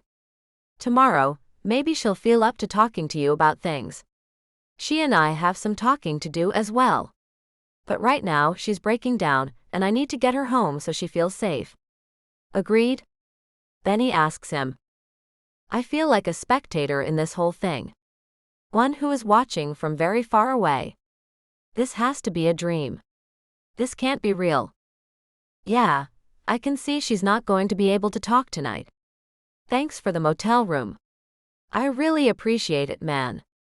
I hear Gage say. Then I'm scooped up and rest my head on a chest. A wide chest. A strong chest. Benny's chest. I run my arms around him and bury my face in it. I can't stand to look at either of them right now. It's too hard. I can hear the sound of gravel crunching under both of their boots, and know Gage is walking right next to Benny. There's the sound of a car door opening, then Gage says, "I'll follow you to the motel." Okay, Benny says as he carries me away to his bike. I'm sorry, Benny. I really am. Shush. Don't apologize, baby. We'll work this all out. You just try to calm down. He puts me on the bike, and has me in front as he climbs on behind me. We'll ride like this so my arms can hold you in. You lean back on me, my angel. I do as he says and feel so damn weak. Weaker than I've ever been. It's even worse than the day Gage left me. Why is that? Why is this making me so damn weak? I struggle to stop crying, but I can't seem to get it under control. It's not horrible sobs, just constant tears. I feel as if I'm kind of coming unglued. I suppose this is what some call falling apart at the seams. I'm just a wreck. My mind isn't working. My body just wants to shut down. I just want to shut down. It seems I have decisions to make, and I have no idea what the right thing to do is. It used to be black and white. Gage left me and I was free to move on. And I would be a fool to take him back. The only thing is, now I know he was hurt and needed me, and I was too stubborn to pick up the phone and make a call to make sure he was alive. I wonder why his family never called me to tell me. Or was his family even aware of his accident? How long was it before they were made aware? If ever. And what must they think about me? I bet they hate me. In the 3 years Gage and I were together, not once did he take me to meet any of them. They never visited us. They did live very far away in Texas. It made sense at the time that we never had the money to go, and they never had the time to come up. But they knew we were together, and they should have called me when they found out he was hurt. We pull into the motel parking lot, and Benny gets off. He puts his arm around my waist as I lean into his side. I think I should leave you in his truck while I check him in. You're kind of a mess right now, and I don't want the clerk to think you're wasted or anything like that and call the cops. I nod in agreement. And wipe my eyes and make a big sniffle.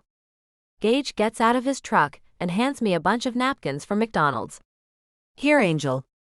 Use these to blow your nose and dry your tears. I hate to see you like this. I take the handful of napkins and give him a nod, then ask, Gage, why didn't your family call me when they found out you were in an accident? I'm not sure. I just know what they told me when I woke up. They were waiting to see if you would call. The paramedics found my cell phone and brought it in with me. The nurses had kept it charged up in case anyone called. Mom took it over when my family got to me. He looks away for a second, then back at me. They thought maybe you and I had broken up. I hadn't told them a thing about my trip. So they didn't call you. And once I woke up and asked for you, they told me to forget about you, like you had forgotten about me. Oh, I see. Benny squeezes me a little and kisses the side of my head. I think she should stay out here while I get you checked in. Yeah, she's kind of a wreck. Put her in the truck.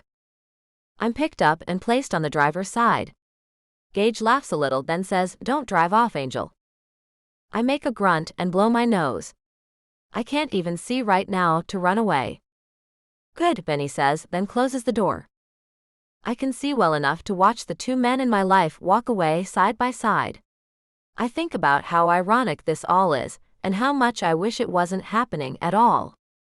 Just when life gets good and somewhat easy, God has to toss a monkey wrench into things and make it all messed up. He must have quite a sense of humor. I run my hands over the steering wheel, and for a second I think about running away from this. Just putting the thing in drive and peeling off and driving, until I can't anymore. Then maybe take a bus to Canada and change my name, and become a nun. Nuns have to have easier lives than normal people. No relationships at all to worry over. No kids to worry about. No men to worry about. All they worry about is being good, staying sin-free and talking to God a bunch. Yeah, those broads got it made. I see the guys coming back out and see Gage taking Benny's bike and walking it to park it in front of one of the motel rooms. Benny walks toward me and opens the driver's side door. Scoot, pumpkin, he says. I do as he said to. We're taking this. The bike ride is a bit far for you when you're in such a bad condition. I'll bring his truck back to him in the morning and pick up my bike. Okay, I say and blow my nose again. If you're up to it by then. I'll let him follow me out to the house, where we can all talk and figure things out. But I won't allow that until you're up to it. I told him I'll keep the room for him until things are figured out. He lays his arm out along the back of the seat as he looks back and backs out of the parking space. I lean into his side and rest my head on his shoulder. Thank you. He pulls me in close and wraps his arm around me, making me feel safe and loved. The decision should be so easy. And maybe in the morning, after a good night's sleep and a whole pot of coffee, I will be able to make the decision easily. I hope so anyway. I'll sleep in the room next to ours so you can think, Angel, he says out of nowhere. I sit up and look at him. No. No, Benny. I think you should be alone to think. He looks straight ahead without looking over at me. No, Benny. Or is it I because you're mad at me? I ask as I wipe my eyes. I'm not mad. He glances at me sideways. I'm probably just as confused as you are. I mean, here we both thought this guy was just a really big jerk, and come to find out, he was in a coma all this time. There's a lot for you to think about. I know that. And I saw how you reacted to him. You did love him at one time. I lean back and drop my head onto the back of the seat. Please don't leave me alone, Benny. I'll just go in circles in my mind. I need you, baby. His eyes flash as he turns his head to look at me. If it will make you feel better, then I won't leave you alone. But if you need space, all you have to do is ask me for it. I want you to know I understand, this is not a normal situation. Leaning into him, I run my fingertips over his upper thigh. Benny, I love you. Although this situation is not normal, my love for you will overcome anything I feel for Gage. I know it will. Hope so. He kisses my forehead, and I feel something in the light kiss. Something that tells me that he's guarding his heart in case I do pick Gage instead of him. You're a very good man, Benjamin Worthington, I tell him and stroke his chest.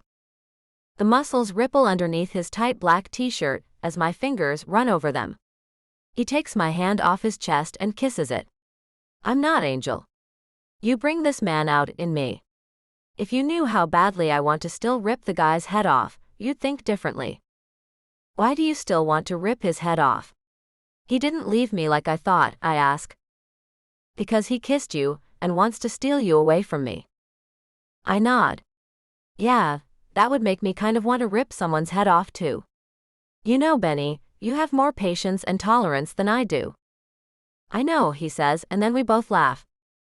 I play with his beard. Promise me you won't hurt him though. I already feel pretty terrible that he was hurt, and I wasn't around to help him. He pulls into our drive and looks over at me as he parks the truck. You know I won't hurt him. Unless he really pisses me off, then I will. Well, of course, if he really pisses you off. I'm going to need you two to play nice while we all figure things out. He gets out of the truck and I scoot over. Then he picks me up and carries me. I can walk, you know. I know that. I want to carry you. He kisses the tip of my nose. Laying my head on his chest, he carries me inside, where Cuddles greets us at the door. So this was his dog, huh? He got her from the pound when she was a puppy. The dog jumps around his feet, threatening to trip him up, but somehow he evades her efforts. You know, something he said keeps running through my mind. He takes the stairs up to our bedroom as I ask, what's that? He said his cell phone was there in the hospital, turned on, right? I nod as he gets to our room and pushes the door open. Cuddles runs in ahead of us and goes straight to the little doggy bed Benny picked out for her. Our bed is too high off the ground for her to jump up on. I think he said that. The truth is my head is more than a bit foggy. He lies me on the bed and starts to undress me. His fingers run over my stomach as he unbuttons my pants. If he had his phone, and he said all he could think about was you when he woke up, then why didn't he call you? Maybe because his family still had the phone, and I think he said he forgot how to talk too. He takes my boots off and then pulls my pants all the way off. I sit up and pull my little top off, unclasp my bra, and take it off too. Benny nods as he looks as if he's thinking hard. He strips my panties off, and then begins the process of pulling off his own clothes. But when he could speak again, what stopped him then? Do you have the same cell number as you did when he left? Yeah. And my work number was on his phone as well. And now I do wonder why he didn't call. Especially before he set out to come to Sturgis to find me, he could have made a phone call and done that. But maybe he has some brain damage now. I couldn't really tell, but I wasn't all there, to be honest. He lies next to me and pulls me to lie on his chest. Soft lips touch the top of my head. Sleep, my angel. Tomorrow we'll get our answers. And now I can't do anything but lie here wide awake and think about why he didn't just call. Something doesn't seem right about this.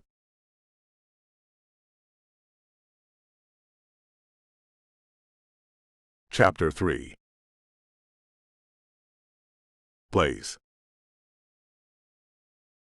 My night was pretty sleepless as Angie tossed and turned most of it. But she's sleeping peacefully now that the sun's come up. I was woken up by my cell phone springing to life at 6 this morning, a half hour ago. I had put the phone on silent, but the light from the screen woke me and I found my father's name on it. I didn't answer it, of course, as I have a lot on me as it is, without adding drama to it. Climbing out of bed, I want to get the coffee started so it'll be ready when she wakes up. She always does better with a little coffee to help start her day. And I think this day is going to be pretty eventful. I pull on my underwear and head out of the room to go to the kitchen, scratching my beard as I go. I feel like something the cat drug in. Cuddles follows me and jumps around all happy, and I wonder how she'll feel about seeing her old master Gage. I bet she'll probably split a seam. Just as we hit the last stair, she bolts toward the front door, yapping her little ass off. I follow her and see a black town car parked in our drive. Now who could this be? Quickly I go back upstairs and throw on a pair of jeans and pull a t-shirt over my head, and head back down to find out who in the hell thinks it's okay to pull up in my drive so damn early in the morning. I throw the door open, and Cuddles runs out to the car, barking like a mad dog. As I thought, even though she's tiny, no one wants a piece of that action. The window in the back goes down, and my father's head pops out of it. Damn. I wouldn't get out if I were you. We think she has rabies, I shout. The way his eyes go all wide makes me laugh. Really, son? I walk out in my bare feet, pick up the frantic poodle mix, and hold her under my arm. You're safe now. My father's driver gets out and opens the door for him. My mother slips out of the car behind my father, and I walk toward the house, with the dog trying desperately to gain its freedom and kill my parents. If she could do any real damage, I might just let her go. But since she can't, I hold on to her until we get inside the house. Let me just put Killer here out in the back. I walk away as my parents look all around the great room and try not to look impressed. That would be too boorish of them, as my grandfather would say. When I come back, I see they've sat down on the giant leather sofa and seem to be a bit confused by everything. You keep a dog in the house, Benjamin? My father asks me. I nod. You guys want to follow me to the kitchen. I need to get some coffee going, and maybe a pitcher of margaritas. They get up and follow me as Mother says, surely you jest. I shrug my shoulders. It seems like a little alcohol might be in order this morning, which is starting way too early and way too awful. Not that it was going to be an awesome day, anyway, with Gage in the plans for the day. Gesturing to the bar stools by the island in the kitchen, I say, take a load off. That must have been some ride. I'm sure you two are beat. I can set you up in one of our many guest rooms if you guys need a nap. My father looks at me as if I'm insane. Benjamin, you must know we took our jet to the small airport just outside of town and had a car waiting there for us. And you brought your own driver from home? You didn't think James might like the day off since you're away from New York? I ask as I pour some water into the back of the old-style coffee maker Angel insisted on. My mother shakes her head, making her blonde bob haircut bounce around her neck that's strung with pearls. Always the picture of the perfect wife and mother she is, much like June Cleaver. I guess she's her role model. What are you doing there, Benjamin? When is it you learned to cook, son? I took a cooking class in college. I say with a smile, as Harvard offers no cooking classes in its legal schooling. My father frowns. Seems you've become quite the jokester this year. I don't see the need for humor myself. It gets in the way of real things. Life, work, respect. Of which you are rapidly losing mine, by the way. Am I now? I spoon in the fresh coffee grounds Angel loves and look at my father. I'm losing some for you and especially my grandfather. Representing that horrible man. Bane isn't a thing I thought you approved of either. Nor my brother, for that matter. But when grandfather speaks, you two cower. I'm done cowering. I won't work for a firm that takes that man's back. Mom chimes in, which is not at all like her. Mr. Bane has every right to charge the price he sees fit without the government telling him what he has to do. This is a country with a free enterprise system. If we let them do this to him, then it sets a precedent where they can do it to others as well. Setting the prices they see fit without the knowledge of what it costs to produce things. I shake my head and look at my mother. You're right in the regards of the government and their interference in most things. Bane holds the keys to the only drug known to extend the lives of people with AIDS, though. He's jacked up the price the original producer found they could sell the product for, and still make a profit. My father clears his throat. But our client, Mr. Bane, has a product that is in high demand. He's justified in raising the price. Others in areas of in-demand products do the same thing. But father, those are things people want. Their lives don't depend on them being able to get it. People should be able to affordably obtain what's necessary to live. I shouldn't even have to argue about this with you. In the beginning, you were on the right side. What the hell happened? I ask, and then I see Angel stumbling to the top of the stairs and rubbing her eyes.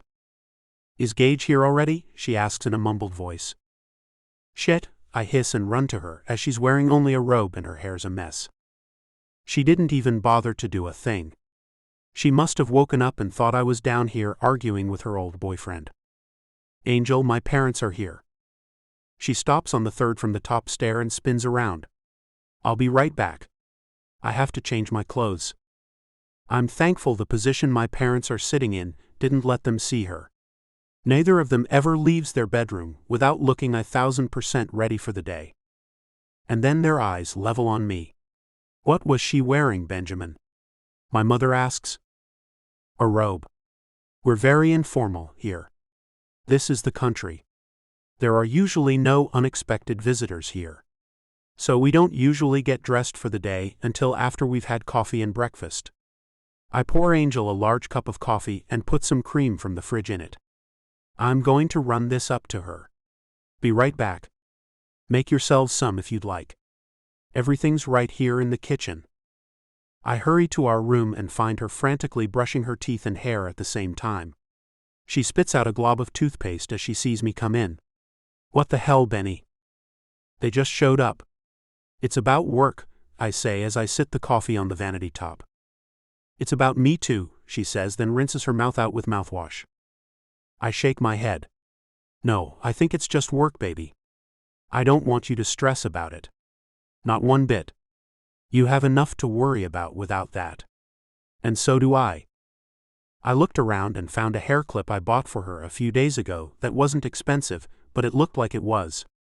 Quickly, I braided her hair and clipped the end with the clip. She looks at it in the mirror.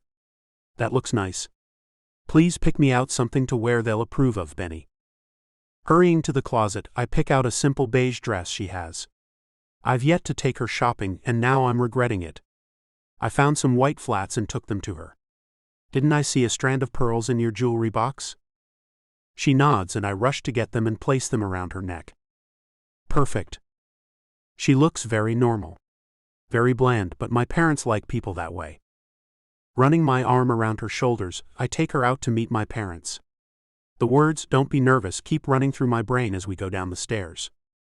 She takes in a deep breath as we hit the last one, looks at me, and then gives me a wink. Somehow, she managed to get just enough makeup on to look radiant. We round the corner to the kitchen, and she beams at my parents, who look at her with a mix of astonishment and wonder. Angel steps forward, her hand extended. Hello, I'm Angel Jennings. Benny's told me so much about you both. It's such a pleasure to meet the people who made this magnificent man the person he is. My father and mother get up off the bar stools. Father shakes her hand first. She shocks the hell out him and me both as she pulls him into a hug. Then does the same thing with my mother. Well, oh my, Mom says as Angel gives her a pat on the back too. Angel steps back and comes to my side. I run my arm around her shoulders again as she says, I know people of your stature aren't big on hugs, but in Middle America we're huge on them. Please take a seat. No reason for you to be standing. We're very informal, way out here in the country. Angel looks back at me and runs her hand over my beard, straightening it some. Thanks, I say, then look back at my parents who are looking at us with slack jaws. My father says. Well, I don't know what to say. It's a pleasure to meet you, Angel. Is that your real name or a nickname of sorts? She smiles and moves away from me to go to the fridge. It's my real name. Care for a juice of some sort? We have every kind there is. Mother runs her hands over her pearls and stares at the ones Angel has on. I'll take an apple juice, dear. Mr. Worthington will take a prune. Did our son buy you those pearls? Angel grabs 2 juice glasses from the cabinet and looks over her shoulder at my mother. No, these were my great-grandmother's. They were handed down to me. I love wearing them. They remind me where it is I come from. Where do you come from, dear? Mom asks as I hold my breath, as the answer will not make her happy. Angel takes the juices from the fridge and fills the glasses. I come from a family of hard workers. My great-grandfather was a railroad engineer way back in the day. He made a nice living, but it took him a lot of hours to make that kind of money, which made them only middle class. I'm proud to say that I'm the very first person in my family to get a master's degree. Some have associates and a few have their bachelor's, but I'm only months away from gaining the highest degree that anyone in my family has achieved. My father gives her a genuine smile as she places their drinks in front of them. That's quite an accomplishment. And what is your degree in? Engineering. I want to build motorcycles, she says with a huge smile. My mother nearly chokes on her juice. Why those things? Not very ladylike, I must say. Angel laughs lightly. Not one bit. You're right about that. But they're not about ladies or gentlemen. They aren't about boys or girls. They aren't about men or women. Motorcycles are about experiencing the freedom of the road. The wind, the sun, and the moon are the elements in their rawest forms. That's what they're about. I want to make a machine that's easier for people of lighter weights to handle. To feel the road beneath their tires better and feel more confident in their ability to handle such a powerful machine. My father looks at me with his eyebrows way up high. My, she's an impressive young thing, isn't she? My heart stops as they're reacting to her, so much better than I thought they would. She is quite impressive. Angel takes an apron out of the drawer. I'm not all that. Now, if you'll help me, Benny, we can whip up some omelets for breakfast. I go to help her, then say, Father, we'd like to invite James in to eat. Someone's outside? Angel asks. I nod. Their driver? He came with them from New York. She shakes her head. Get the eggs out, and start the sausage and bacon mixture we made up yesterday morning heating up. I'll run and get him. Oh, it's not necessary, my father says. I'm sure he'll turn you down. She stops and spins around. Why's that? Mother rolls her eyes. Staff doesn't eat with us, dear. At my house they do, Angel says and takes off to retrieve the driver my parents have had for the last 20 years. Once she's all the way out of the house and I hear the door shut, I ask against my better judgment, so what do you think? They look at each other, as if mentally communicating. Then they look back at me as my father answers, she's wonderful. She'll need to be schooled in the proper ways of etiquette and the rules of our social status, such as staff and things like that. Do you suppose you could teach her those things, Benjamin? Also, she'll have to stop calling you by that nickname. Oh, what would your grandfather do to her, if he ever heard that name come out of her mouth? I fear for the girl, you know? You know, I was afraid for her too. But she just absolutely blew me away just now. I think she'll deal with grandfather just fine. I won't be teaching her a thing. She's teaching me. I'm one step closer to becoming the man I'm meant to be, thanks to finding my angel.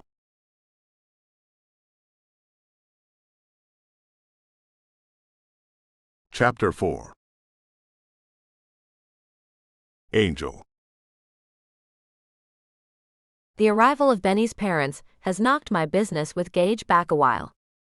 I didn't want to seem rude, so it took some doing to be able to get out of the house on our own. Thankfully, Benny's parents needed a nap after the huge breakfast we made, and we told them we had to go buy some things so we could have a nice dinner. They commented on the fish tank in the kitchen with the 2 live lobsters and asked about having those.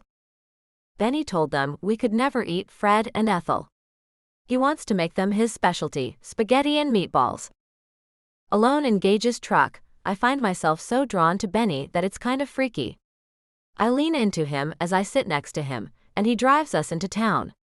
I think your parents are nowhere near as stuffy as you describe them. They really are. But they're different around you. I can't explain it. You bring out something in people, Angel. You're a rare find, my lady. I think you are. I put my head on his shoulder and ran my hand over his leg. I want you so damn bad right now for some reason, Benny. Shut up, he says as he pulls his shades down to look at me. Are you being serious? I nod and bite my lip. Want to pull over before we have to deal with Gage? You're messing with me, aren't you? He shakes his head and laughs. This is your old boyfriend's truck, and you want me to sleep with you in it. You're a bad girl, Angel. Seems so.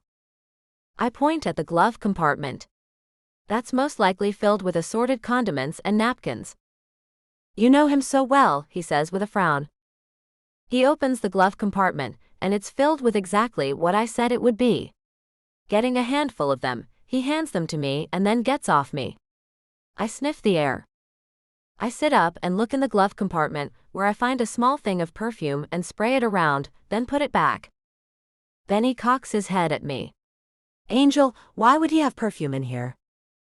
With a shrug of my shoulders, I answer, don't really know. Then I put it back inside, and when a few packets of ketchup fall out, I see a picture. I pull it out and see Gage with his arm around a girl I went to school with. I hold it up and look at Benny. See the shirt this chick is wearing? He nods. That's mine. That's my shirt she has on. I asked him if he'd seen it anywhere when I found it missing. He told me I probably lost it in the wash. But there she is wearing it. So that was before he left, he asks as he takes the picture out of my shaking hand. I lost that shirt 2 days before he left me. And I never put 2 and 2 together, because I had no idea he even knew her. Her name is Sandy. She went away to college, supposedly. And it was around the same time he left. I take the picture and put it back where I found it. Can you take me to Belle's Diner so I can ask someone there some questions? He nods and we take off. My mind is moving very fast as we go, and when we pull up to the diner, I see the person's car there who I need to talk to. You want me to go with you? I shake my head. This will only take a minute. I climb out of the passenger side and go in to find Sandy's best friend. Patty and Sandy were inseparable until Sandy moved away to go to college. Patty looks up when I walk in. Hi, Angel. I haven't seen you in forever. I know. I stay to myself a lot. Too much, I think. Anyway, about Sandy. When's the last time you talked to her? I put my hand on my hip and tap my foot as I wait for her answer. You seem a little pissed, Angel. What's up? When did you last talk to her? I ask again. She sighs and says, a few days ago. She's moving back. She and her boyfriend broke up and she's coming home. She said she didn't sign up to be taking care of a man for the rest of his life. Her boyfriend had a terrible accident. The guy was in a coma for almost 2 years. He's on disability now, and she says he only plays his games all day and expects her to wait on him hand and foot, even though the doctors told him he needs to exercise and stuff to get back to his old self. Do you happen to know how long they've been together? I ask. Well, they met here a little over 2 years ago. The tragic thing is that they left to move to Texas, where his family is from. The day they took off, he was on his motorcycle, and she was in her car with all of their things packed up. The guy had a terrible accident on his motorcycle and ended up in a coma. He came out of it a few months ago. I shake my head and hold up my hand. Is his name Gage? Yeah, you know him, she asks. I nod. I really shouldn't have been such a homebody. Work and school were my entire life, and Gage, of course. He and I lived together until he took off. He told me he was going to travel all over the world. And guess who just came back into town last night to find me? I wondered why he didn't have my phone numbers anymore. But of course he had to delete them, didn't he? Her eyes go big. I swear she had no idea he was with anyone. I swear that to you, Angel. Please don't start anything with her when she gets back. She's had it so rough with him being in that coma, and all she went through to be able to stay in Sioux Falls with him. I won't start anything with her. Thanks for the information, Patty. I turn around and leave. As I climb back into the truck, I see Benny frowning at me. Are you going to tell me what the hell is going on? Seems Gage is a lying piece of shit. He never had an accident, he asks. No, he had that. He was in a coma, and all that. But he left with another girl. Not to travel the world. The reason he didn't have my numbers is because he deleted them, I'm sure. I sit next to the door and find myself shaking with anger. Baby, come here, he says as he holds out his arms. I turn to him and ask, why Benny? Why would he do that to me then, and why would he come back now and try to mess up my life again? He reaches out and pulls me to him. Baby, there are so many selfish people in this world. I have no idea why he'd do all this. I can tell you that I'm happy that he's a jerk though. I have to laugh. You would. So let's go give him his damn truck and get my bike, and you can tell him to buzz off forever. I can punch him if you want. He kisses my cheek. Only if you want me to. I do but don't. He was in a coma, and I don't know what all he had wrong with him, so we'll have to leave the physical stuff out. I lean my head on his shoulder. Thanks though. I feel good and bad, it's odd. It's a relief that he's no longer a real issue in my relationship with Benny, but he's still a man I loved once, and he lied to me. We pull up to the motel, and I find Gage coming out as soon as we stop in front of his little motel room. Should I give him one more night here or what, Angel? Benny asks me. I really think you've already done more than enough for the jerk. He opens the door, gets out, and then helps me down. The perfume wafts out as we get out, and I see Gage's eyes go kind of big, but he quickly loses the oh shit expression. Hi, Angel. You look great. Kind of like a pretty school teacher. Not like yourself much at all. But still pretty, he says. He holds his arms out. Can I have a hug? Benny laughs. He goes to his bike and gets on it. Gage's eyes follow him, and he looks a little confused. I cross my arms and give him a nod. You can have a hug if you really want to come that close to me. I wouldn't advise it though. He takes a few steps back. And why is that, Angel? I found a photo of you and Sandy. He looks right into my eyes and says, who? You know, the thing that makes me the maddest is that you would see a real relationship end just to have me take care of you for the rest of your useless life. I take a step toward him, and he takes another back. Angel, what are you talking about? I know Sandy, sweetheart. I went to school with her. I know her best friend, Patty, too. And you'll be happy to know that Sandy will be back in town soon. Try your hand at that again. The poor girl apparently was there for you at the hospital. Is that what she said? That girl's a sociopath. A freaking liar, Angel. He stands his ground as he goes on. She told me her name was Melissa. I left town because of her. She was threatening to tell you that she and I had been messing around. She liked me. Wanted me. But I was faithful to you, and she hated it. His words, though most likely nonsense, do remind me of another boy in school saying something very similar. I look at Benny. This may be a little bit true, Benny. What should I do? Damn, he says. You're too smart to fall for this nonsense, Angel. Gage takes me by the arm and I look at him. I did hide some stuff from you, but it was for your own protection. She threatened to kill you. I left to get away from her. When I woke up at the hospital, she was there. Angel, I think she might have been trying to run me down or something. I think that's why I wrecked. I came here to get your help because my parents left me with her. They believed all her lies, and with my memory loss, I kind of did too. She had that picture of us with my arm around her and all. But I don't remember her. I only remember you. Well, what do I do now?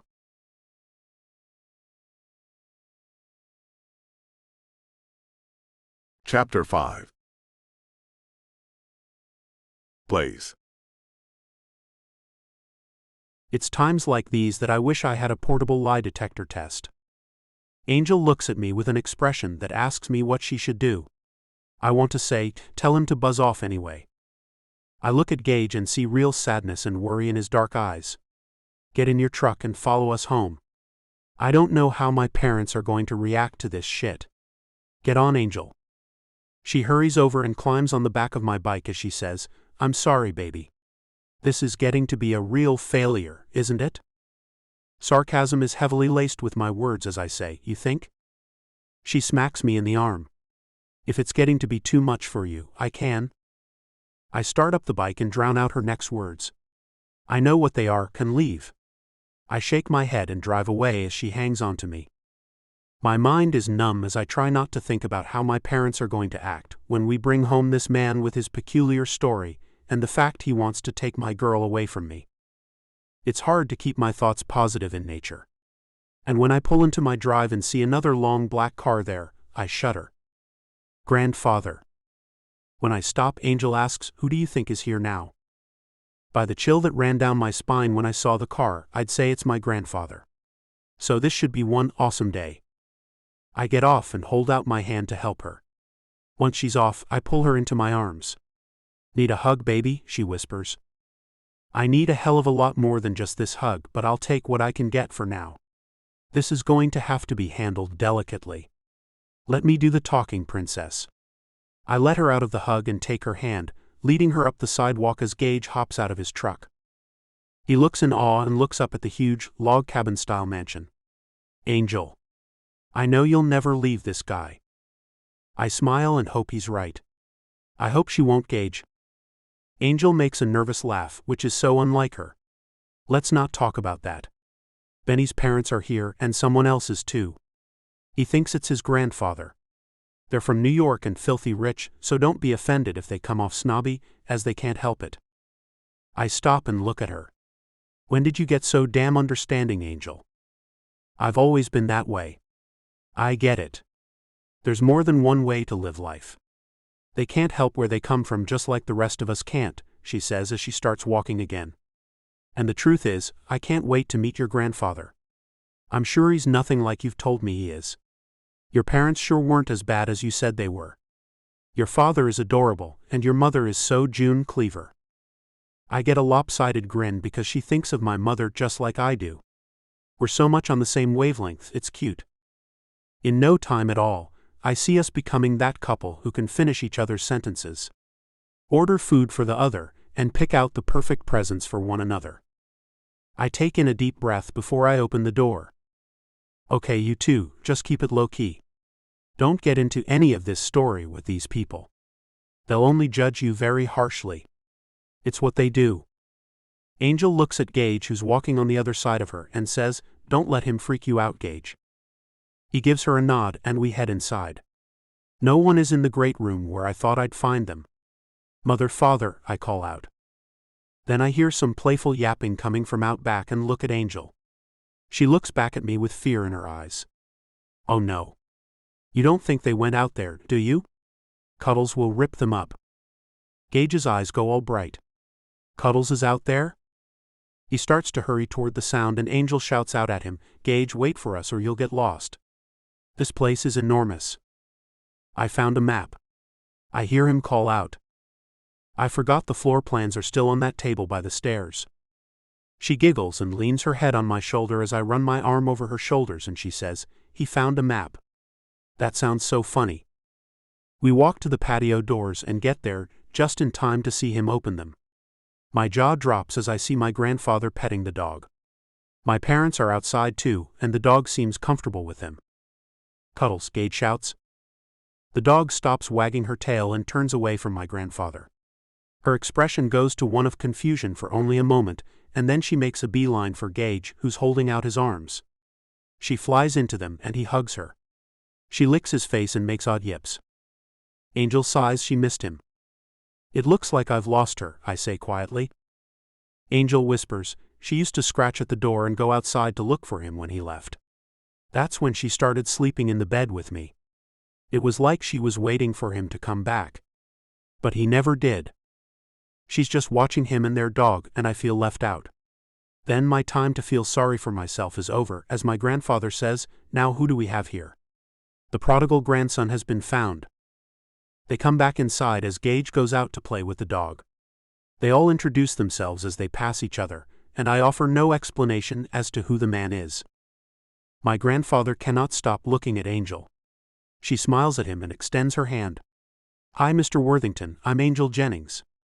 He takes her hand, and I try to hold her shoulders so she doesn't hug him like she did to my parents, but I can't as she slips away somehow. Her arms go around him as his eyes go wide and my father chuckles, then he says, "She's a hugger, father." "I can see that," grandfather says as he lets her hug him, then looks her up and down when she lets him go. "My, you are a nice-looking young woman.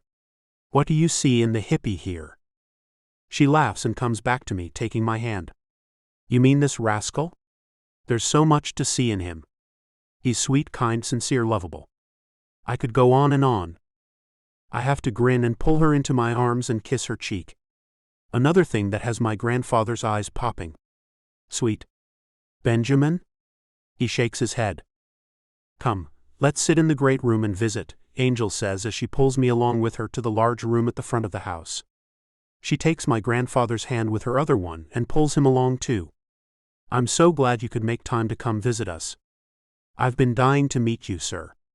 It's such an honor to have a man of great accomplishment in our home. You've built such a wonderful legacy for your family. You see, I want to learn as much as I can from you. If you indulge me, that is great." She makes us sit on either side of her as she pulls us down on the large leather sofa. My grandfather asks, "And why do you want to learn from me?" "You see, I'm about to hold a master's degree in engineering and want to build motorcycles. I'd like to have my own company and would love to learn how you managed to do such a remarkable job building yours," she says as she leans back and I run my arm around her shoulders and have to kiss her cheek. "An engineer. I see. That's something to be proud of, young lady. You have very high expectations." Grandfather sits back and smiles. Wow, a real smile. Angel laughs a little, then says, "I see no reason to have anything less than the highest expectations when you're talking about the most important thing in your life. It's the most important thing, providing your family with a firm foundation to build upon. Don't you think so?" He blinks at her a few times, then looks at me. "Don't let this one go, Benjamin." "I have no plans to, grandfather." I look at her and want to smother her with kisses. Angel snaps her fingers. "You know what would be fun?" I shake my head. "What, baby?" "If we had us a big old barbecue." She looks at my parents. "You all will be spending at least one night with us, won't you?" "Well, Mom says, then looks at my father. "It wasn't a thing we'd planned on." My grandfather continues to floor me as he says, "If you invite us to, then we will. It would be rude not to accept the invitation." "Fabulous." Angel claps her hands. "I'll invite my grandmother. My parents live in California, or I'd have them over to meet you all. And I'll hire a really great chef to make our dinner. He'll be so over-the-top excited to cook for you all. He has his own restaurant in town and is famous for his steaks. I've never been more certain about anything in my entire life. This woman is the one for me." Then Gage walks in with the floor plan of the house in his hand. "Hey, Angel, I overheard you talking about having a party. Am I invited too?" My grandfather looks at the man and then back at Angel. Who might this young man be to you, my darling girl? My eyes go wide. My grandfather does not use such words. Angel answers, oh, he's my old boyfriend. The story is crazy and I'd bore you with the details. But he has a problem, and we want to try to help him with it. Plus, I love her and want her back, Gage says. Dude. I shout. Not cool. Well, I do, he says a lot quieter. Angel pats my grandfather's leg. Don't worry. I love Benny with all my heart. That's good to hear, Angel, he says, then looks at Gage again. Well, tell us your big problem, Gage. Gage sits on the floor in Indian style and starts telling his story. I'm kind of shocked and can tell he does have residual effects from his brain injury, as a few words he says oddly, and his eyes blink rapidly about every 20 minutes. Angel grips my hand as Gage tells us that this young woman named Melissa came onto him one day as he ate lunch at Belle's Diner. She even came to their house once, telling him Angel said she could borrow some clothes. She put on some, and said she needed to take a picture to send to Angel's phone to see if it was okay to borrow them. It seems she tricked him into getting into the shot with her, and somehow got him to put his arm around her, and then she used the picture to blackmail him. He wasn't about to give in until she threatened to kill Angel if he didn't leave her. That was when he came up with the story about wanting to travel the world. Only he was going to go to Texas and stay with his family until he could figure out what to do about the crazy chick. But he was in the motorcycle accident only hours after leaving town, and when he finally woke up, the crazy Melissa was there. Only she was telling him they had a strong love, and he and she were leaving Sturgis together. She told him she was right behind him in her car, and saw the accident that was caused by some debris on the road. She stayed by his side and made even his family believe her story. Sioux Falls is where she got a job and rented an apartment, and he moved in with her when they let him out of the hospital. Little by little, his memory started returning, and Angel was the only person he remembered loving. And he knew he'd never leave her, and had never really had anything to do with Melissa. As he ends his story, I look around to see my parents and grandfather captivated and cannot believe it. Angel holds my hand tight and looks at me. Benny, what should we do? I shake my head and find myself further surprised as my grandfather says, we have to get this woman to admit what she did. He looks at Gage. And I'm sure you do love Angel, but she had no choice but to move on, and you have to accept that. I'm sure you two can remain lifelong friends. But nothing more than that. Gage frowns, then says, you're right. I know you are. He looks at Angel. The truth is, I never made you glow the way you do with him. You never looked at me like you look at him. Your eyes light up, and your voice even changes when you talk to or talk about him. So I'll take your friendship if you'll give it. Angel looks at me and smiles as she asks, would that be all right, Benny? Can I be his friend? I look at her a long time, then at him. Can you keep your hands off her? His lips quirk up into a half smile. I think she'll make sure I do. I run my hand over the top of her thigh. She damn well better. With my cursing, I cut my eyes to be ready for my grandfather to tell me how it's not allowed, but I am stunned when he smiles and sits back.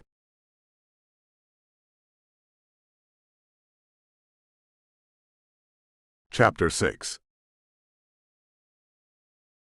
Angel. After some much-needed Benny and Angel time, I managed to make the phone calls needed to get this party going and expect my grandmother to arrive any minute. Freddie's already brought a small staff with him and is in the kitchen preparing dinner. It feels so odd being the hostess of such a shindig. I never saw myself in this role. Not ever. I also never saw myself sitting around with both my current boyfriend and my former either. The doorbell rings and I get up to answer it, sure that it's my grandmother. Without looking through the peephole, I open the door, and there stands a version of Sandy Whitehead.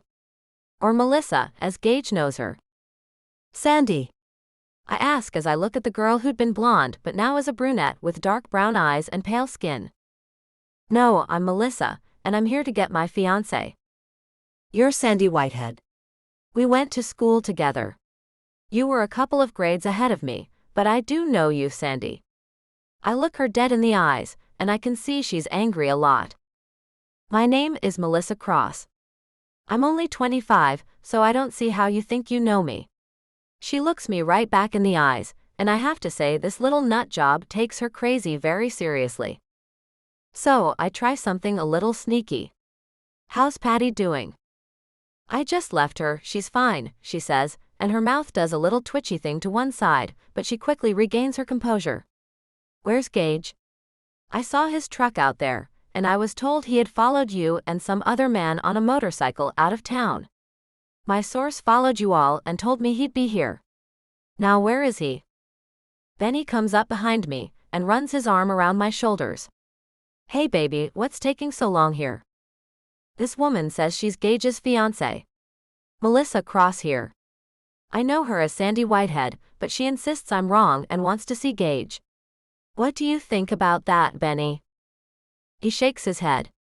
I'm afraid Gage is our very dear friend, and he's told us a little different story, and you aren't a fiancé in any of it. So, we're going to have to ask you to leave. If he wants to talk to you, I'm sure he knows how to contact you. Well, he doesn't know my address. Tell him I'm living at 313 Alpaca Drive. And tell him that I will talk to him and get to the bottom of whatever it is he's doing. I didn't put my life on hold for 2 years to sit with him in the hospital to lose him to this tramp now. She eyes me and I fight the urge to knock her out. I narrow my eyes at her and speak in a very low and very threatening voice. I'm not the woman to talk to like that. I'll knock you out clean into next week, Sandy. By the way, do you think I don't know the address of your family home, idiot? Do yourself a favor and get some psychiatric help before it's too late. You need some help bad. And as far as Gage goes, you will not be talking to him. I can see he still has a brain injury that he is recovering from, and isn't all himself yet. I'll be calling his family to be sure they know the real story.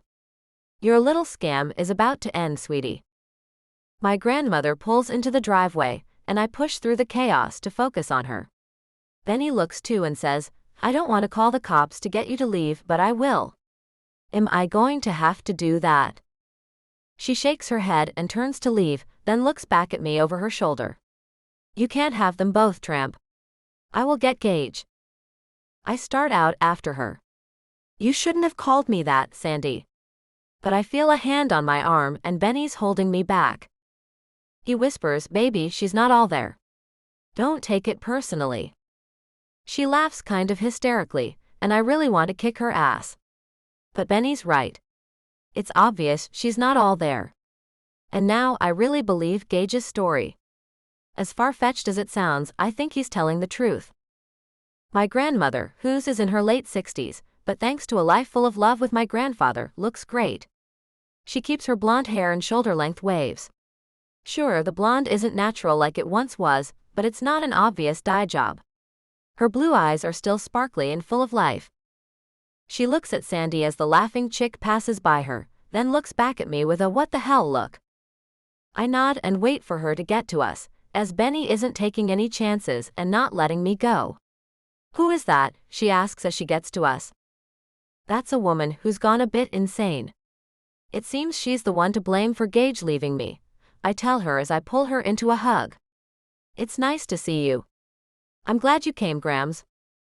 Benny extends his hand. I'm Benjamin Worthington, it's nice to meet you. She lets me go and pulls him into a hug, ignoring his hand. Nice to meet you too. My, you're keeping my granddaughter in very nice surroundings, I must say. You call me Grams, son. He smiles at me. Grams it is then. I take her hand and lead her inside as we see the loony bird has left our place, and we can hear her car jetting off down the road. In the great room, I see that Freddie has several trays of appetizers out, and a few bottles of wine, and a pitcher of what looks like margaritas. Margarita or wine, Grams? I ask as I lead her into the large room where everyone else is gathered and talking like old friends. Her footsteps falter, and I see her eyes are set on Benny's grandfather. When I look at him, I see him getting up and coming our way. He's wearing a smile and an expensive suit. Benny's grandfather is a very distinguished-looking man, as one can imagine a wealthy lawyer would look, and he does not disappoint. Silver hair is neatly combed and light blue eyes look both strong and inviting at the same time. I feel a tremble in my grandmother's hand as his grandfather takes her other one and lifts it to his lips, placing a kiss on top. "Hello there, I'm Samuel Worthington. And you must be this little angel's very pretty grandmother. I can see where she gets her great beauty from now." My grandmother doesn't bat an eye. She looks like her mother. I'm her father's mother. "My name is Rebecca Jennings. It's nice to meet you, Samuel." His grandfather looks at me and asks, "Might I steal her away from you, Angel?" I nod and release her hand. "Of course you may." He takes her to meet his son and daughter-in-law, and I'm seeing a light in my grandmother's eyes I haven't seen in some time, and it has me wondering. A light has sparked in Benny's grandfather's eyes too. Benny whispers, "Oh my gosh, Angel. I've never seen my grandfather look like that in my entire life." I giggle a little and pull him along with me to check on the food in the kitchen and whisper back, "I've seen my grandmother look like that before. When she was looking at my grandfather, though." Gage jogs up behind us and puts his hand on my shoulder. I turn back and see him smiling. "Hey Angel, what took you so long at the door?" I thought I heard Melissa's voice, but I wasn't about to come see. I look at Benny, who gives me a nod. "Tell him." Instead of the kitchen, I take his hand and lead him to a small sitting room where we all sit down. I look into his eyes. "Gage, that woman is mentally unstable." He frowns at me. "I'm well aware of that. What did she say? Did she threaten you?" "Not really." "Not directly. I do think she's going to be a pain in the butt unless we do something about her. I think you should go to the authorities with what's happened. Let them investigate the whole thing." I pat his leg and see something in his eyes that tells me he's left something out. "Do you want to tell me anything else, Gage?" I probably should. He looks at Benny and gets up to move away from me. "Hey, can you hold her over here and not let her go when I tell her this? She might try to hit me." Benny's hand takes mine. "I won't let her hurt you, Gage. Just tell her what you have to say." Gage looks like a kicked puppy. "Angel, I kind of lied to you before." "You did mess around with her before you left, didn't you?" I ask as I hold tight to Benny's hand. He nods. "I need your help though. You're one tough chick, and I don't know anyone else to help me. That woman is crazy. Even her friend, Patty, told me that she was worried about her mental state." I find I'm clenching my jaw. Then Benny's hand on mine makes me think that things happen for a reason. That's the past and I can't hang on to that. I can help you. I do care about you, and I can see the accident has taken some of you away. I'll protect you, Gage." He looks relieved. "Not mad then?" "I am mad. But I'm not exactly mad at you. I'm mad at myself too. I was hanging on to you for selfish reasons. I didn't want to be alone. Not completely. I've always kept to myself, and you were the very first person I let in. I knew we weren't really compatible. I knew I was heading in a different direction than you were." I look at Benny and smile. "And although I'm sorry you were hurt in that accident when you left, I'm glad you did leave me." "Angel, you don't know how good that is to hear." I thought the same thing the entire last year we were together. You were so into your schoolwork and learning as much as you could by watching the mechanics at your uncle's garage that I knew you were destined for greatness. I was destined for just getting by." He smiles at me. "And I knew I would never be enough for you. I knew you'd leave me one day when you figured that out on your own." I look at Gage. The man I loved first. Not the most, just first, and think to myself that he was a good guy. He was a stand-up guy who went to work at a fast food restaurant so he could stay in this town to date me. After 6 months, we moved in together in the little house we rented. He lived in a motel room until that time. He stayed for me and worked as many hours as he could so he could get us a place. And I did spend very little time at home the last year that we were together. And when I was home, I was holed up in the bedroom, studying or doing online schoolwork. It left him alone much of the time. Yet when he left, I was devastated by it. I recall not understanding at all why he'd leave. But now I can see it very clearly. I ask him, Gage, did you and she leave together then? He shakes his head. No. Everything else I've told you is the truth.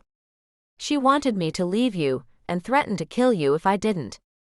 I was trying to get out of town without her knowing, but somehow she figured it all out and found me on the road, I guess. That part I'm unclear on.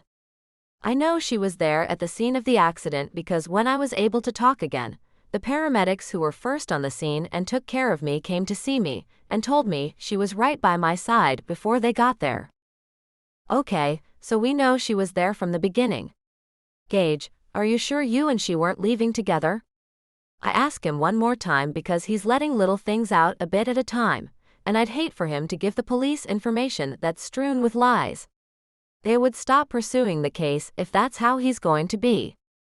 I was going to go back to Texas. That's the truth, Angel. And I wasn't leaving you. Not altogether, I wasn't. I was just making sure she didn't hurt you. He looks at Benny and smiles. Angel and I did a little rough stuff intimately. And Melissa was into that too. Only she could take phenomenal amounts of pain and have me do some really hard shit to her.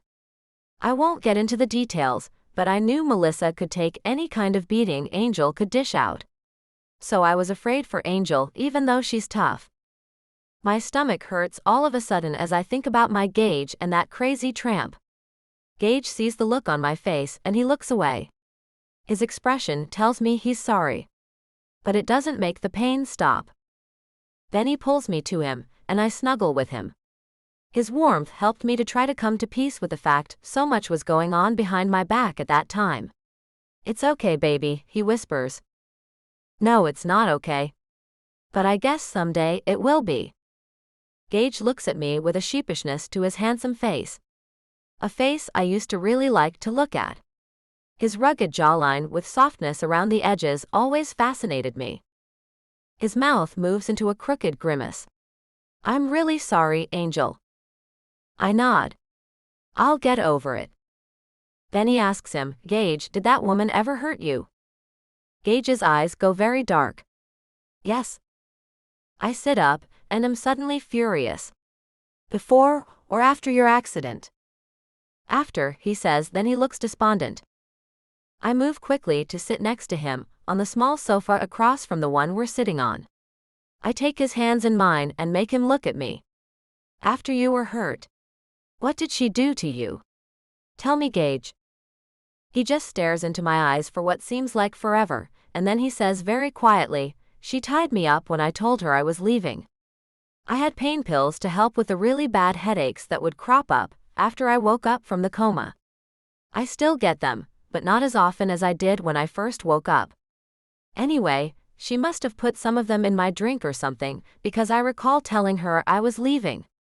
Then I found myself waking up in bed. I was all tied up and tied down to it. She drugged you and tied you up. Then what did she do to you, Gage? I ask as I see in his eyes that wasn't all she did to him. He looks from me to Benny. I'd rather not say. Then he gets up and takes me by the shoulders. Angel, don't make him relive that. Whatever it was. Don't make him do that just so you can get really pissed at that crazy chick. Gage nods at me. You wouldn't look at me the same way. I couldn't take that, Angel. And now I know I'm going to make that tramp pay for what she did to us both.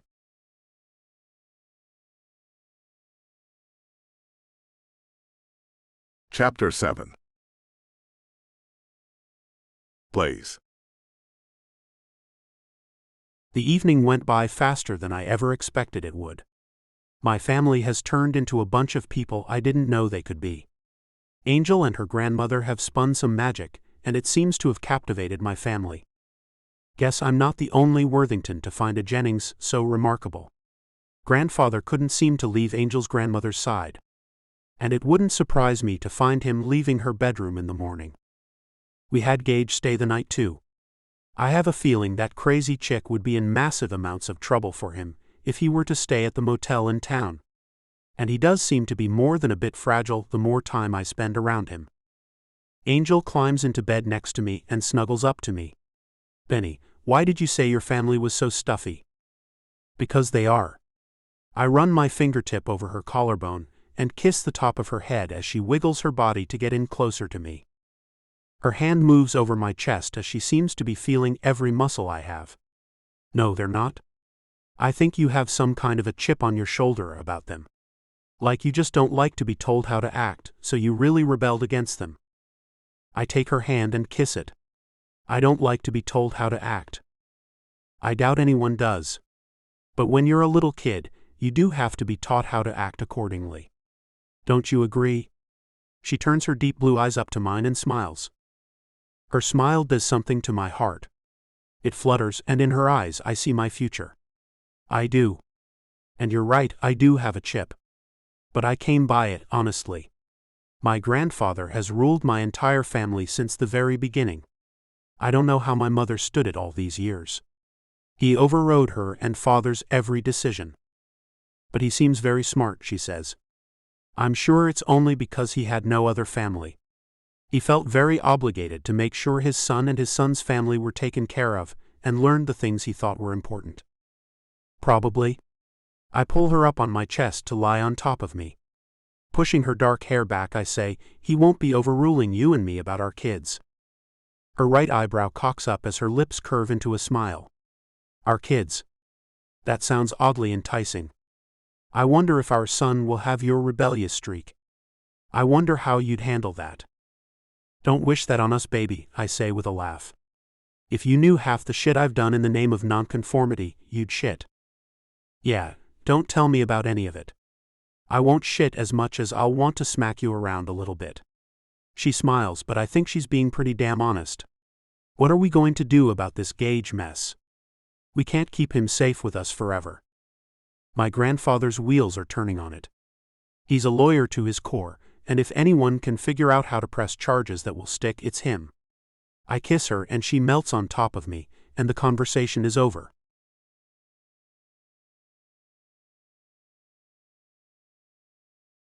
Chapter 8. Blaze. It's dark as I go down the long hallway. I can see the light from the television coming from underneath the door closest to ours. It's the one her grandmother is in, and I wonder if my grandfather is in there too. A little further down the hallway, I see the door to my parents' room. It's dark under that door, and I'm sure they're asleep already. The next two doors are where my parents' and grandfather's drivers are sleeping. I see no lights on in either room. The door to my grandfather's room is dark underneath it. Then there's the room we put Gage in, and I find it wide open and no lights are on inside of it. Curiosity takes me over, and I creep inside to see if he's in here and sleeping with the door open. There's enough light from the moon as it shines in the window to see the blankets have been pulled back, and he's not in the bed. I look at the door to the attached bathroom and see it's open, but there's no light on there. Maybe he needed a drink or something. I head back out of the room and down the stairs, going very quietly so I don't startle him. As I go down the stairs, I don't hear a thing to tell me he's down here. But it's a big place, so he could be anywhere. Going into the kitchen, I go to the laundry room to look through the trash where I threw the package the cuffs came in. Angel is my top priority. I can come look for Wonder Boy once I've set her free. As I open the door to the laundry room, I find Cuddles sleeping in a corner of the large room. She doesn't open her eyes as I come inside and turn the light on. Cuddles. I can see her little body rising and falling with each breath, so I know she's breathing. But damn, that's some hard sleeping she's doing. I know she played pretty hard with Gage, but that's too deep for her to sleep in. I nudge her with my foot and brace myself for her to tear into me with the intrusion. Nothing. She doesn't even halfway open her eyes. A chill runs through me. But I shake it off and start digging through the trash for the package. It's taking too long, and I pick up the can and turn it over, making the paper and other paper goods we put in this can for recycling spill out onto the floor. I look back at the dog and she's still out like a light. When I look back, I see the package the cuffs came in and pick it up. There the little set of keys are. I must have forgotten to take them out. With a quick tug on the tape that holds them inside the package, I get them out and leave the laundry room and head to the stairs to let Angel out of the cuffs. I'll come back down after I get her settled. "Hey," I hear from the dark of the dining room off the kitchen. I turn as I recognize the woman's voice. "How the hell did you get in here?"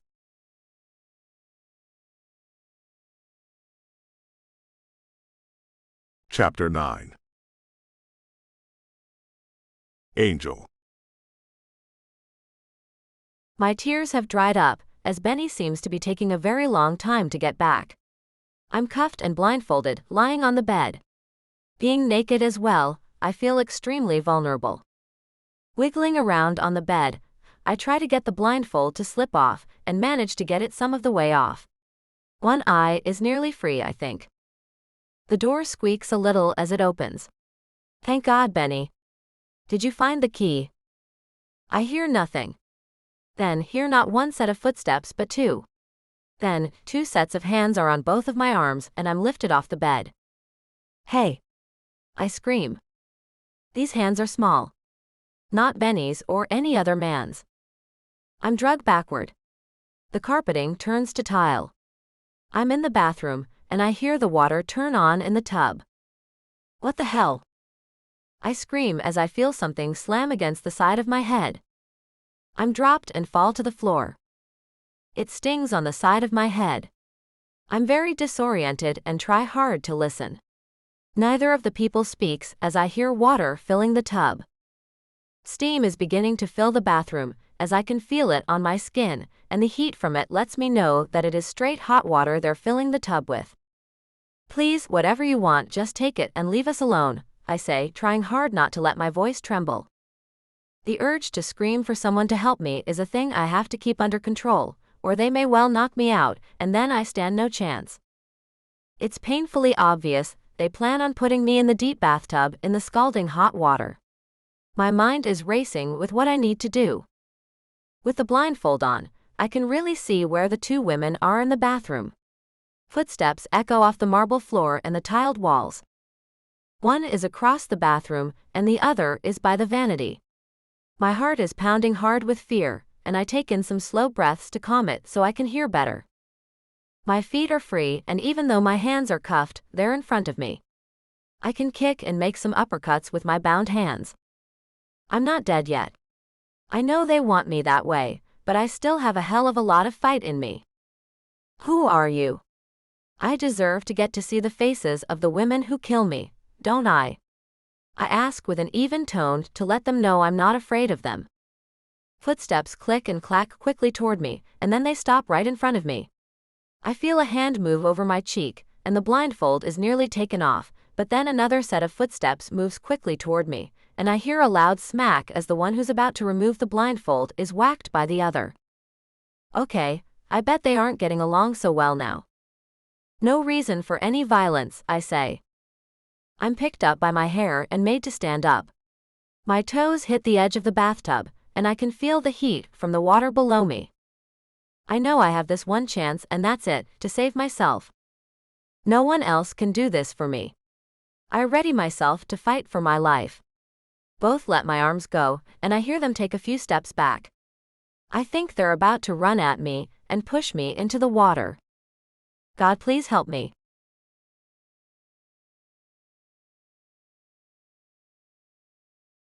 The Compromise of the Billionaire and His Angel. Chapter 1. Blaze. The smell of wet dog brings me around, and I find myself lying face down on the hardwood floor in the dining room as Cuddles licks my face. I blink a few times to try to focus as everything is dark and blurry. I guess I need to get up and figure out what's happened to me. Everything's a big blur.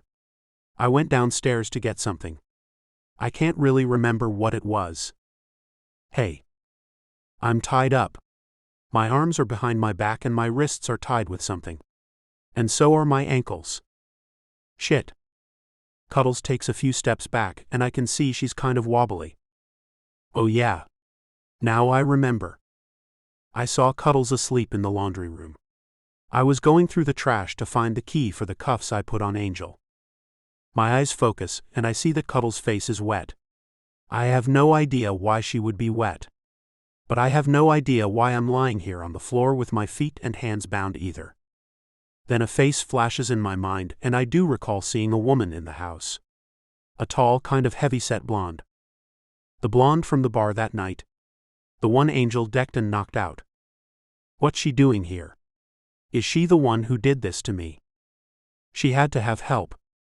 Looking back and forth and listening very hard, I hear nothing and see nothing. So I start to roll over and make my way to anywhere but here.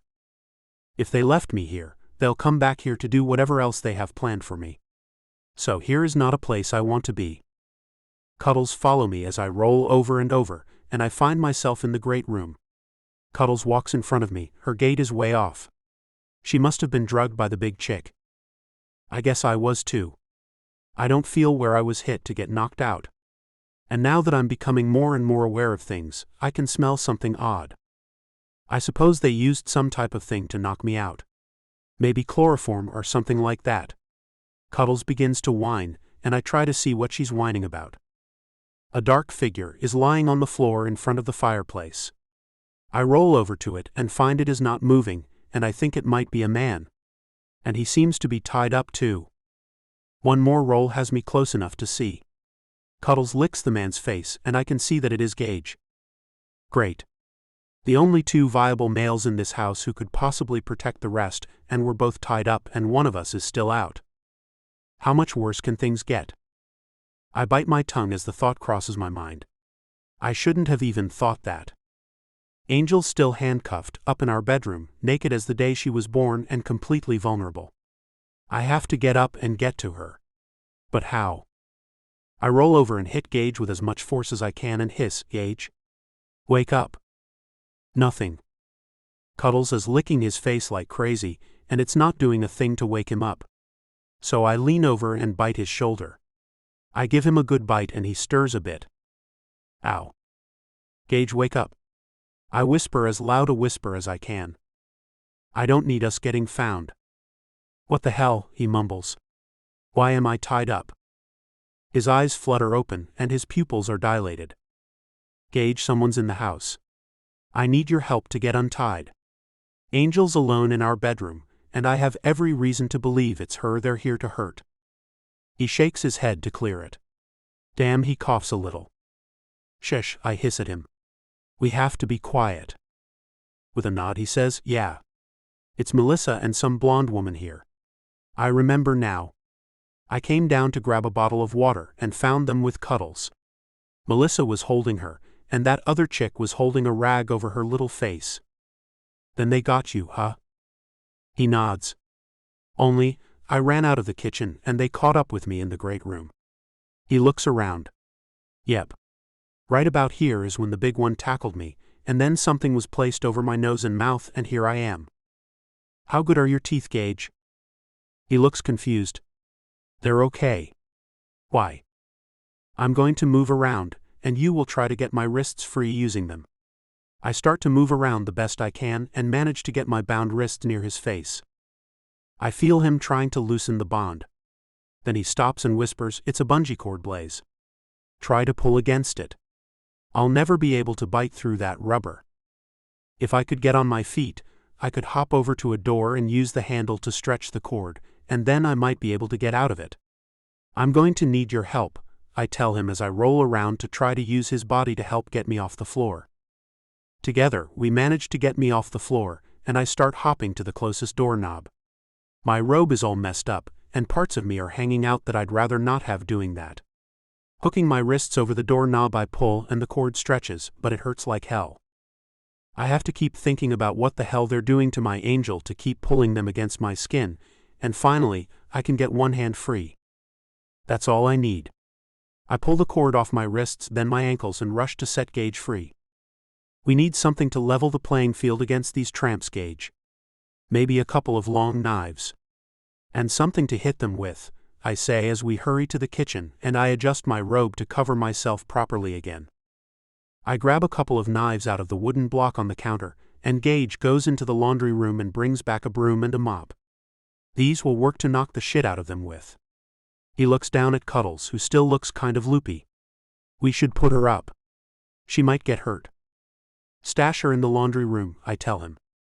After he puts her up, we take off to go upstairs to see if the women have found Angel yet. I have no idea how long I was out, so I'm worried about what we'll find. Or won't find. I notice all the bedroom doors are closed as we pass them. All except Gage's. Gage, is your cell phone in there so we can get the police coming this way?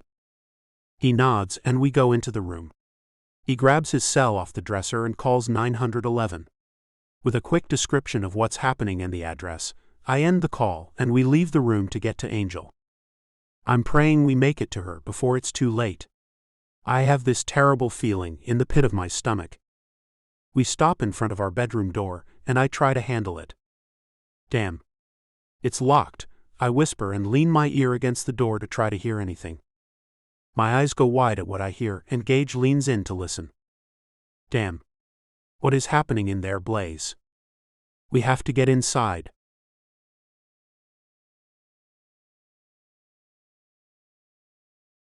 Chapter 2. Angel. I can hear the 2 sets of feet making noise against the tiled floor of the bathroom as they take steps away from me. I have a feeling they're about to push me into this scalding hot water they've filled our deep bathtub with. Obviously, I can't let that happen, so I'm gearing myself up for a fight where I'm at a distinct disadvantage as my hands are cuffed in front of me, and I'm also blindfolded. Here they come, running at me, and I duck just as they get to me and take a few steps back. I hear one of them shriek, and some water splash as they must have hit the hot water. The other has turned, and I take a swing at her with my bound hands. They connect with what feels like her face, and she makes a loud grunt as I knock her backward. The other girl grabs me by the hair, so I throw my hands at her and hit her in the face too. Then I hear the other girl running at me, so I do a little hop and kick one foot straight out, and it hits her in the stomach. I can hear the air leaving her lungs as she falls back.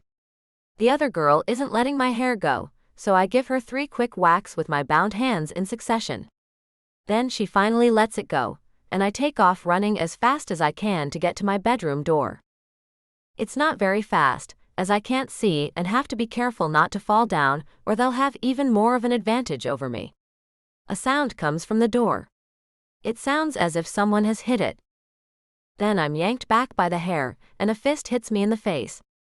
It infuriates me, and I manage to get my cuffed hands over her head and pull her over my shoulder, where she lands at my feet with a hard thud. The girl is big, and that was hard, but I managed it and stood up to try to catch my breath. Then the other girl, who's smaller, runs up behind me and wraps her legs around me as she hits me in the head over and over with her little fists. I move backward with her until I come to a wall and ram her into it, then squish her between me and the wall.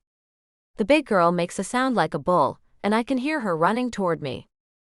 The sound of wood splintering fills my ears, and then I hear Benny and Gage yelling, "Stop!" I'm hit by the big girl as she mashes my body between hers and the other girl's.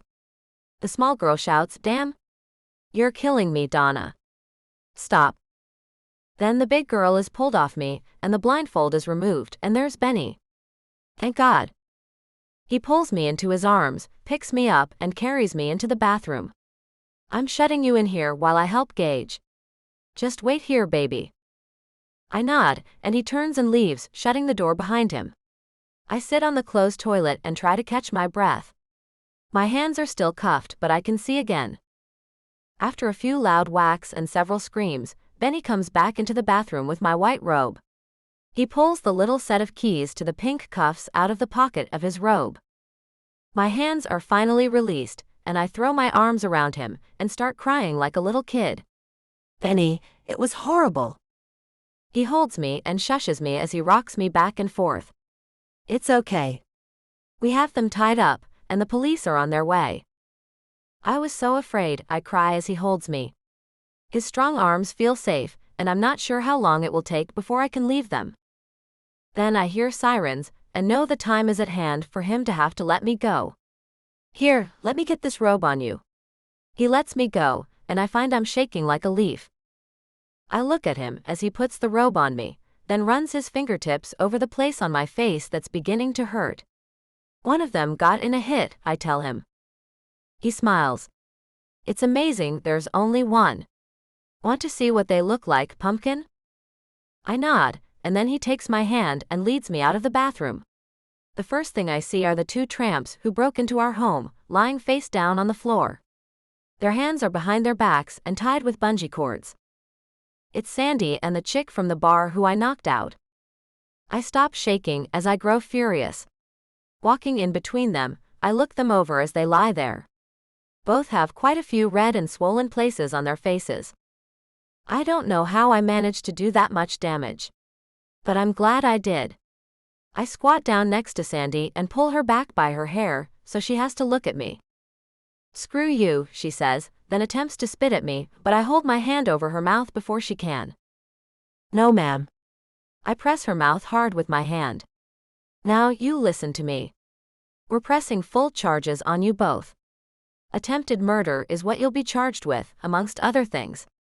You see, you broke into a house full of lawyers. Not just any lawyers either. The lawyers of the prestigious New York law firm, the Worthington Law Firm. So you can expect to be sent away for a very long time. I remove my hand to give her a chance to speak, but she chooses the wrong words as she says, "Screw you." No, screw you, Sandy. Now, I need you to tell Gage the truth about things. Tell him how you are the one who ran him off the road that day, I say, and yank her head around so she has to look at Gage.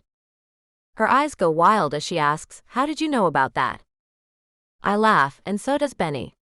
Then he answers her, "She didn't. You just confirmed her suspicions." Damn, she mumbles. I look up at Benny as I drop her head, and she faces plants into the carpet.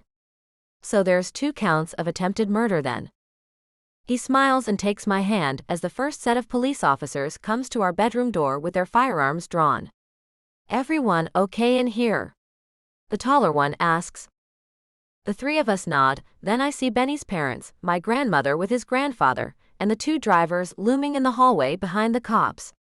Maybe I should let them in on what happened, I say, and leave Benny and Gage to explain things to the officers. One of the officers takes me by the arm and asks, "Are you okay, ma'am?" I nod. A little shaken up. It takes more than a couple of dumb tramps to take me out. He nods and touches the place underneath my eye. When the paramedics get here, have them look that over, will you? I guess so. I walk away to talk to the people who I hope one day will be my family. My grandmother hugs me as she whispers, "What happened?" "Those women tried to kill me." "No big deal, let's all go downstairs." I need something to drink. A lot of something to drink. I lead the way down to the kitchen and pull out a bottle of Jack Daniels from the cabinet Benny keeps it in, and drink straight out of the bottle. It burns going down but stops my body from the internal shaking it's been doing for far too long now. Everyone takes seats at the bar and stares at me. I don't know what to say or where to start, so I just look back at them. Finally, Benny's grandfather asks, "Did you take both of those women on alone, Angel?" I nod, take another drink, and then say, "I did. I had to. They were going to throw me into a tub of scalding hot water and drown me. Plus, I was handcuffed and blindfolded." My grandmother's hand goes to her chest. "They cuffed and blindfolded you?" I scratch my head and wonder if I should tell them. Then it dawns on me that I'll have to tell the cops that too, and possibly tell a judge and jury that as well. So I weigh my words before I say, "Not them." Benny's grandfather rolls his eyes and his mother looks confused as she asks, "Then who did cuff and blindfold you, dear?" I take another long drink, and the whiskey is finally beginning to work as I answer her, "Your son." She kind of looks like she might faint, and her husband wraps his arm around her and frowns as he looks at her and says, "That sort of stuff has to come from your side of the family." I laugh and shake my head, then say, "What a night."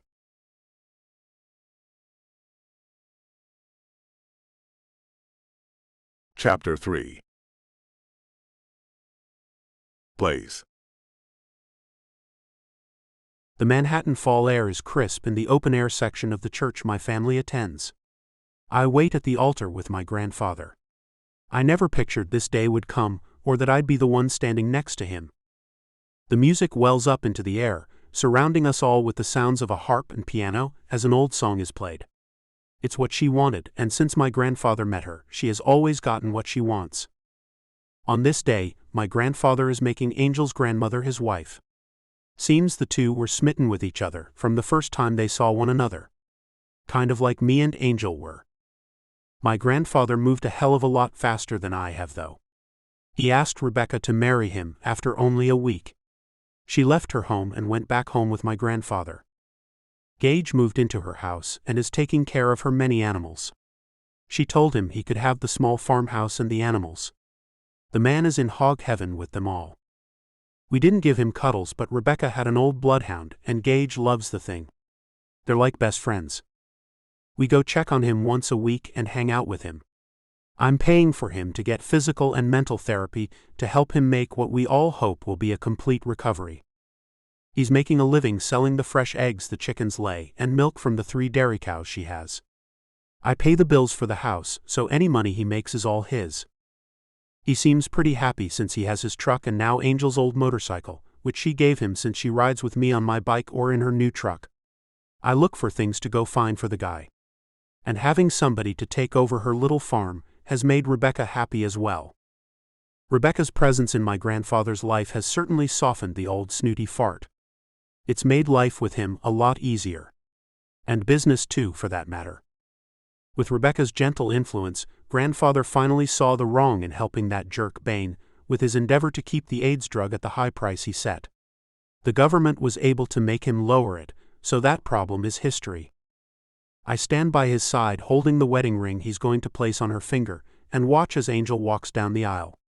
She's her grandmother's maid of honor, and I'm my grandfather's best man. I thought for sure he'd pick my brown-nosing brother to be his best man, but he shocked us both by asking me. I had to accept. At least, that's what Angel told me I had to do. She's helped me see how much of a chip I really had on my shoulder. It's made it a lot easier to do the things I want to, without thinking I need to stick it to my family at the same time. We still ride motorcycles. I'm still in the biker club, and Angel and I still like to get rough with each other. But I don't make any of it about showing my family that I can be who I want to be. I just am who I want to be. Seems they have no problem accepting that now. I think Angel and her grandmother are the reasons why. They have an air about them that makes people comfortable. It's odd, but a great odd. Angel has on a peach-colored dress her grandmother picked out. Her long dark hair is put into a fancy updo, strung with tiny burgundy roses. She looks delicious, and I can't wait for this to be over so I can eat her up. She gives me a nod when she makes it to her place, and then the music picks up as her grandmother walks down the aisle. I watch my grandfather's lips curve into a smile. A thing I've seen more of since he met Rebecca than I have in my entire life. Angel was more than surprised when her grandmother found my grandfather just as compatible with her as her first husband was. She'd thought her first husband was the only man who could make her feel so special. It seems my grandfather can too. The only thing bad about that is now Angel thinks we should take more time and see other people to find out if what we have is real. She's making me nuts with her idea, and I've yet to come up with the right words to make her stop being crazy. She's told me after today that she's moving into her own place again and giving what we have a break. But there's no way I'm letting that happen. Not ever. I have 2 rings in my pockets.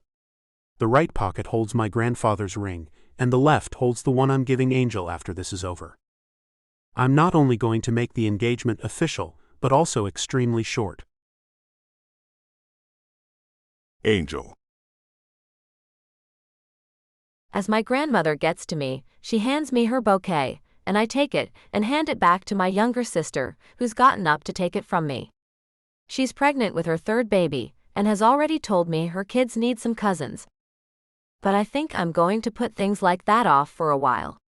My grandmother thought there was only one man in the world for her, and boy, was I surprised when she told me she felt the same magic she'd felt with my grandfather when Benny's grandfather touched her.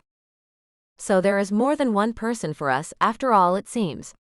What if I marry Benny, and the other man for me shows up after that? Then what would I do? As I turn back around, Benny's eyes catch mine and he mouths the words, "I love you," to me.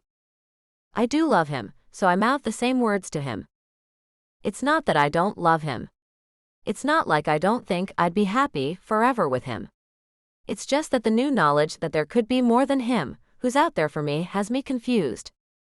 Everything is so confusing. Benny's trimmed his beard down to a very nice manicured look. He still has those whiskers, but they've been tamed, and his tassel of waves at the top of his head has been trimmed and tamed too. He's really a sight to see. Tall, handsome, and all decked out in a gorgeous black tux. Last night at the rehearsal dinner, I was the envy of all the New York and Manhattan females who've long held torches for the man who loves me. He winks at me and purses his lips, then licks them slowly as he looks into my eyes. My body goes hot. What he does to me is amazing. So why do I feel like I need to move out and give what we have a break? Sometimes I think maybe I have something wrong with me. Like I can't believe things can go right for any real period of time. Always waiting for the other shoe to drop. Like almost getting killed by those two broads. Their trials are coming up soon, and it looks like they'll both get what they deserve. Sandy a bit more than the other girl, who ended up being her cousin. Things like that have me thinking that what Benny and I have could end. The other man in this world, who is also meant for me, could show up and ruin everything. Or worse, the other woman in this world meant for my Benny could show up and ruin everything. Life might well be spent alone, rather than waiting for that shit to happen and blow my perfect world to smithereens. I feel a tug at my dress and turn back to see my 3-year-old niece holding her arms up to me. So even though this is not how rehearsal went, I pick her up so she can get a better look at her great-grandmother getting hitched again. A bunch or people make that aw sound people make when things are cute. My niece looks a lot like me, and when she runs her arms around my neck and hugs me, then lays her little head on my shoulder, I kind of go all melty inside. I find Benny looking at me, and he mouths, "That looks good on you, baby." The urge to shoot the finger comes over me, but all the people watching us has me not going through with that. Benny has made no secret that one day, he wants to marry me. One day. Well, I think a girl should get a bit more than that. I mean, sure, he bought a house and my name is on it too. And that should be better than any engagement ring. But the fact is, it's not. The snooty skanks here have very rudely pointed that fact out too many times to count. I've been introduced as Benjamin's girlfriend, and nothing more than that. I've spotted a few of the women talking in hushed tones about me being far too average for a man of Benny's social stature. And that's true. If he was all about his social place in New York circles, then he wouldn't ever be happy with me. That's not my cup of tea, so to speak. But Benny isn't about that life. He's about freedom. The outdoors. The open road. That kind of stuff. Not sitting around a country club, gossiping about what the Wanderers did on their European trip that cost them gazillions of dollars. No, my Benny is a man who likes the smell of an open fire and to sit underneath a blanket of stars in a desolate part of the country, listening to the sounds that the night creatures make and holding me in his arms as he sings a song to me. That's my Benny. I sway with my niece back and forth and find myself gazing at the man who stands across the aisle from me, and he looks back at me. He makes me smile as he runs his hand over his stomach, then makes a gesture of it all rounded out and nods at me. I shake my head at him, and he smiles at me with his pearly whites. Suddenly, I realize we're at the part where I need to hand my grandmother the ring she'll slip onto her new husband's finger, and I have to maneuver my now sleeping niece so I can pull it from the little pouch that's hanging from my right wrist. I manage to get it out and place it in my waiting grandmother's palm as she smiles at me with infinite patience only the elderly have. My attention goes to her and my new grandpa as they seal the deal with the rings, and then they kiss. It's a long and very smoochy kiss for such old people. It makes my heart skip a beat as I think about loving someone so completely at that age. I wonder if I'll still love Benny when I'm as old as she is. They end their kiss as their guests clap, and my side of the family cheers like a bunch of second-class citizens. But Benny's grandfather smiles, and it seems to make him happy. I don't know how Benny grew up with these people and didn't see this side of them at all. He always talked about how stuffy and snobby they all are. But they're nice. Do they have little eccentric ways? Well, yeah. But who doesn't have little idiosyncrasies? My gran and new gramps walk down the aisle hand in hand, and then I feel Benny's hand slip over mine as he leads us down the aisle behind them. His lips press my neck near my ear. I love you, princess. I'm pretty sure I'm blushing as heat fills my cheeks, and I whisper, I love you too, Benny. My sister's husband catches up to us and takes his sleeping oldest daughter out of my arms, thankfully, as she was getting very heavy. Then, Benny spirits me away to a small room off the main church. Benny, what are you doing? They're about to get in the car and leave, I say as he drags me inside the little room and closes the door behind us. He presses me against the door and kisses me. It takes my mind off my leaving grandmother, and all I can think about is running my arms around him and pulling him closer to me. When he ends the kiss, I'm lightheaded, and when he gets on one knee, I'm close to fainting. What are you doing, Benny? Shish, he says as he pulls a shiny thing out of his pocket. He takes my shaking hand and looks up at me. Angel Jennings, my life began when I laid eyes on your beautiful face. I didn't even realize I was living life as a zombie until I met you. You helped me integrate my two sides, and I've never felt more whole. Only I'm not complete yet. Without you, I'm not the whole enchilada that I can be. I giggle a little with his words, and then stop, as it all gets very real when a tear falls over his cheek. My heart stops, and I want nothing more than to kiss it away. Oh, Benny. Shish, he says to me again. Let me finish this. My life will never be complete until you become my wife. So I'm asking you, Angel Jennings, if you will do me the great honor of becoming Mrs. Benjamin Franklin Worthington later on this evening in Las Vegas. Today. I ask in complete surprise. He nods. What do you say, baby? My knees get weak, and I go down on them to get on the same level he is. I say yes, Benny. Yes, I'll marry you tonight in Vegas. He slips the ring on my shaking finger, then pulls me into his arms and kisses me in a way he's never done before. Soft and sweet yet hard and permanent. This is all about to be permanent, and here I was only a few minutes ago, preparing myself for moving out of our house tomorrow. Things can change so quickly.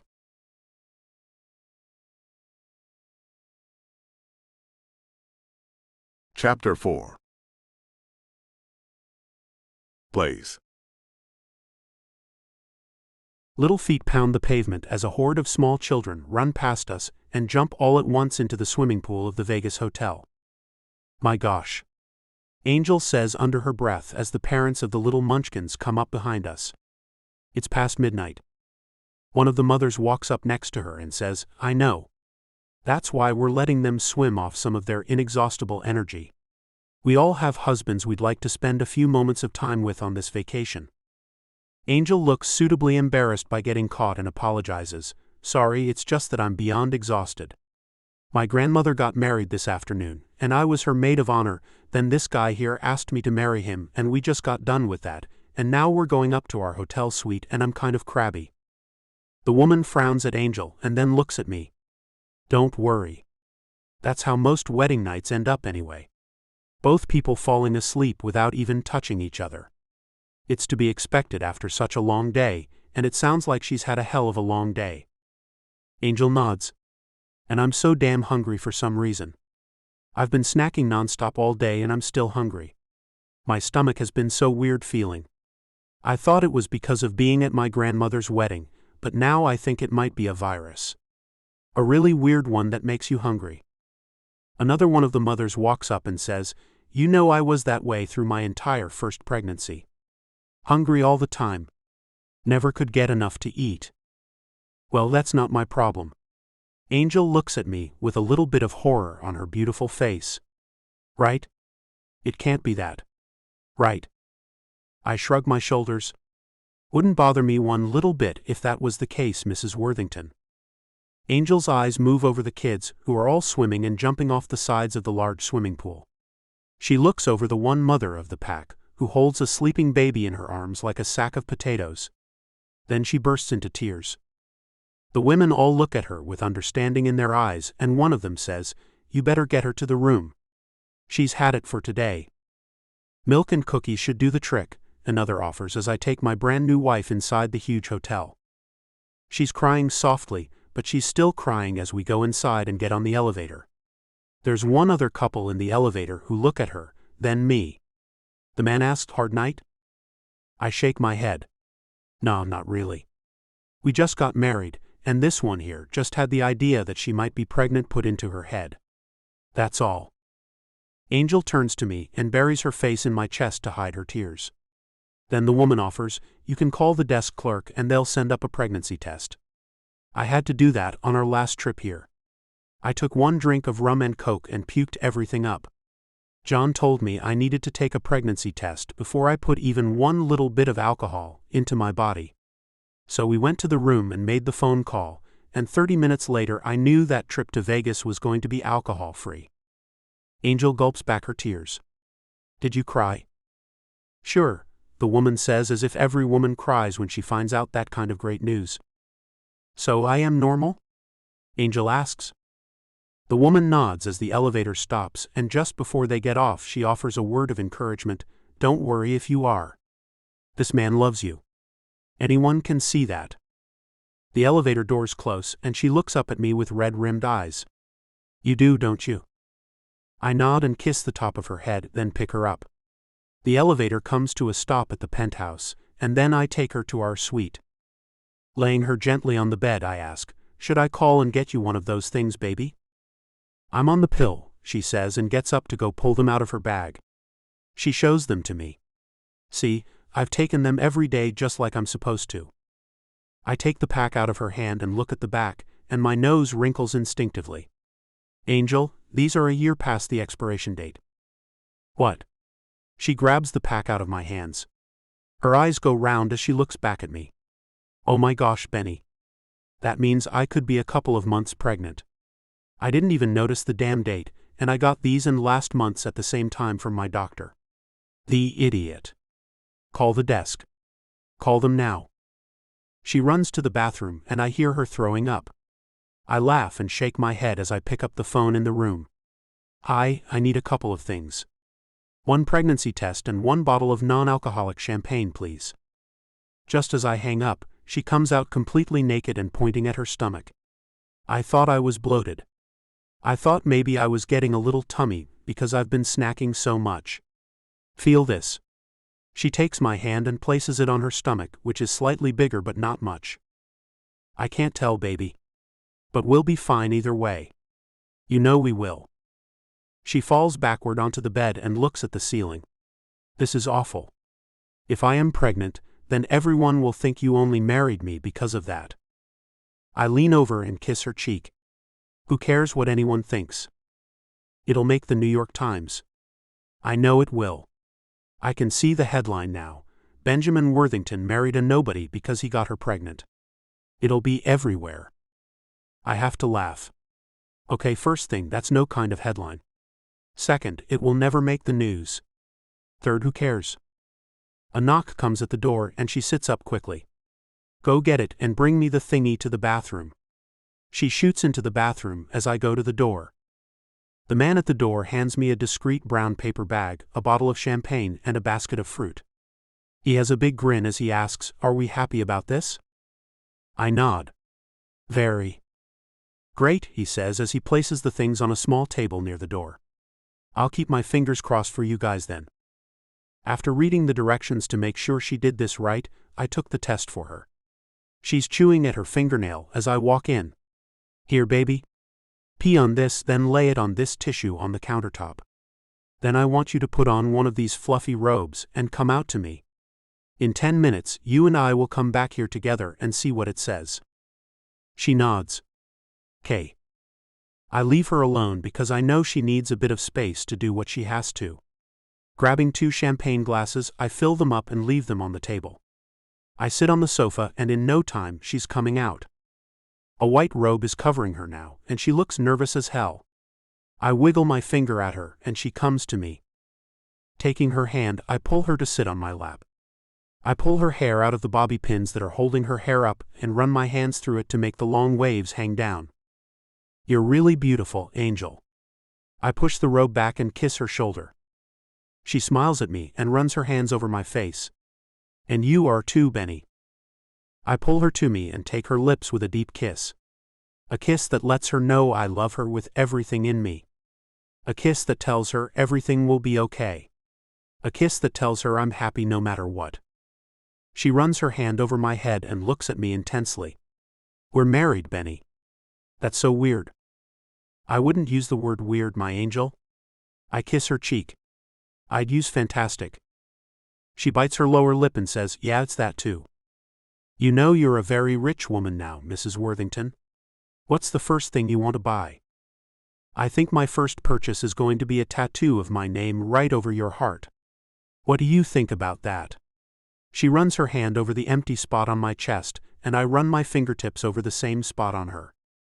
If I can see my name right here, then you can put your name right there. She nods deal.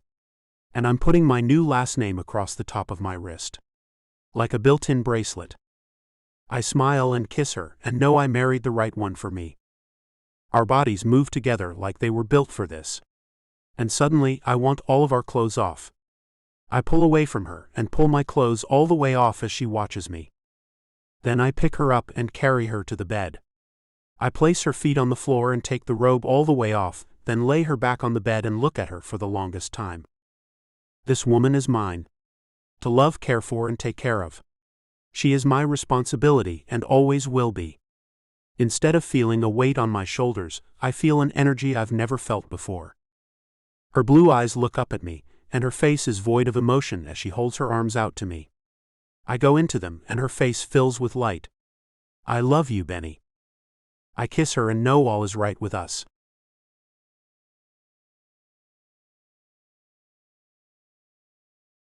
Chapter 5. Angel. The day finally took its toll on us, and we fell asleep. The light peeking in from the heavily curtained window wakes me up. Benny snores next to my ear as he holds me in his arms. It's the best sound I've ever heard. Then the fog cleared, and I remembered what was waiting for us in the bathroom. I nudge him in the ribs, and he grunts as he wakes up. His warm lips touch my shoulder. His voice is scratchy as he says, "Good morning, Mrs. Worthington." "Good morning. Do you think you're ready to go see what that test in the bathroom has for us?" He moans a little as he squeezes me. I completely forgot about that. All I could think about was you. And how happy I am you're mine now. I turn in his arms and look at him, then run my hand through his dark blonde hair. I'm happy too. More than I knew was possible. Funny how a little piece of paper makes things feel so permanent. He pulls my left hand from underneath the blanket and kisses the wedding set on it. And the rings help too. I nod, bring his left hand to my lips and kiss the one on his finger too. Yes, they do. Okay, he says as he looks into my eyes and runs his hand over my cheek. We're happy no matter what the outcome of that test is. Okay. I nod. What else can we be? Well, you could get all weepy again. That's no good, he says with a frown. I smack him in the arm. Hey, I might not be able to help that. He rubs his arm, ow. I raise my eyebrow at him and give him that look that says not to mess with me. Well. Okay. If you have to cry for reasons I'll never understand, then do it, and I'll try not to laugh at you. It won't be easy, but I'll try. He gets out of bed and puts on the fluffy white robe that's lying over the chair near him, and I get out of bed and pick up the one he pulled off me last night from the floor and put it on. Come on, Big Papa, I say as I hold out my hand for him. He laughs and smacks my butt. You come on, Big Mama. I shake my head. Baby, there's not a woman on the planet that likes to be called big anything. He laughs again. Got ya. Come on, Lil Mama. So into the bathroom we go to see what we're doing here. Partying like rock stars or like pregnant people. My heart's pounding so hard that's basically all I can hear as my pulse fills my ears. And I close my eyes as Benny opens the bathroom door. He flips on the light switch and we lean over the countertop, and I open my eyes. What does that mean? I ask, as I didn't read the directions and he did. What does a plus sign usually mean, baby? He asks me with a smile. Positive, I answer. But, is that like a positive sign that I'm not pregnant? You know, like this test is positive, you are not pregnant. He shakes his head. Come on, baby. You know what a positive result is. Don't act dumb. His arms surround me, and he leans his forehead against mine. I run my arms around him, and we hold each other like that for a long time. It was longer than I ever recall holding anyone like this in my life.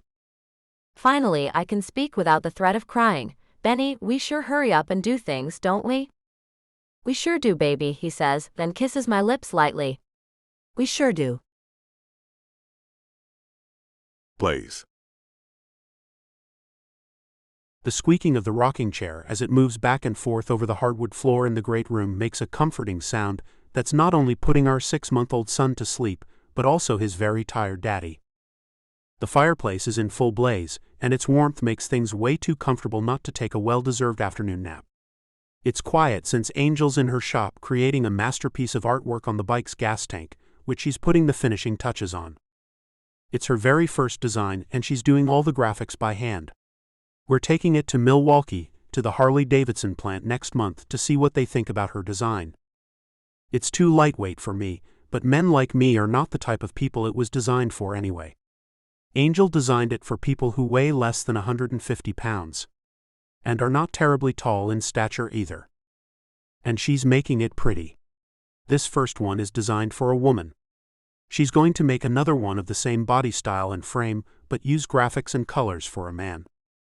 To say I'm proud of her just isn't enough. She's managed to make a baby inside her while finishing her degree and starting her first motorcycle design. Then she built it with her own 2 hands. She had a little help from me, and a couple of men I hired to help with the heavy lifting, of course. Then she had our son after 27 hours of labor. To be honest, I'm not sure how she did that at all. She's like a miracle woman.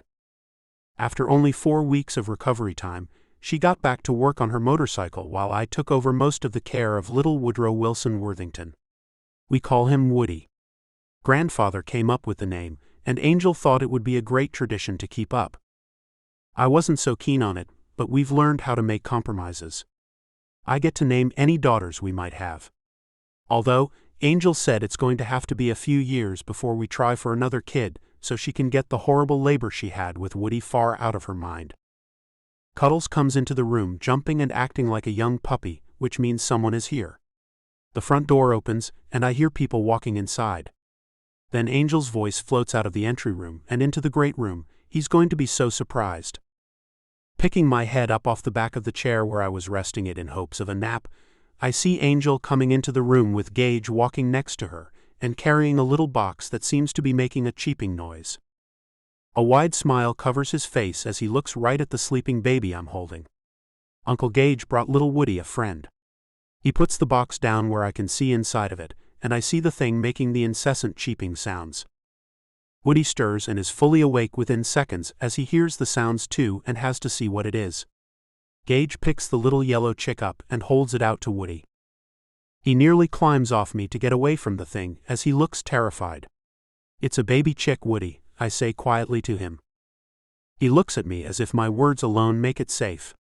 I'm like a god to this little guy.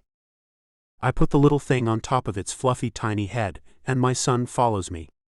Then he giggles, and my heart fills with that crazy stuff that makes it feel wiggly and full of happiness. One little giggle out of him does it to me every time. I hope it always does. Gage is beaming. I knew he'd love it. "What are you going to call him, Woody?" Angel rolls her eyes. "Gage, he can't talk yet. He's smart but not that smart yet. So let's call it Yellow Chick." Gage rolls his eyes right back at her. "No way. That's a lame name. How about Pecker?" I let out a laugh. Ha. No. I'm not going to have my son going around calling out, "Here, pecker. Has anyone seen my pecker?" Oh yeah. Didn't think that one out, Gage admits. His physical therapy is coming along great, and he's 100% back to his former self, as he was before his wreck. But the mental therapy is taking a bit longer. Although Angel did have to admit he wasn't up there in the high points where intelligence was concerned before his wreck. She said it was his muscles and handsome face that got to her, not his brain. So he may be back to normal for him anyway. The baby watches the little chick peeping like crazy, and he starts popping his mouth and making a little popping sound. Angel and I look at each other and we both say, "Pop, pop." Gage nods. I like it. Pop, pop it is. He holds his hand up as he's managed to teach our baby how to high five. Woody holds up his hand and they both laugh as they do a little baby version of it. Woody laughs like it's the funniest thing in the world, and it makes Angel and I laugh too. This kid has been more fun than I ever knew a kid could be. Oh, he's also been a horror show. Especially the diapers in the beginning. My gosh, those were horrible. Angel really put it to me with those awful things. It seems like the smell was so awful that it was always about to make her puke. So she'd shout out that she needed help, and would quickly abandon me with the terrible task of finishing the diaper change. She really is a little bit of heaven and a little bit of hell in more ways than one. But I wouldn't have her any other way. Gage holds his hands out for Woody to come to him, and as always he does. He loves his Uncle Gage. And their friendship, which started right off the bat, has been a huge help to Angel and me.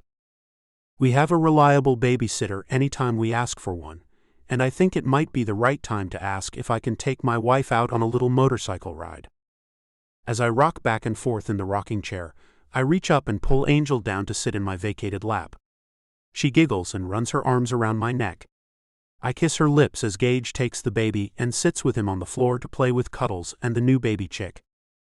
What do you say to a bike ride with your old man, baby? She leans her head on my chest and sighs. You gonna let me drive this time? No, I say with a chuckle. You're going to ride in the back like you always do. And you're going to like it. I kiss her lips again, and she kisses me back a bit harder. She pulls back and says, "Damn it, I love you." I run my hand along her side and over her hip. I love you too, lil' mama. She gazes up at me with those deep blue eyes and flutters her thick dark lashes at me. Can we stop at the Tasty Freeze for an ice cream cone? I nod and she smiles. And I have to wonder if just her smile alone will always make me feel this way. Angel. The wind is cold on the sunny yet cold late November afternoon. I ride behind my husband and use his body to shield my face from the freezing air. But he wanted to take a ride with me, and I rarely tell him no to that. Plus, he said he'd get me an ice cream cone, and I rarely say no to that either. But I find myself thinking back to the summer, and I do recall complaining about how hot it was then. It seems I like spring and fall, and that's about all. It's hard to believe we celebrated our first wedding anniversary last month. The year flew by. Even being pregnant didn't make it feel like forever, although the pregnancy itself did feel that way. It's odd how time works. Benny takes a turn to the left instead of the right and heads away from town. And in no time, I see he's taking us out to a little-known spot, one that we found when we went riding when we first got together. The trees get thick, and the road narrows as we pull into a small park. No one's here, like usual. He goes through the entrance and heads to the back of the park where the secluded area is, and my heart starts to race because I know what Benny likes to do in this little secluded area we found back then. He stops the bike and holds his hand out for me to take and get off first. Then he gets off and pulls something out of the compartment at the back of the bike. A blanket, huh?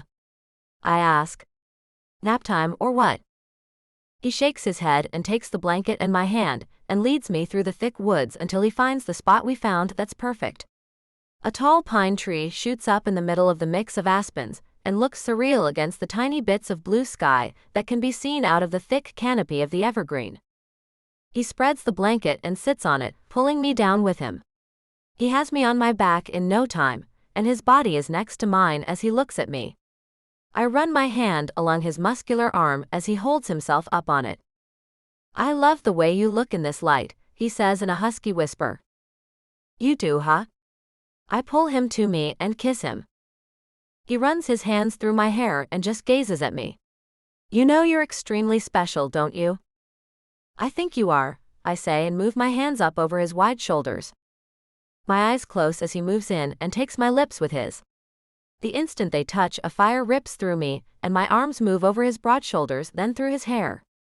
He pulls me tighter to him, and my breasts press against his hard chest. His heart is pounding so hard in his chest that I can feel it on my own. Mine speeds up and matches the pace of his. Heat seems to be whipping through my veins. I need him now. I need all of him. This making out isn't going to cut it this afternoon under this tree. And by the way, he's breathing hard and heavy and pulling at my body. I can see he needs me too. Now for that ice cream I was promised. He laughs. "I'd have thought what I just gave you filled you up. You sure you have room for ice cream, baby?" I get up, nod, and hold my hand out to help him up. Benny, there's always room for ice cream. Now come on and take your wife to get some of that creamy goodness. He gets up and pulls me to him and kisses me with a soft kiss.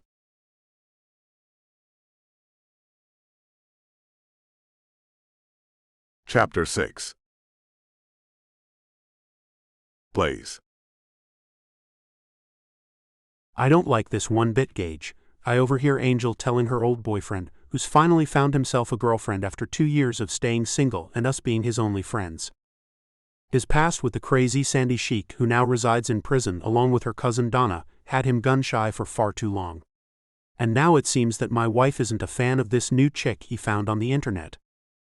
I mosey on over to the kitchen where I hear their voices coming from, and find them looking at each other with scowls on both their faces as our little toddler walks around trying to open all the child safety locked drawers and cabinets.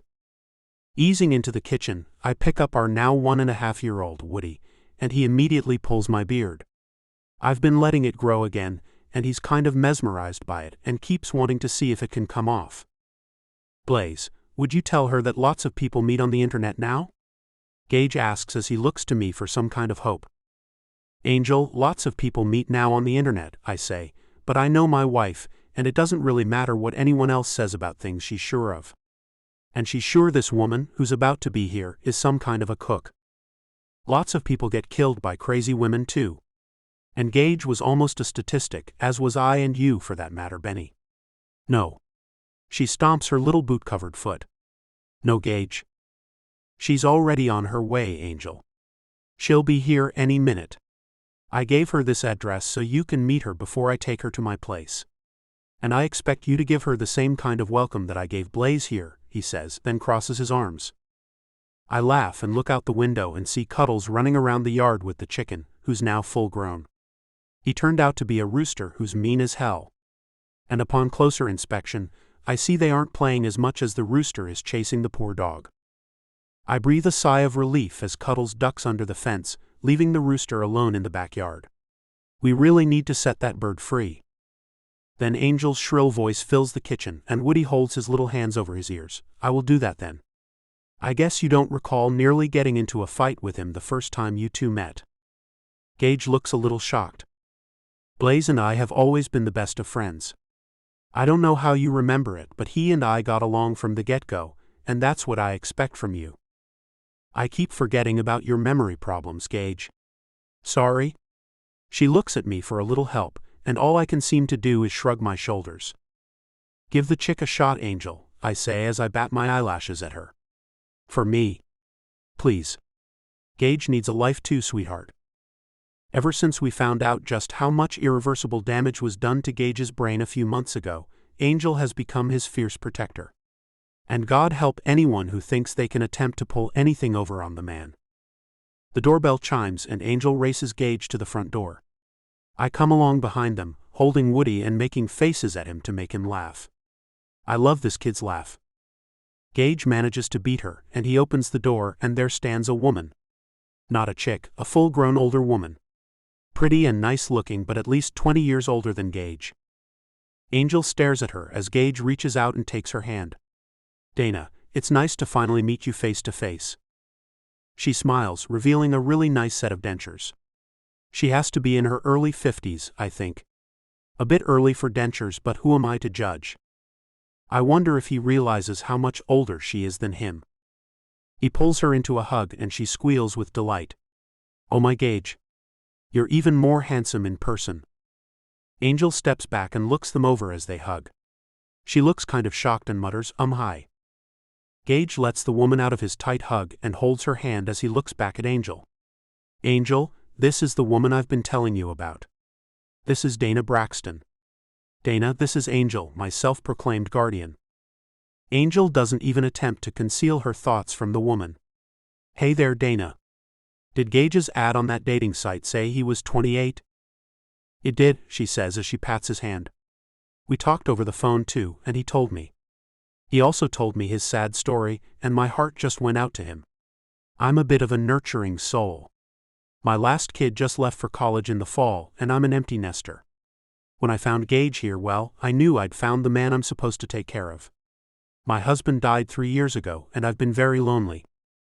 How many kids do you have, Dana? Angel asks as she crosses her arms. 6, the woman says without blinking an eye. I love having a big family. You like kids, huh? Angel asks, adding a little tap of her boot on the hardwood floor to accent her words and how she's really not cool with this.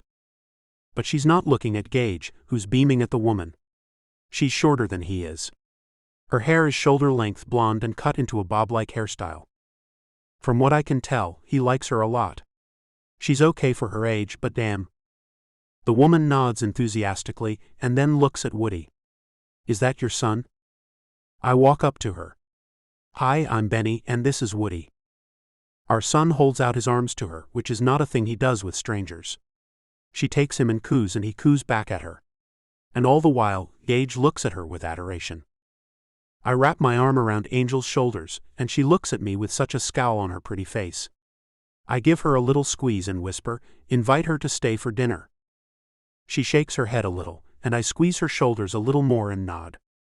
Her eyes go narrow, and she finally says, we're having a roast for dinner. I don't suppose you like a roast. Dana looks away from Woody and smiles. I love roast. Oh, Angel says, then frowns. I don't suppose you'd like to eat with us? I'd love to. If you're inviting me. Dana looks at Gage. Is that something you want to do, sweetie? He nods. Angel makes a good roast. Dana looks back at Angel. If you're inviting me, then I'd love to stay for dinner. With a deep sigh, Angel says, great. I'll be in the kitchen. Dana hands the baby to Gage and winks at him. I'll help you, Angel. Gage has told me all about you, and I think it's fascinating that you make motorcycles. I ride too. You're shitting me. Angel says, making me cringe.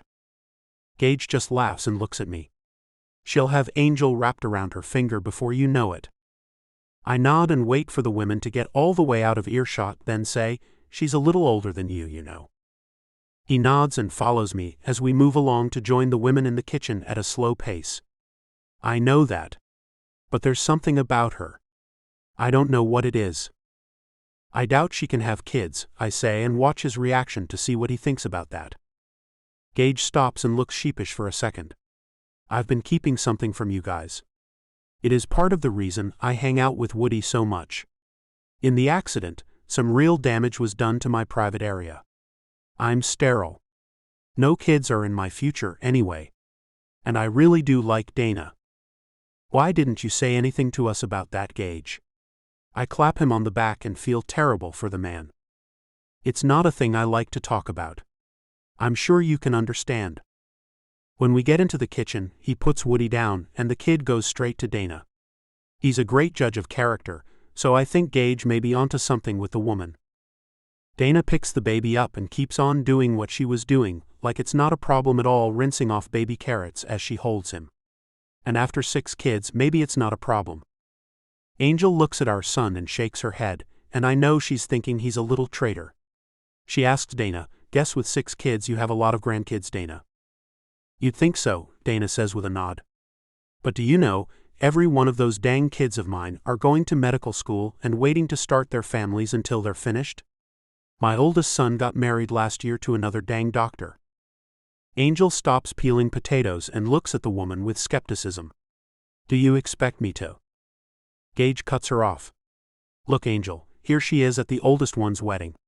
He takes his cell phone to her and starts showing her the pictures of Dana with her apparently very intelligent kids. Angel taps her foot as she looks at picture after picture of the woman with her family. She doesn't bother to look at Gage and see how his face is all lit up as he looks at the pictures. Angel spins around and looks at Dana. Okay, I have to say something. Please do, Dana says. I'm an open book, dear. And I'm very pleased to see Gage has someone who looks out for him so well. His own family doesn't do half the job you're doing. Wait, Angel looks at Gage. How does she know your family? You never ever took me to meet them. Damn it. Gage laughs. My mother cleans her house, Angel. Angel narrows her eyes. Oh.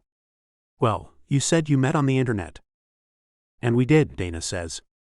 His mother told me about her son and his tragic story, and told me he was on this dating site. And when I put my information into the site, he was one of the ones it said I'd be compatible with. But you're so much older than he is, Angel says very bluntly.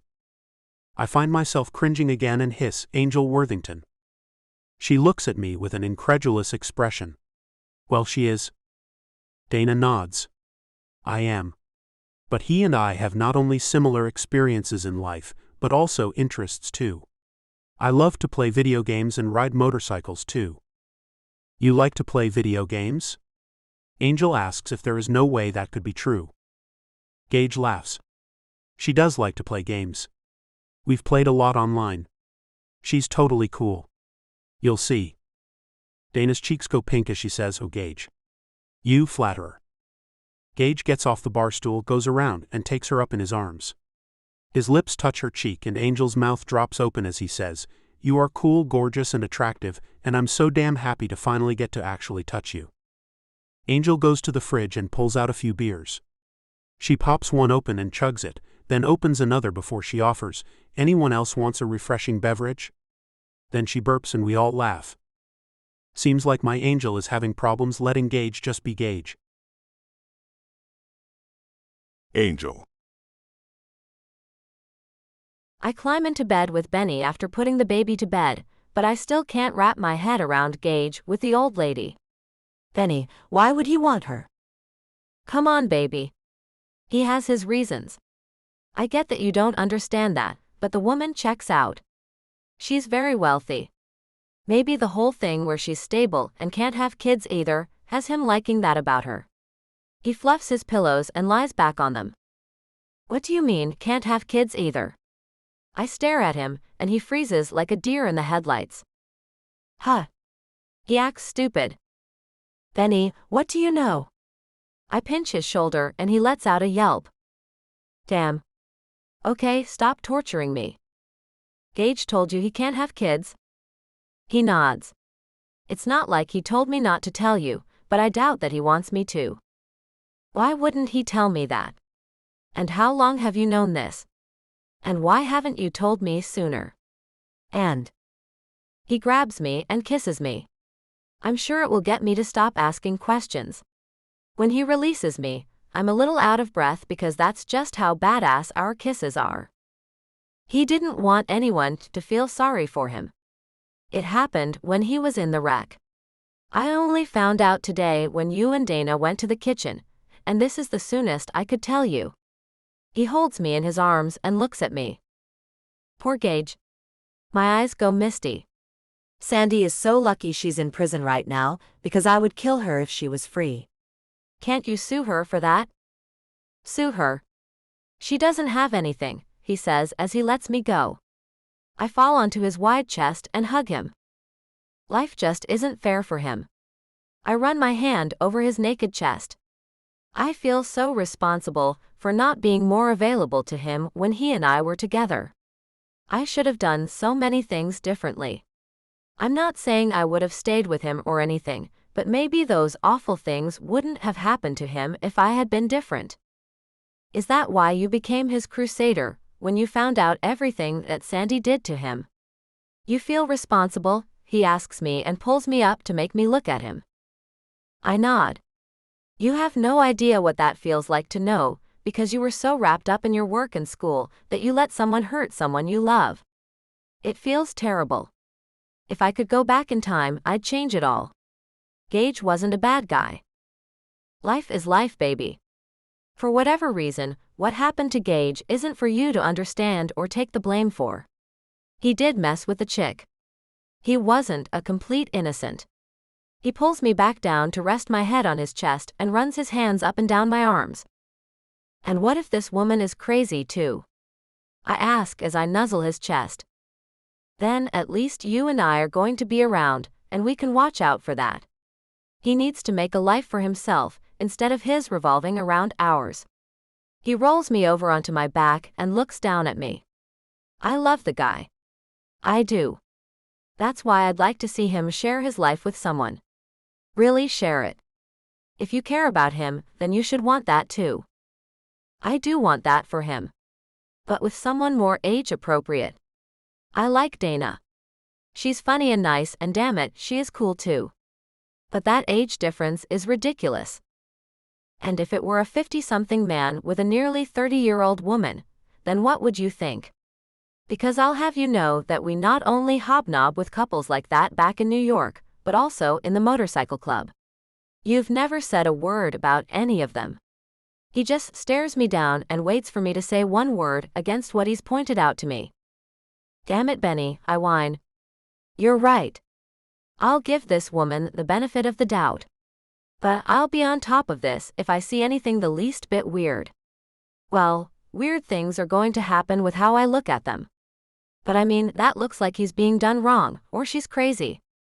Well, she does have to be a little crazy to want to spend her golden years with a man nearly half her age. But I mean anything that. His mouth crashes down on mine and I get his drift. Stop talking and kiss him.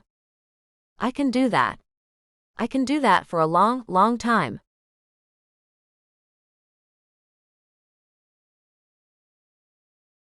Chapter 7.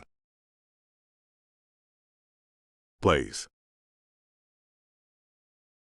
My hands run up her arms and I pull her in close to me as I gaze into her deep blue eyes. You are so beautiful. My lips touch hers and I'm lost. On a mission of their own, my hands travel over her shoulders and down her back.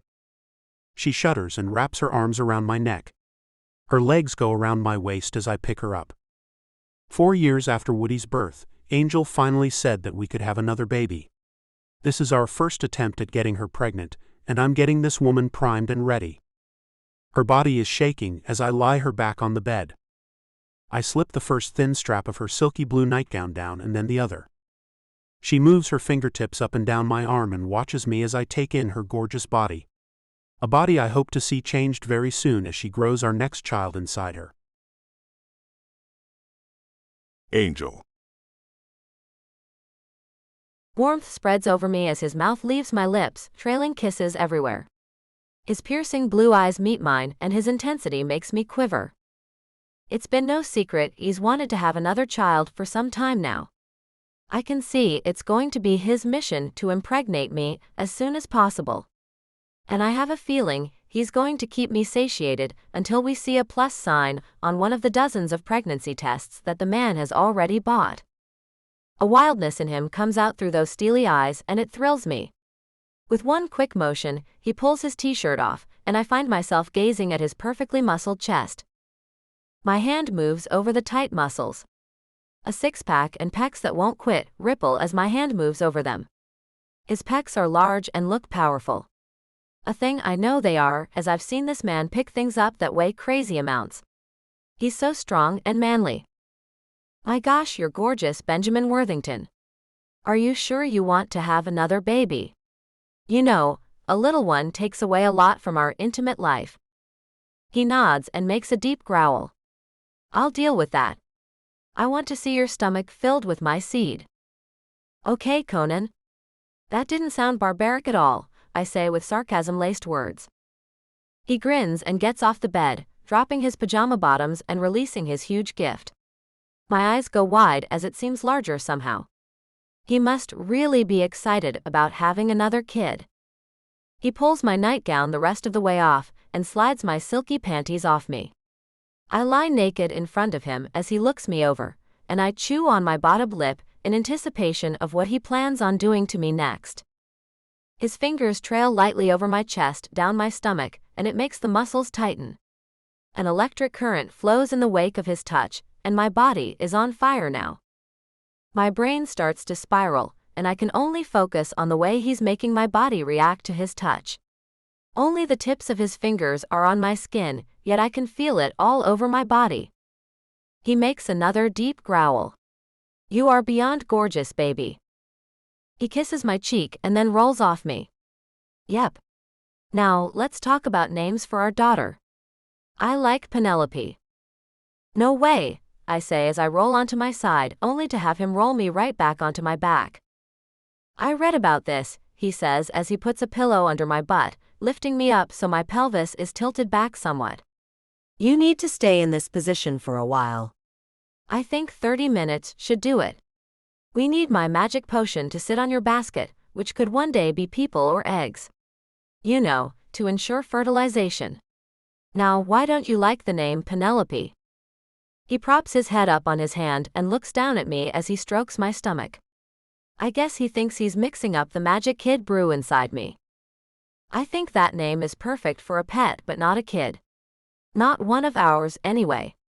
I put my arms behind my head, lay back, and try to relax since he won't be letting me move anytime soon. Well, how about Jax? He asks as he watches his finger moving over my stomach. No. That's a boy's name. How about Bonnie? No. He moves his whole hand over my stomach, lying it flat out on it. How about Serendipity? I shake my head and run my hand through his dark blonde wavy hair. They'll call her Sarah. I'm not sure I like that. What are we going to do if it's another boy? Sell him, he says with a chuckle, and I smack him upside the head. OWW. Don't even joke about a thing like that. He laughs and says, if I wasn't worried about shaking the baby stew you have going on in your insides right now, I'd toss you over my lap and give you a good spanking, Mrs. Worthington. The thought makes my butt tingle and I say, oh Benny. Start with that the next time then. I think you're trying too hard. Come on. I can lie still like this the next time. I promise I won't talk naughty then. And you can make me be still even longer if you want.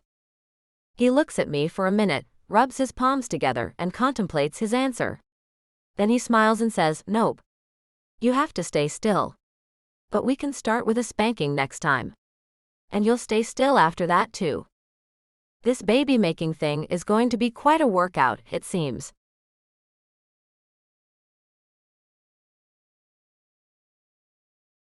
Chapter 8. Blaze. The smell of alcohol makes my nose itch as I stand by Angel's head while her doctor, an old guy who smells like coffee, has his head in her nether regions with some kind of thing that's supposed to let us see our kid. But he hasn't managed to bring the image up yet, and went back in to reposition the device. It's not a pleasant thing to witness your wife being so completely open to another man. But it is an evil necessity in bringing kids into our world. He comes back out from under the blue sheet, which is keeping my wife covered from my view anyway, though I have no idea why. His face is a little red from the heat, I guess, and he looks at the screen that begins to defuzz, and then some blobby stuff appears in shades of gray. There we go, he says. I look really hard, and I don't know why he said that. There we do not go. Doc, I don't see a thing I recognize. And I've been down there a lot. I laugh at my own joke, and Angel smacks me in the ribs and frowns at me. With a shake of her head, she utters one word that shuts my comedic lineup of one-liners down, don't. I nod to show her she's won this round, but that just means she'll have to listen to them all once we're alone. The doctor points to the screen. You see that there? Angel and I make humming sounds as if we know what he's talking about, but neither of us does. So I ask, what is that there, Doc? He looks at us as if it's as plain as the nose on his face, which is kind of bulbous and on the red side, and I think my wife's obstetrician might be a heavy drinker. He taps the screen with his finger. Right there. It's a little round head. I do see a circle, but I see another one right next to that, so I don't think it's a head, Doc. I squint and try to see the rest of a body, and do see something like that dangling off the round thing he said was a head, but I see the same thing dangling under the other round thing, and he didn't call that a head. What do you think the other round thing is, Mr. Worthington? The doctor asks. I shrug my shoulders. No idea. Angel starts crying, and then she points at the screen. They're twins, and they look like they're joined in the middle. I shake my head. No, Angel. Not twins. He didn't say that, baby. The doctor looks at me with a no-nonsense look in his pale blue eyes with many wrinkles around them. It is twins. What do you mean by that? I ask in complete confusion. There are two babies. And it does look as if they're joined at the abdomen. I'll have to send you to a specialist. But it looks as if you're having conjoined twins. Wait 1 minute here. There are two babies in there, and they're attached to each other? I ask just to be really sure I understand this. Because we only wanted one, and we didn't want anything stuck to it. Especially not another entire person. Then the real waterworks start flowing from Angel, and she bawls. You had to make me stay in that damn position and let the juices simmer. And now look what's happened. There are two of them, and they're stuck together. Oh, Benny. What are we going to do? The doctor pats her on the shoulder. No need to cry, Mrs. Worthington. You'll have the best doctors to care for you and these babies. And the simmering thing didn't cause this. Don't blame yourself. She sniffles and wipes her nose with the back of her hand. I'm not blaming myself, I'm blaming him. She sticks her finger out at me, and I have to point at myself. Me. Why only me? I mean, I didn't hold a gun to your head and make you keep your butt up on that pillow for an hour after each time we were intimate. You did have something to do with this fiasco, you know. I begin to pace, and have no idea what we're going to do with a couple of kids who'll be stuck together for the rest of their lives. Simmer down, guys, the doctor shouts at us. Whatever the hell you two didn't have a thing to do with this. Now, I'm going to schedule an appointment with the specialist, and by next week you'll have a plan of action. Okay. We both nod because what else can we do at this point? And as I look at my wife, I can see she's never letting me get her pregnant again. Well, damn. Angel. Now in my 3rd trimester with the twins who are joined at the abdomen, Benny and I are at an appointment with the specialist who is going to be doing surgery on the babies while they're still inside me. She says she's done this type of thing before on a woman in Africa who had the same exact thing happen to her. So I ask the specialist as my pale husband looks at me, okay, so you've seen this before.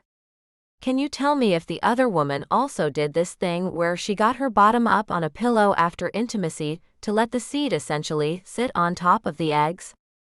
You just sound ignorant, Angel, Benny snaps at me. We've had an ongoing argument about this since we found out, and he refuses to take any kind of responsibility for it. But I'm determined to get him to see this is all his fault. The specialist laughs a little. That's not even physically possible, Mrs. Worthington. She looks at my chart and then back at me. It says here that you hold a master's degree in engineering. I nod and smile. Yes, I do. I hold my head up high and look at Benny, thinking she's about to be the first person to finally back me up.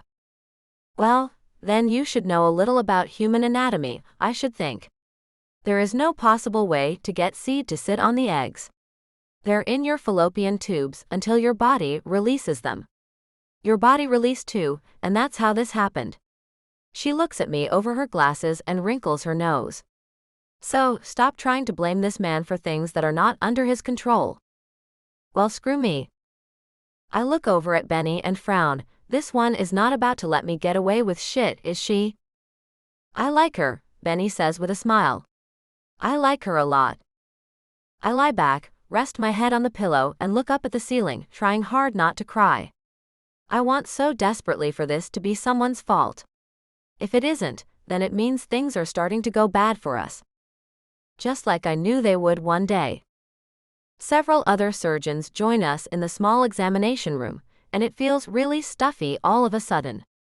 Benny stands by my right shoulder as they pull open the front gown away from my huge belly and draw on it with a black Sharpie.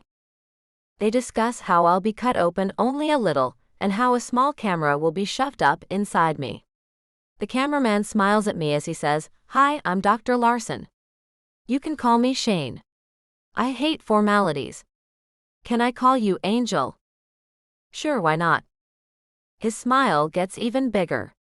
I think this is an exciting time in medical history, and I'm so glad to be a part of it. Aren't you? Not really. I look away from the idiot, so I don't say anything mean to him. He will have a camera inside me, after all. I don't need him taking pictures of me at any bad angles just to get back at me. He just keeps talking, even though it's obvious that I don't want to have a conversation right now. I'm going to save all the video so you can see the whole operation when you wake back up. Isn't that going to be so cool? The coolest, I say, and then Benny takes my hand, picks it up and kisses it. He can tell by the tone of my voice that I'm getting more and more upset by the minute. It's all going to be okay, my angel. You'll see. If it's all going to be okay, why do I feel so scared? Blaze. With the complications of the pregnancy, I moved us to New York, and we're staying at my parents' home until after the twins are born and stable. We're having girls, so I get to name them both, per Angel's permission, of course. But I want her to help me, because I think she's never going to have any more kids. This is taking such a toll on her. The girl carries around so much responsibility on her narrow shoulders for anything bad or hard that happens in the lives which surround her. Gage and Dana got married last year. She finally let Dana take over as Gage's fierce protector. But that was only after giving her explicit directions on what it means to be his protector. Angel still blames herself for what happened to Gage. No amount of talking can get her to stop. And now she's blaming herself for the twins and their problems. She's going into surgery today, and she's sitting in our suite with Woody sitting next to her in the large rocking chair I bought her. I can see by the way that she's holding her jaw so tight that she's afraid this might be the last time she gets with our son. As with any surgery, the doctors had to advise the patient there's a chance she could die, or one or both of the babies, which they call fetuses, could die during or even after the surgery. Angel signed the papers yesterday, accepting that fact. I'm trying to only think positive thoughts. Angel's grandmother and my grandfather are going to be at the hospital with me, as we wait for her to have the surgery that hopefully will lead to the twins being separated. That gives them a better chance at making it through the surgery and leading healthier lives. I listen as I hear Angel saying something to our son, "You know, son, no matter what happens I love you and always will." "I know, Mom." "You know what?" he asks as I see him run his little hand over her cheek. She shakes her head and runs her hand over his dark hair. He looks so much like her, only a male version. "What, baby?" "Everything's going to be okay. My sisters are tough." "I know they are. Because I'm really tough, Mom. Do you remember when I fell off the swing and scraped my knees all up, and blood was everywhere?" She nods. "Yes, I cried and you didn't." He nods. "Yeah, you do remember." "Mom, why did you cry?" "I cried because I had bought the swing set, and I felt like I had done that before you were big enough to enjoy it safely. I cried because you got hurt and it was all my fault. And you were so brave with your little bleeding knees, and it made me mad at myself for putting you on the swing you weren't ready for." "Kids get hurt, Mom." He reaches up and wipes a tear from his mother's cheek, and I try hard not to cry too. "I know, baby, but it's a mommy's job to do her best not to let them. You know what I mean. I made a mistake putting that swing set up too soon," she says, then kissing the top of his head. "I've made lots of mistakes, and I'm sorry, baby." "Do you think having my baby sisters was a mistake?" he asks her, and I can see him searching her eyes. She waits a while before she answers him. "Woody, of course not. I think I wanted something too bad though. I didn't think about what could go wrong. And now there will be 2 little girls in the world who have to undergo life-threatening surgery before they even breathe their first breath. And that's because I couldn't manage to keep their bodies apart. That's not your fault, I say in a whisper as I move in behind her. Things just happen, baby. None of it is your fault, or anyone else's for that matter. Bad things happen, Pumpkin. I thank God we have the money and resources to do the best we can for our babies. What more could anyone ask for? I run my hand over her shoulder and can feel the tension in her body. She runs her hand up and rubs it over mine. I know you're right. I do. Woody, give Mommy kisses. I need to get her to the hospital. You'll stay here with Grammy and Grampy while we're gone. You can visit Mommy when she wakes up after the surgery, okay, buddy? I ask as I lift him up and put him down on the floor. He nods and wipes his eyes, where a few tears have managed to escape the tough little man. After I help Angel up, he grabs her around her knees and hugs her tight. I love you, Mommy. You be good, okay? She runs her hands over his head and the tears start flowing out of her. She can only nod and look at me to help her not to freak the kid out. I run my arm around her, and she buries her face into my chest. Mommy will be good, and you will be good too. I'll call as soon as she's awake, and your grandparents will bring you down to the hospital. Staying positive is getting harder and harder to do as the time grows closer. But I have to be strong for my family. Now more than ever.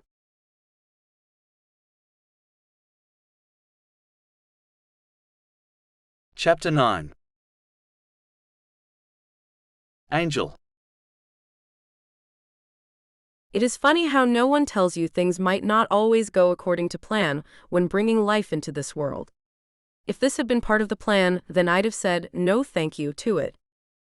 But I wasn't given any idea this could happen. Planned or not, I'm getting prepped for surgery. My little babies are all snuggled up, holding each other inside of me. The little things aren't expecting sharp instruments to be cutting through their soft skins and stomachs, separating them merely an hour from now. They're just a couple of peaceful beings right now, whose world is about to be shaken up. I lie here and I can blame myself forever, but it won't change a damn thing. It won't change the fact my daughters will be born with scars. It won't change the fact one or both might not be born at all. And it won't change the fact that all three of us have a chance of not making it through this surgery. The surgery isn't a necessary thing. This is not a life or death situation. I chose this. It was either to do it in the utero, or do it after they're born, or not do it at all. The scars will be less visible, and they will have less chance of complications if my body and immune system can sustain them after the surgery. So I'm taking the chance to give them theirs. I've bulked up on my vitamins and made myself as healthy as I can be to help give them the extra boost only I can at this point. So I can kick myself and blame myself, but the fact is I have to get a hold of myself and stop doing that. I have to be strong and brave for my little girls. And if something does happen to me, then I trust Benny to raise our son without me. I did pick a great man to marry and have a family with. I just hope we get to continue on this journey together. And I pray our daughters will both be joining us. The nurse leaves after getting me all hooked up to the lines, and then I see my husband coming in, followed by my grandmother and his grandfather. I smiled as big as I could to let my grandmother know I could do this. Her expression is filled with worry, and I'm glad that she has her husband to help her through this. Hi, Grams and Gramps. I hold out my arms and they hug me. Kisses are placed on each of my cheeks by them, then there they are, looking at me like it might be the last time they get to see me. Gram's bottom lip quivers as she says with a shaky voice, "You stay strong for me, you hear me?" I nod. "I'm trying, Grams. We'll be right here until you three are all right and safe. I'll take good care of Benny for you," she tells me. I notice Benny's grandfather can't seem to say a word, which is highly unusual. He kisses my forehead, takes my grandmother's hand, and leads her out of the room. Benny sits down on the side of the bed and takes my hand. I run mine over his, and his thumb touches the place the needle from the IV goes into my hand. I lick my lips and swallow back the lump in my throat. "Benny, if I don't..." He quickly puts his finger to my lips. "Don't even say it, Angel. You know I'll take care of Woody. So don't even say it." But I want you to know that I'll be okay if you move on. His mouth stops me from saying another word as he kisses me. He always has known how to make me shut up. My mind goes blank with his kiss, and suddenly I realize the nurse put something in my IV, and everything is going black. He kisses me still, and away I go. Blaze. Sitting in between my grandfather and Angel's grandmother, I can't help but think about how far apart he and I were before I met Angel, and how she brought me and my family closer than we had ever been. If I had never met her, I'd probably be still hating this man who I've come to really love. If Angel and I had never met, my life would have been so different. I don't really like to think about such things, but with her in such a compromised state, I have to look at things and really appreciate her being in my life. She is stubborn and can be a she-devil at times. Then she can also be the sweetest, kindest, and loving person at other times. She's a paradox of feelings and emotions, and I never know what part of Angel I'm going to get at any time. Sometimes she's the rock in the family, and other times, she's the drowning chick who's screaming and calling out for help, grabbing onto me with a panic that threatens to sink us both. She's perfect. And right now, she's asleep, and our babies are being separated from each other. I wonder what they're thinking about, whether they can really comprehend anything at all. I find myself praying that they're asleep and as unaware as their mother is of what's happening to them. The phone rings in the waiting room we're in, and I jump up to answer it. A female voice says, "Hello, Mr. Worthington?" This is him. I find myself crossing my fingers and hoping for great news. I'm calling to inform you that the surgeons have successfully separated the babies. Their vitals are nearly back to normal. Mrs. Worthington is taking longer to get back to normal. Her blood pressure has spiked. She clears her throat and my chest gets tight as I wait. She may have suffered a small stroke with the spike. We won't be able to do a CT scan until the operation is completed. Once it is, though, she'll be transported to radiology where that will be done. It means another hour longer than we thought. Someone will call you when that's done. Then she hangs up and I stand here in shock. What did they say, Benjamin? Grandfather asks me. She might have had a stroke, I mumble, then place the phone back down. Her grandmother grabs her chest. What? No. I nod. Her blood pressure spiked pretty damn high, I guess. They'll have to do a CT scan once the surgery is finished to find out if she did have one or not. I have to go to the bathroom. I try to walk out of the room, but my grandfather gets up, grabs me by the shoulders and pulls me into his arms. No, you don't. I'm here for you, son. His arms are so strong and so comforting, and I find I'm crying like a little kid in them. Grandfather, I can't live without her. He sways back and forth with me. I'm sure you won't have to. What if something happened to her brain? What if she's not the same when she wakes up? What if she's not capable of taking care of the babies? What will I do then? We'll get her therapy to get her back on track. That's all we'll have to do. You have a family who will jump in and help you both with your children. That's what families do for each other, after all, Benjamin. We're here for you all. He pats my back as I sob and cry so much harder than I ever have before. Not even when I was little do I recall crying like this. Then it hit me that I have to be strong for Angel and our kids now. So I suck it up. I can fall apart later. Right now they need me to be their rock. I pull out of my grandfather's arms and pat him on the shoulder. Thank you, grandfather. Thank you for being here for me and my family at such a hard time. Thank you for showing me what it means to be the man of the family. Without your influence, I'd have no idea of how to be a man, a husband, or a father. You've become a man I'm proud to call my grandson, Benjamin. No matter what happens, I know you can handle it the best way possible.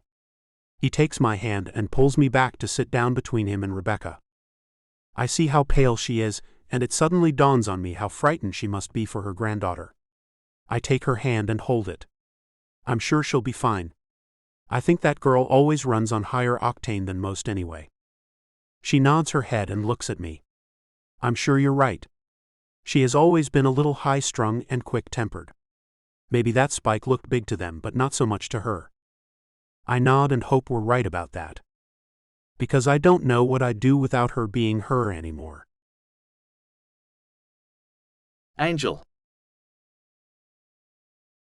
A bright light flashes into my eyes as someone asks me, "Mrs. Worthington, can you see me?" "No," I answer in a scratchy voice that makes my throat hurt very bad. There's a light in my eyes. The light goes away, and there's a shadowy figure in front of me. "Good." Her voice sounds clear, I hear some man say from the corner of the room. "The scan is up on the monitor, doctor." I watch the blurry figure move away from me and go towards a box with gray fuzzy stuff on it. I close my eyes to try to get the blurriness to go away as I listen to them talk. "Okay, I see no damage," the doctor says. "Damage?" I ask. I open my eyes and blink, and things start looking normal. "To what?" He comes back to me and looks down at me, then removes the strap that's holding my head down. "You had a spike in your blood pressure. We had to check for signs of a stroke. How do you feel?" "Like shit, to be honest." He laughs and moves the bed up just a little. "Yeah, that's normal. Can you think and focus?" "Yes." I look around and can see everything clearly. "So, how'd the surgery go? Are my little girls two separate kids now?" He nods. "It all went really well. The interns are going over the video in the gallery right now. They're excited to see the procedure. I think you'll be really happy to see your babies when they arrive. I foresee little to no scarring. It's amazing, really." "What about my husband?" I ask. "And did you guys tell him about thinking I had a stroke?" He nods, and I feel awful. "You need to hurry up and let him know I'm fine. He'll be worried sick." I can't imagine what went through his head. "What torture?" He looks over at the nurse. "Go get her family, will you?" The nurse hurries out and I ask, "So when can I get the hell out of here?" "After the babies are born," he says. "What?" I shake my head. "That's like a month away." "Didn't your doctor tell you that?" "No." "Damn." The door opens and Benny comes in alone. "Angel." I nod and he comes to me and leans over the bed, rubbing my shoulder, and I see his eyes are all red and his nose is too. "Benny, you've been crying." "You're damn right I have. I was worried sick about you." His hand rubs my shoulder harder, like he's trying to tell himself I'm really okay. "Sorry," I say with a little smile. "I didn't mean to scare you." He kisses my forehead. "Well, you did. And I don't want you to do that anymore.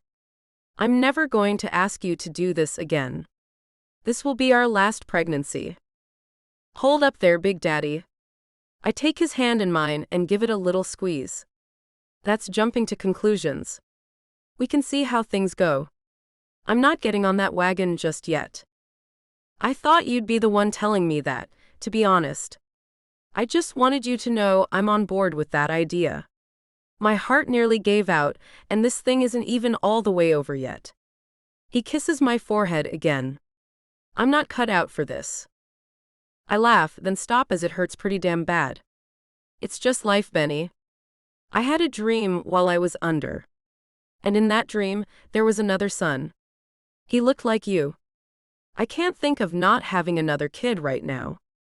He pats my shoulder and smiles. "Okay then. I'm leaving that all up to you, Sugar Plum." "Good. Somehow, I think everything's going to work out fine."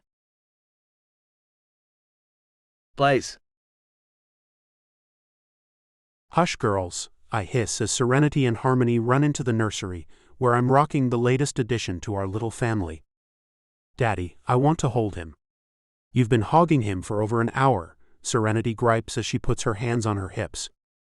The girls look just like me but only have feminine qualities. They just turned 16 last week and think they're grown. Harmony holds out her arms. "No, Daddy, give him to me." She held him last. "Oh, and Mom wants you anyway. Woody took your old Harley out last night, and he accidentally ran over something. She wants you to see what happened before she fixes it." I set my jaw and got up out of the rocking chair. It's the same large wooden chair I rocked all of my kids in. Harmony sits down, and I put little Ronald Reagan Worthington in her arms. Grandfather has passed on, but he told Angel his favorite president was Ronald Reagan just before he died. She was adamant our last son would carry on the tradition he started. We call him Ronnie. Her grandmother joined my grandfather in the hereafter, only 3 months after he left us. I guess she just didn't want to go on without him. I make my way down the stairs and out to the shop to find Woody and Angel looking over the bike I had when I met the mother of my children, and the love of my life. Gross. I shout as I see blood covering the front fender. What the hell, son? Woody shrugs his shoulders. I think it was a jackalope, Dad. It bent the rim a little, baby, Angel tells me. I have one I can swap it out with. But I wanted your permission first. I look at her with a lopsided grin. Baby, when will you understand that I completely trust your judgment where any bike of mine is concerned? You are the top designer of the lightweight Harley, you know. Your call is always great with me. She smiles back at me and nods. Okay then. If you're sure. I walk over and pull her into my arms as Woody makes a face. Geez, when will you two get too old for this mushy crap? I'm out of here. Sorry about your bike, Dad. Angel cocks her head as she asks, are we ever going to get too old for this, Benny? I sure as hell hope not, my angel. I kiss her and her sweet mouth still takes me to the place it always has. Beyond this place and time, we go to another world where only she and I exist. And hopefully it always will. And we all lived happily ever after. The end.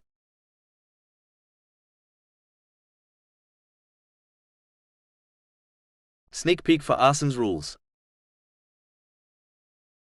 For her. Cool air hit his face as he left the building he'd been stuck in the last 8 hours. His tie couldn't get off fast enough as his large hands pulled it away from his neck, letting it hang loose. He'd felt his throat closing in on him, as he was accused of things that were beyond him to execute, beyond him to perform, and beyond him to even think of doing. Arson Sloan was a 35-year-old criminal lawyer. Tall, at 6 feet and 9 inches, he dwarfed most of his colleagues. To make sure they all had even further insecurities in his presence, he kept himself in peak physical condition. Pecs and abs that most men would die to have, and biceps the mere sight of made women crazy with desire for him.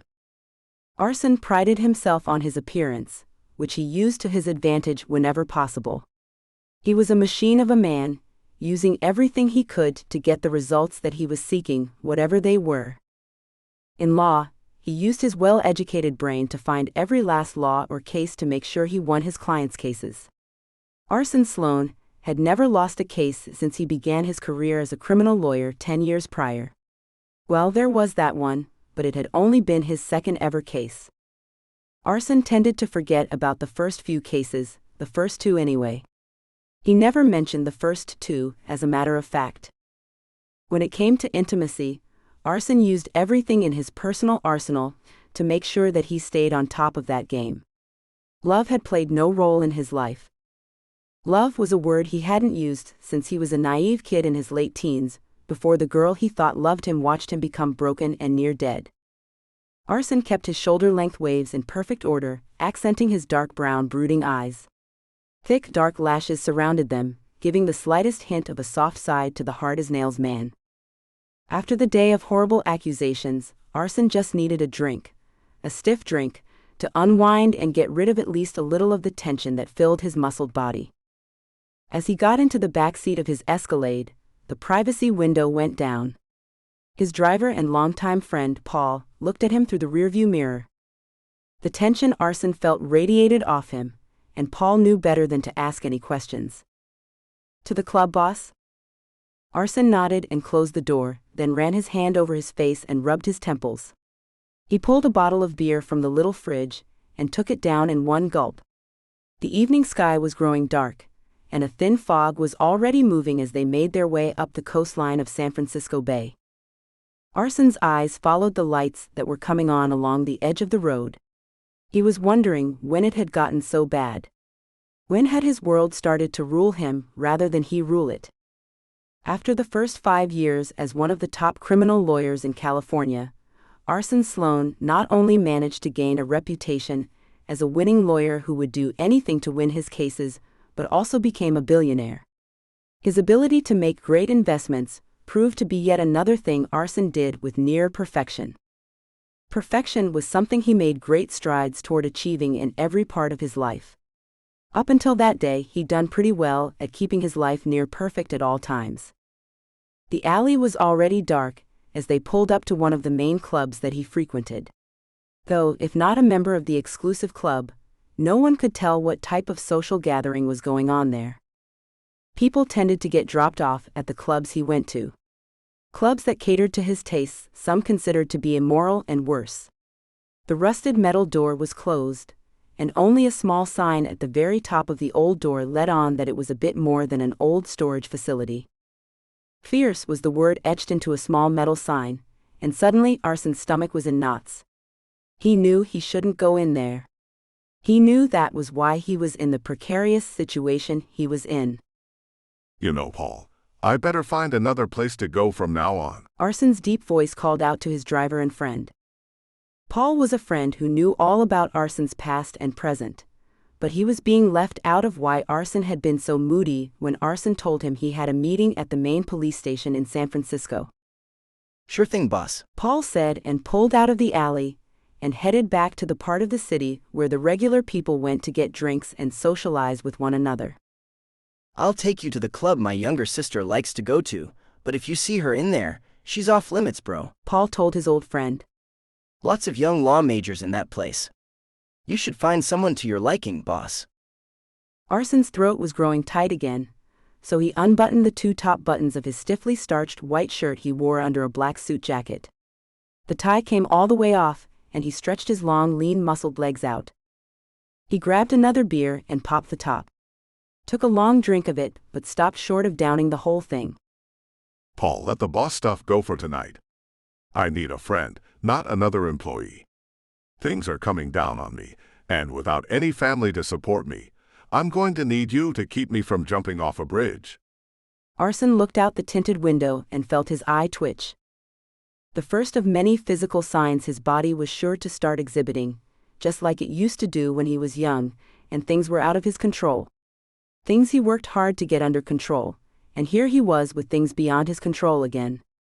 His stomach hurt, another sign and another thing he'd left behind him or thought he had anyway. Paul pulled along the curb and jumped out to open Arson's door. He gave him a clap on the back and said, Arson, things will work out, man. You're beyond smart, and whatever has you this worried, I know you can figure out how to take care of it. You're good at this shit. Arson wished he had the faith in himself his old friend had, but the truth was his marks were all over the accusations made against him.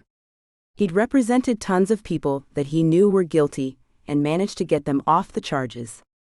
He just needed to figure out how to get himself off charges where the evidence pointed right at him, and he had to tell the men who questioned him things he never thought he'd have to explain to anyone. I need a drink, Arson said with a deep chuckle. I'd ask you to come, Paul, and help me drown my sorrows, but one of us has to drive, and I think I'd pay you to do that, so I'll go in alone, and hopefully come out with a wicked little thing on my arm to take home. There's no doubt you will, Arson, Paul said and gave Arson a smile. Get in there and get rid of that frown. Arson turned and walked into the door of the nightclub. The dance music was cranked up, and a herd of young women were on the dance floor already, though the night was only beginning. He took a table near the dance floor so he could watch the people dance. Arson was not into dancing, but he appreciated the way women could bend and move their bodies to the beat. He preferred a hard rock sound to the bubblegum pop that the DJ was playing in the social norm of a club. A pretty young waitress came and placed her hand on his shoulder. "What can I get you, sir?" His dark eyes looked at the small, pale hand with perfectly manicured pink fingernails that was touching his left shoulder.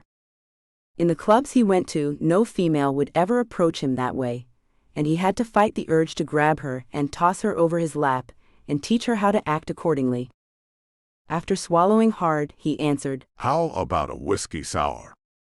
The young woman with red-stained lips and blue eyeliner, her black hair pulled back into a tight and high ponytail, smiled at him and said, "You should try our Eastern Sour. It has bourbon, OJ, lime juice and orgeat in it. It's really popular. I think you'd like it." He blinked at the dim-witted thing, and thought about what would happen to a female who dared to suggest the thing a man wanted was anything but that. Through gritted teeth he said, "Bring me what I asked for." She removed her hand from his shoulder, as her smile quickly turned to a frown. "Touchy. Okay then. A whiskey sour it is. Top shelf bourbon, or does it matter?" His dark and now very moody eyes rolled with her endless questions. Top. She hurried off, and he hoped his attitude didn't earn him a good bit of her spit in his drink as well. Arson had a hard time dealing with normal women. He liked women who knew their place. Not that he was chauvinistic. Arson knew strong women. Women who were smart and capable of doing anything a man could do. Those women he could respect and appreciate. But the little dim-witted things like the waitress would be so much better off if they let a man take control of them, even if just in the confines of the bedroom or dungeon. The song ended just as the waitress brought him his drink. She placed it on the table. "You want to pay now or run a tab?" "I think I'll run a tab," he said. He took a credit card out of his wallet and handed it to her. "Keep 'em coming, and your tip will reflect my approval." She laughed and made a low bow in front of him. "Thank you, master." She sauntered away, shaking her head as she went. "Okay, that's $10 knocked off right there." He mumbled to himself. He'd sat back one table away from the dance floor, and was glad to see a group of about 6 young women had taken the table in front of him. Now, he had a front row seat behind a bevy of young beauties to pick from. He sipped his drink, and let his eyes roam over each young woman at the table. One was tall and pretty in a Barbie doll kind of way. Her voice was high and a little squeaky. He thought about the kinds of sounds she'd make as he took her the way he wanted to. Maybe tied to his bed, or the railing of the balcony outside his bedroom. He shook his head as she laughed and a snort came out of her mouth. On to the next girl. She was dark-haired, plump, and wore little makeup. He noted how she could have used more, and then when she spoke, her voice was deep. No, he couldn't take a voice nearly as deep as his. That would make anything hard go soft in an instant. The next girl was intriguing, as she had long red curls that floated down her back. She showed promise, but he knew from experience that redheads could be feisty, and it took a lot to get them to understand what he would and would not tolerate. He watched as a man approached her and asked her to dance. Her eyes ran over him like he was a piece of crap, rather than a decent-looking man who was just being nice to her. "What do you want?" she asked with her nose squished up like he smelled bad or something. The guy kept his cool and even smiled at her. "Would you like to dance?" "With you," she said, and rolled her eyes to look at the other girls who watched her, most likely sure she was about to annihilate the poor guy. His laugh was getting a little nervous, as was his demeanor as he switched his weight from one foot to the other. "Yes?" The redhead's hand ran over her down her small waist, and landed on her too skinny ass, according to Arson. "Does this look like something you'd like to get into your bed?" she asked the guy. The guy took a step back with her loaded question, and should have turned and ran away from the obvious tramp. Arson had to fight not to get up and take the young man out of harm's way. "Sorry," the poor guy mumbled and turned to leave. "Wait," the redhead called out. He turned back with hope in his eyes, and Arson found himself rooting for the poor kid. "Yes? What the hell made you think you could come over here and ask a woman who is clearly out of your league to dance?" The girl, who now Arson thought looked really ugly, asked the poor guy. The guy spun around and took off, as the table full of young women hooted and hollered at him vulgarities and put-downs. It was more than Arson could take any more. The waitress arrived with another drink, and placed it on the table, then picked up his empty one. Just as she began to make another bow, Arson took her shoulder in his strong hand and stopped her. "Your antics are not lost on me, girl." Her face went white, and she hauled ass away from Arson, who smiled as she fled. It was the first smile he'd made since he got the news the night before, that he was a man of interest in some terrible crimes. The smile faded with his thought, and he took a sip of his drink. The noise of the club faded as he thought about why he had ever become involved in the seedy underworld that he'd become a part of. There was his first and only love at the beginning of it all. Beth was a sweet young thing. At 16, she was fresh and everything he wanted. Arson had been a young 17, and not as ready as he thought he was to delve into the romantic world. After a year of dating, Beth finally gave in to him. Her parents caught them, and her father beat the hell out of him. As he lay on Beth's bedroom floor, he saw it in her eyes as she looked at him. Her father had beat him into a bloody pulp. His jaw was broken and one arm was too.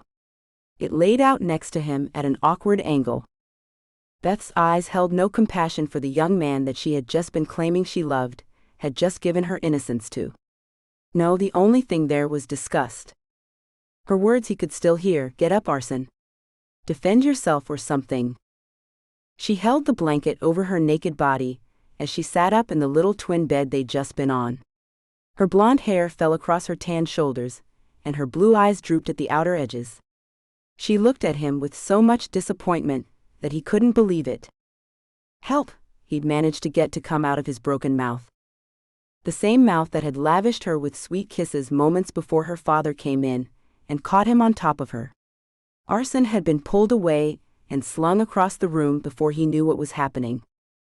He lay naked and twisted on the floor, and all he could do was look at Beth and feel like a complete loser who let this happen to himself. She needed him to be so much more than he was. It was her mother who finally came to his aid. She'd found something and knocked her husband out, as he wasn't going to stop his assault on Arson until Arson no longer was drawing breath. Arson was confused as Beth jumped off the bed, wrapping the sheet around herself, and yelled at her mother, "What did you do to Daddy?" Her mother shoved her back onto the bed and shouted, "He was about to kill Arson." Beth looked at him with disgust again. "Get out. We're done." His body was in agony as her mother picked him up the best she could and took him to her car. She took him to the hospital and left him in the emergency room alone. Arson came back to reality and took the last of his drink, which seemed to be disappearing way too fast. Another drink came, but a waiter brought it and left it for him. Shame filled him as he realized he'd scared the waitress. He was always doing shit like that. He seemed to have no real filter as to who he could talk to in his dominant way and who he couldn't. It was a fine line, and he seemed to always be on the wrong side of it. A popular song came on and the table full of girls in front of him shrieked, making him cover his ears. They all grabbed each other and ran to the dance floor like a herd of elephants. Arson looked around and saw table after table of young women doing the exact same thing, and he shook his head and mumbled, "This is not going to work for me." His drink was new, so he knew it'd take him until at least the end of the upbeat song before he was done with it. The night was still young, and he had no desire to go home all alone. The women in that club were not going to be anything he needed on that night. "Oh hell," he heard a young woman's voice say as she walked past him. He turned his head and watched her take a seat at the table the women had vacated. She watched them for a moment, then took her cell phone out of her back pocket and started looking at it. Arson looked her up one side and down the other. She was tall and curvy. Perfect body, and he liked the way that her tight jeans fitted perfectly. She had on leather cowboy boots that she had her jeans tucked into. Her hair was long and dark, falling in waves to the top of her plump butt. His mouth was watering already. Looking all over her, he noticed the absence of a drink and looked back to find the waiter near him. He motioned him over and told him to take the same thing he was drinking to the young woman who stood alone at the table in front of him. He sat back and watched as the waiter took the drink to her, and when she asked who had sent it, he pointed to Arson. She smiled and waved and mouthed a thank you to him. He liked her manners already. She knew how to accept things, and that was a thing he had to have in a woman.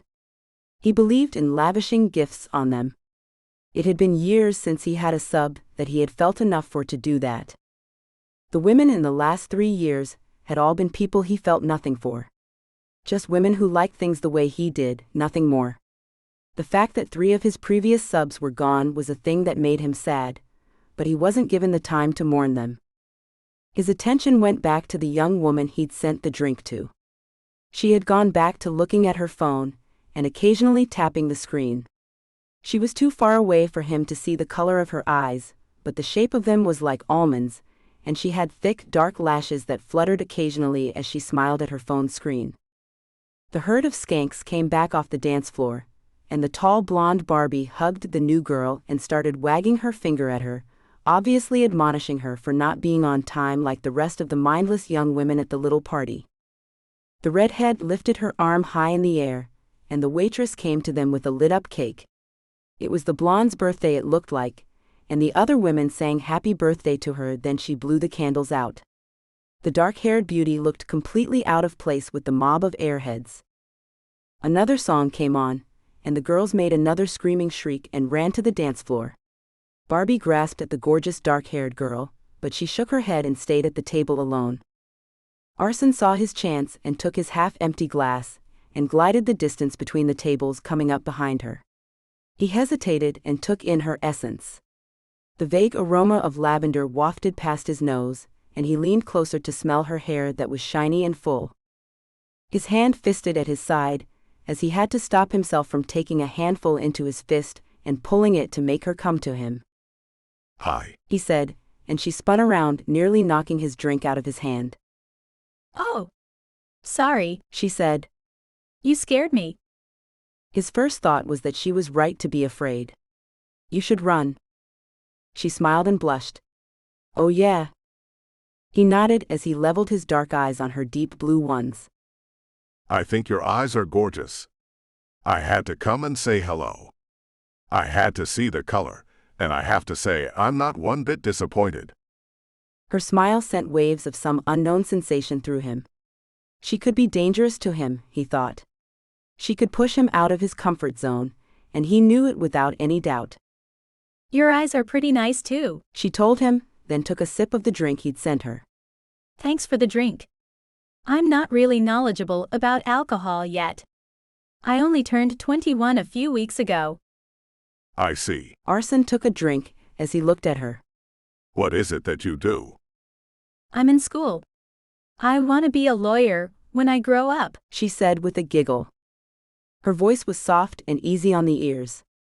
Her giggle was, too. Not silly or sensual, just kind of a sweet sound he thought he could listen to a lot. I'm a lawyer. Her eyes brightened. Anyone I may have heard of? His impending legal problems sprung to the forefront of his mind, and suddenly his name was not a thing he wanted her to know. Just in case it ends up on the news in the near future. Name's AC. I'm nothing big, just a small-time lawyer. He took a drink and watched her reaction. We all have to start somewhere. She said with a smile. One day you'll make it big, I bet. You have the look of a powerful attorney. He smiled and thought she had a look about her too, that showed she was capable of great things. You don't really fit in with the group, do you? Her eyes traveled to the dance floor where the other girls had gone.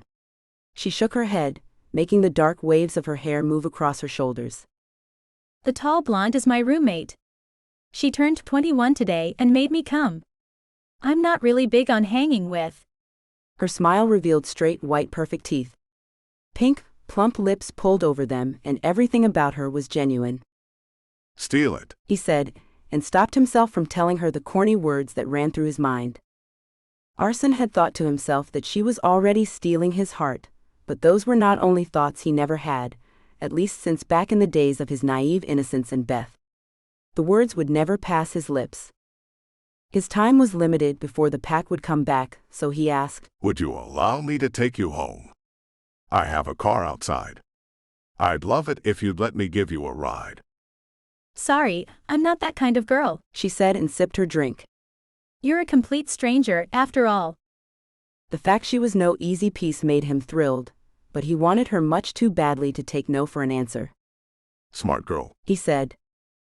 Thanks. She looked him over and frowned. You're most likely married anyway. Have a house full of kids you're here to get away from. What makes you say that? He asked, as he'd never been told he looked domesticated before.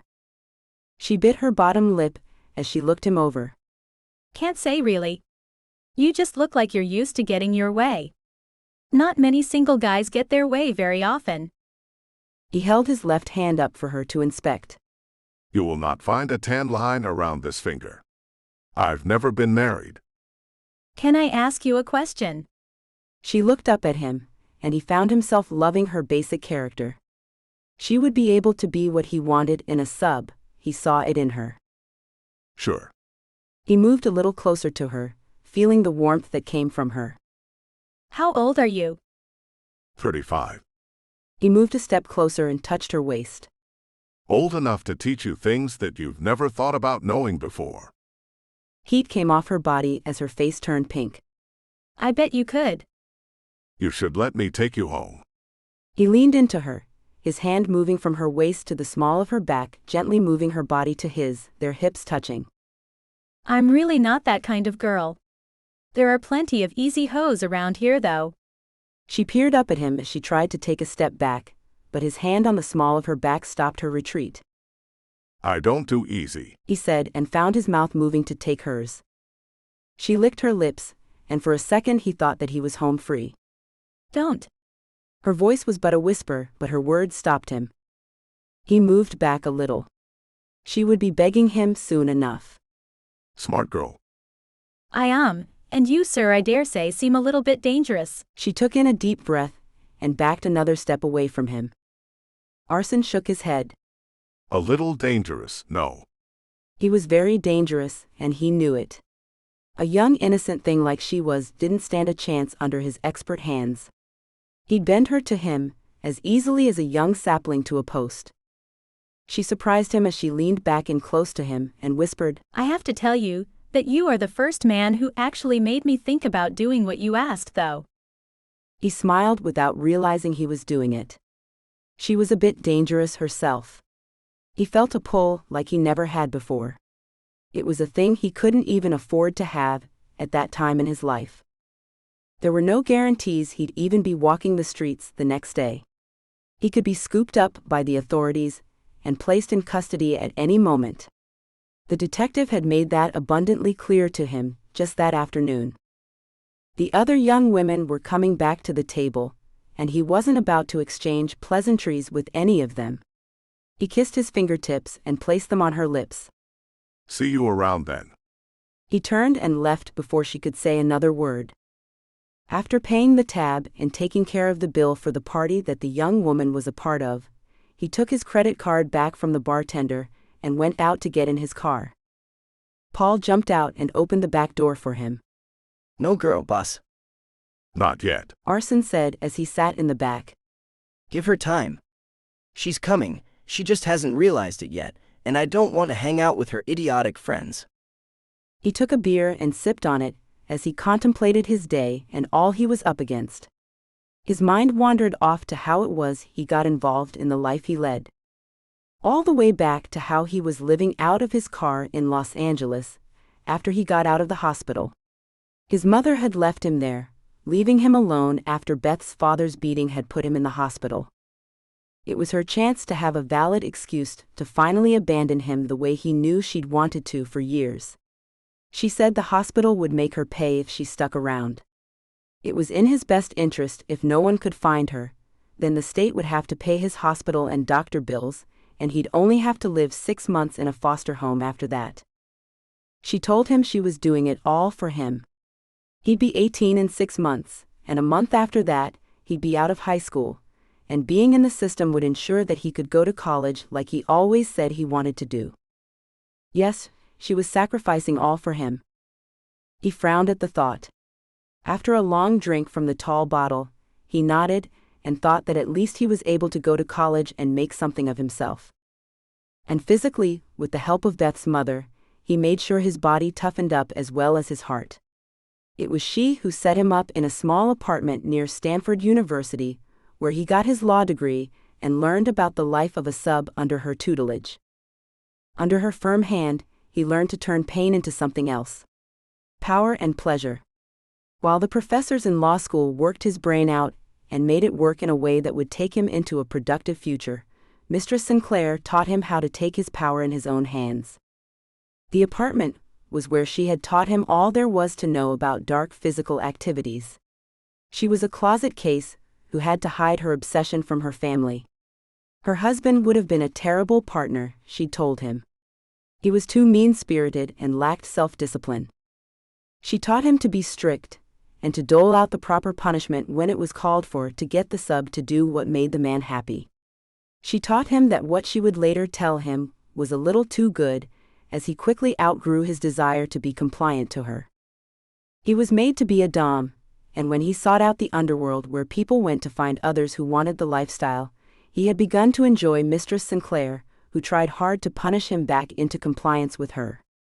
All the beatings in the world would not see him spend a lifetime in that role.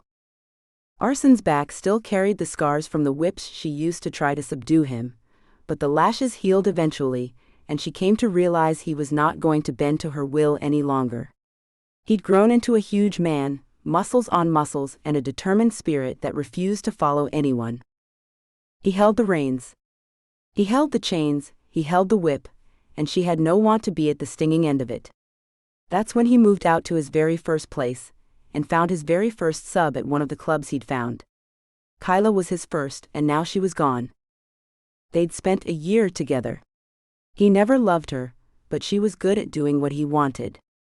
In the end, it was her entire devotion to him and what he wanted that soured their deal. One couldn't call what they had a relationship. He took her on no dates, sent her no flowers, and called her no sweet names. He did take care of her. Gave her a car, kept her in a nice place, though not the same place that he lived in. He gave her money, so she didn't have to work. She was to be available to him whenever he wanted, and she did have to come to his office many times to give him what he needed there as well. People asked about her and him and what they were to each other, but Arson only told them they were acquaintances who occasionally had intimate moments. He thought about the one legal aid he had. She was an older woman who'd helped her lawyer husband before he died. She often told Arson he was wandering down a path that would never make him happy. He found it odd the woman in her 60s had even an inkling into what he was really doing. She never came out and told him she knew. She only hinted that she did and let him know it would grow old one day, and he'd want someone to love and cherish. Not bend to conform to his will and dominate with his authority. So far, Arson had found no one who made him want to open his hard and dark heart to allow to come in and possibly hurt him or take control of him. But the young woman who was inside the club with her friends had nothing in common with what had made something twitch, not only in his pants but also in his heart. Now was not the right time for any type of relationship. It's definitely not one of the traditional means. No normal woman would understand the things that were most likely about to become public knowledge about him. The young law student certainly looked like a girl who'd run if she knew his dark and troubled secrets. His eye twitched as he thought about her pretty little face, that was so full of life and hope falling as she heard the things he'd done. She'd hate him for sure. He should just leave, and stop waiting for one more chance to get her to let him take her home. She wasn't the type he usually went for. She wasn't one of the girls from the club who was looking for that sort of thing. She was a nice girl in a normal club. She wore cowboy boots and jeans, not stilettos and ripped stockings. Her blouse covered her ample breasts, not torn and leaving nothing to the imagination. She stood tall and held herself with confidence, even though she was young and had yet to start her law career.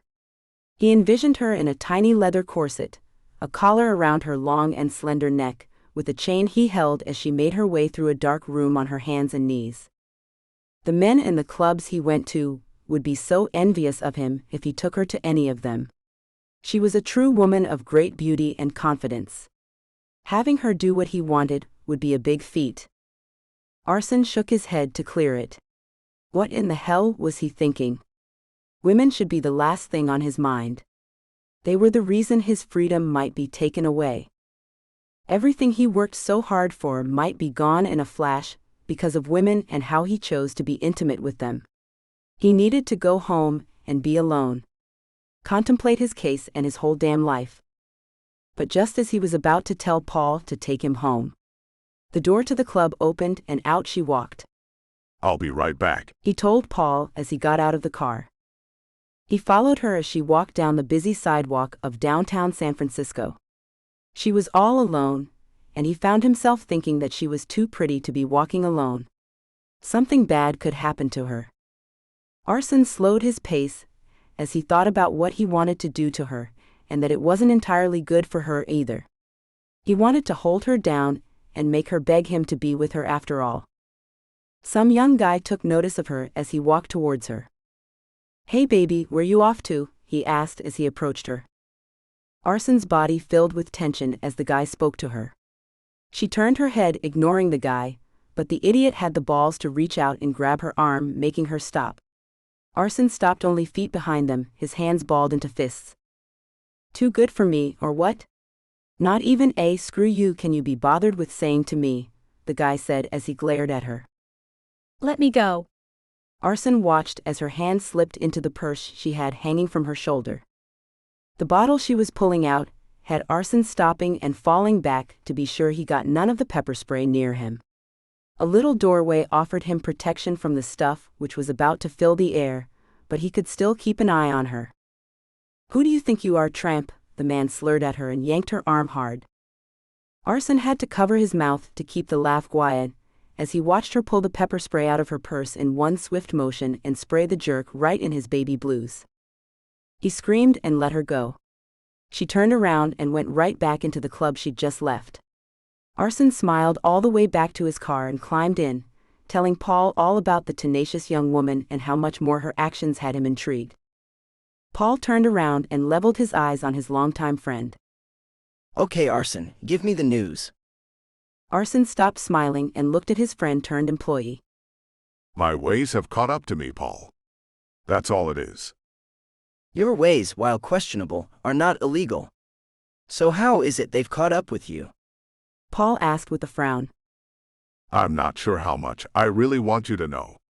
You see, as a person who is aware of almost all of my comings and goings, you're sure to be brought in if they decide to make a case against me. It's best you only know what it is you truly know, not what I can add. Arson leaned his head back on the leather seat and looked at the ceiling. So I can expect to get called in myself. Fantastic. Paul groaned. Crap. The shit I've seen you do are not things I ever wanted to talk to anyone about, Arson. Sorry. Arson said as he continued to look up. As far as a friend to you goes, I haven't been the best, have I? Don't think like that, Arson. I love you, man. I'm not judging you by any means. So you should tell me what I say and not say. If they ask me if I've seen you hit a woman, how would I answer that? Hell if I know. Arson said with a moan. Maybe something like everything he did was mutually accepted by all parties he engaged in those types of activities with. That's a mouthful, isn't it? Paul asked and had to laugh. What about that time you had me hold that chick for you while you took your tie off? I tried to get the hell out of the room before you got started, but I saw you tie her up and hang her up on that door and smack the shit out of her with your belt. I remember her begging you to stop. Arson ran his large hand over his face, which had gone ashen with the memory his friend had brought up. It's part of the act. Our safe word was Rose, and she knew that. She wanted to beg, that's all. Man, that's one of the girls this shit is about. This is bad, Paul. This is really bad. Not that chick. Paul ran his hand over his face as well. Man, Arson, she was into that crazy violent shit. There was the time she begged you to choke her. Then another time when she came out to the car completely naked, and you two went to one of the clubs, and when you two got back in the car, her body was covered in bruises. Arson's stomach was hurting again, and he felt like he might throw up. He grabbed another beer and downed it. I'm in so deep, Paul. And why are we waiting out here for yet another female, Arson? I can't tell you what a bad idea this is. Does the word stalking ring in those ears of yours? I know. Damn. Arson balled up his fist and hit the back of the seat next to him. If this girl was one of them, I'd tell you to take me home and lock me up until I came to my senses. But she's not into that at all. Well, I don't think she is, but she seems like she might like some aspects of it. Stop. Do you hear yourself? Paul asked. Arson took in a deep breath and let his mind work like the lawyer he was. Was he that self-destructive that he was on the verge of the end, and still he was consumed with intimacy? Drive away, Paul. Arson said finally. This is ridiculous. Drive away. Paul turned around and pulled his seatbelt on, and turned his blinker on to pull away from the curb. Good decision, Arson. The sound of metal smacking against metal made the men look out the left side of the car, and Arson moaned as he saw there was no way they'd be leaving and getting him away from what would surely be part of his downfall. A truck had run into a car right next to them. The wreck had them sandwiched between the mangled cars and the sidewalk full of people making their way to the various clubs and restaurants along it. Screw me. Arson swore. Just stay in the car, Paul said. Don't even look over there to see if she comes out of the club again. Arson laid his head back and tried not to think, but the other woman who was no longer around, his second sub, filled his mind. Her dark skin had always been a thing he thought beautiful about her. Megan was tough at first. A real spitfire. He'd broken her down until she was a shell of her former self. Arson had thought it was up to him to teach her that her place was where he said it was. He wanted her home all the time. He had her order the groceries instead of going out to get them. When she went out, her beauty had other men gawking at her, and it made him insane. She was his. They'd drawn up a paper which said so. He wanted no other eyes falling on her. One night as she laid in her bed in her apartment he had her in, she asked him to stay the night with her. She was alone too much, and was beginning to hate it. She asked him to please stay with her, and he hadn't wanted to start that kind of thing. He'd been taught that was not what people who lived that lifestyle did. It made them weak, and that was a thing he didn't want to be. And look where that had left him. Alone and accused of things he could have easily done. No alibi for any of the things he was accused of, and the fact he'd recently met with each one of his old subs. One last go-round he wanted with each one, as the lifestyle was beginning to grow boring, just like the older lady who used to work with him said it would. Arson wanted to see if any one of the women made him feel like they had a spark. Like the life he'd been living was something maybe one of them could spark an interest in again. Work and more work had been filling his days and nights. Random hookups weren't filling the emptiness that had begun to grow in him. He gave each woman one last shot to see if it was one of them who could fill him or begin to at least. The last sub he had was named Lacey, and their contract was short-lived. Her quiet nature, he soon found out, was due to her being a complete airhead. Arson knew she didn't really have the brains to decide if she really wanted what he dished out or not. And when she even forgot their safe word, and he went on with the punishing until she was sobbing uncontrollably, he knew that she wasn't cut out for that kind of life. But for reasons that made no sense, he took one last shot with her anyway, and now she was another who was gone, and he might stand accused of that too. Policemen began to show up to the scene of the accident, and as the two drivers of the wrecked cars argued over who was at fault, one cop knocked on the driver's side window and asked Paul and any other witnesses in the car to please step out so they could talk to them. Paul and Arson stepped out of the car, and Arson quickly told them he hadn't seen a thing and had no idea of who was at fault. Something brushed up against his arm and a voice filled his ears. What happened? He turned to find the deep blue eyes of the girl he should be avoiding, for not only her own good but his too. They wrecked. They hit each other. I mean, they smacked into one another. Damn, you know what I mean, right? His stammering made her giggle, and he had to ball his hands into fists to stop himself from grabbing her hair in his hands and pulling her mouth to his. Her lips, plump and pink, formed a smile. Nervous? Me? He asked and found his voice going high. That was not like him.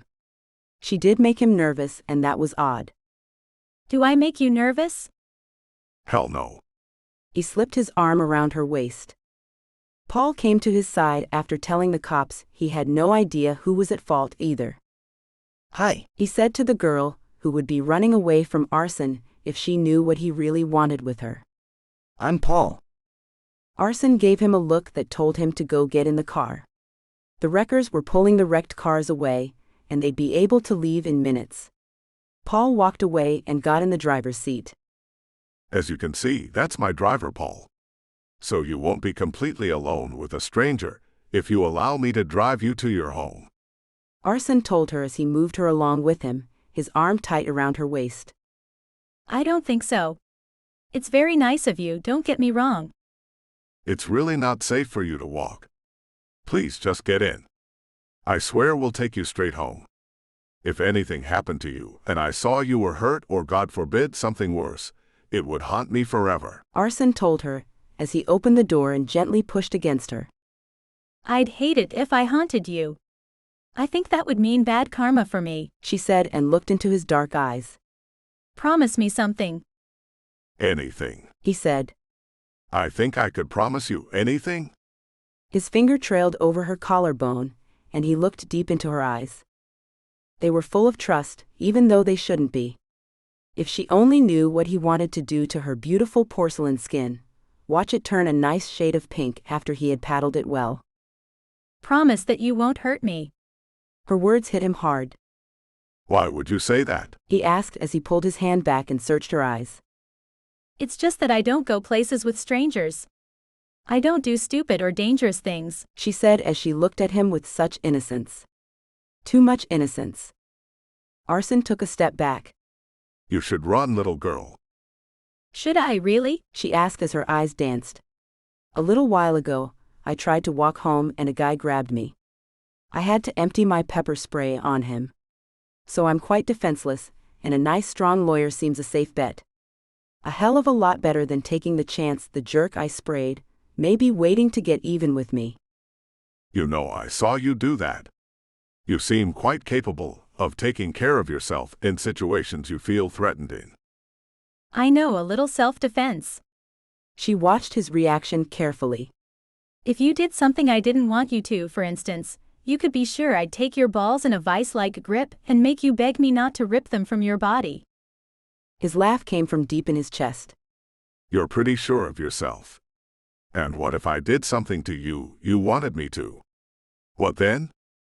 I'm a big girl, I can take care of things. So, are you going to give me a ride or should I catch a cab? Her arms crossed over her chest, and he knew he should put herself in a cab and move on without looking back. I should definitely put you in a cab. To be honest, I'm a bit afraid of you. He said with a smile.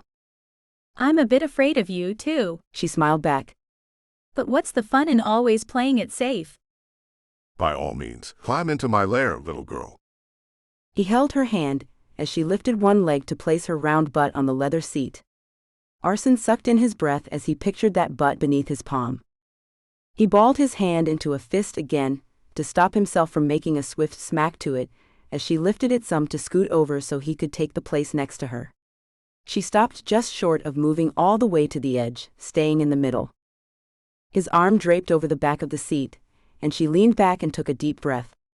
I love the smell of leather, She said as she let the breath out.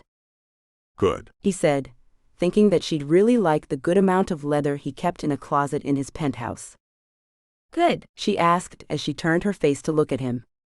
That's an odd thing to say. Paul turned and looked at Arson.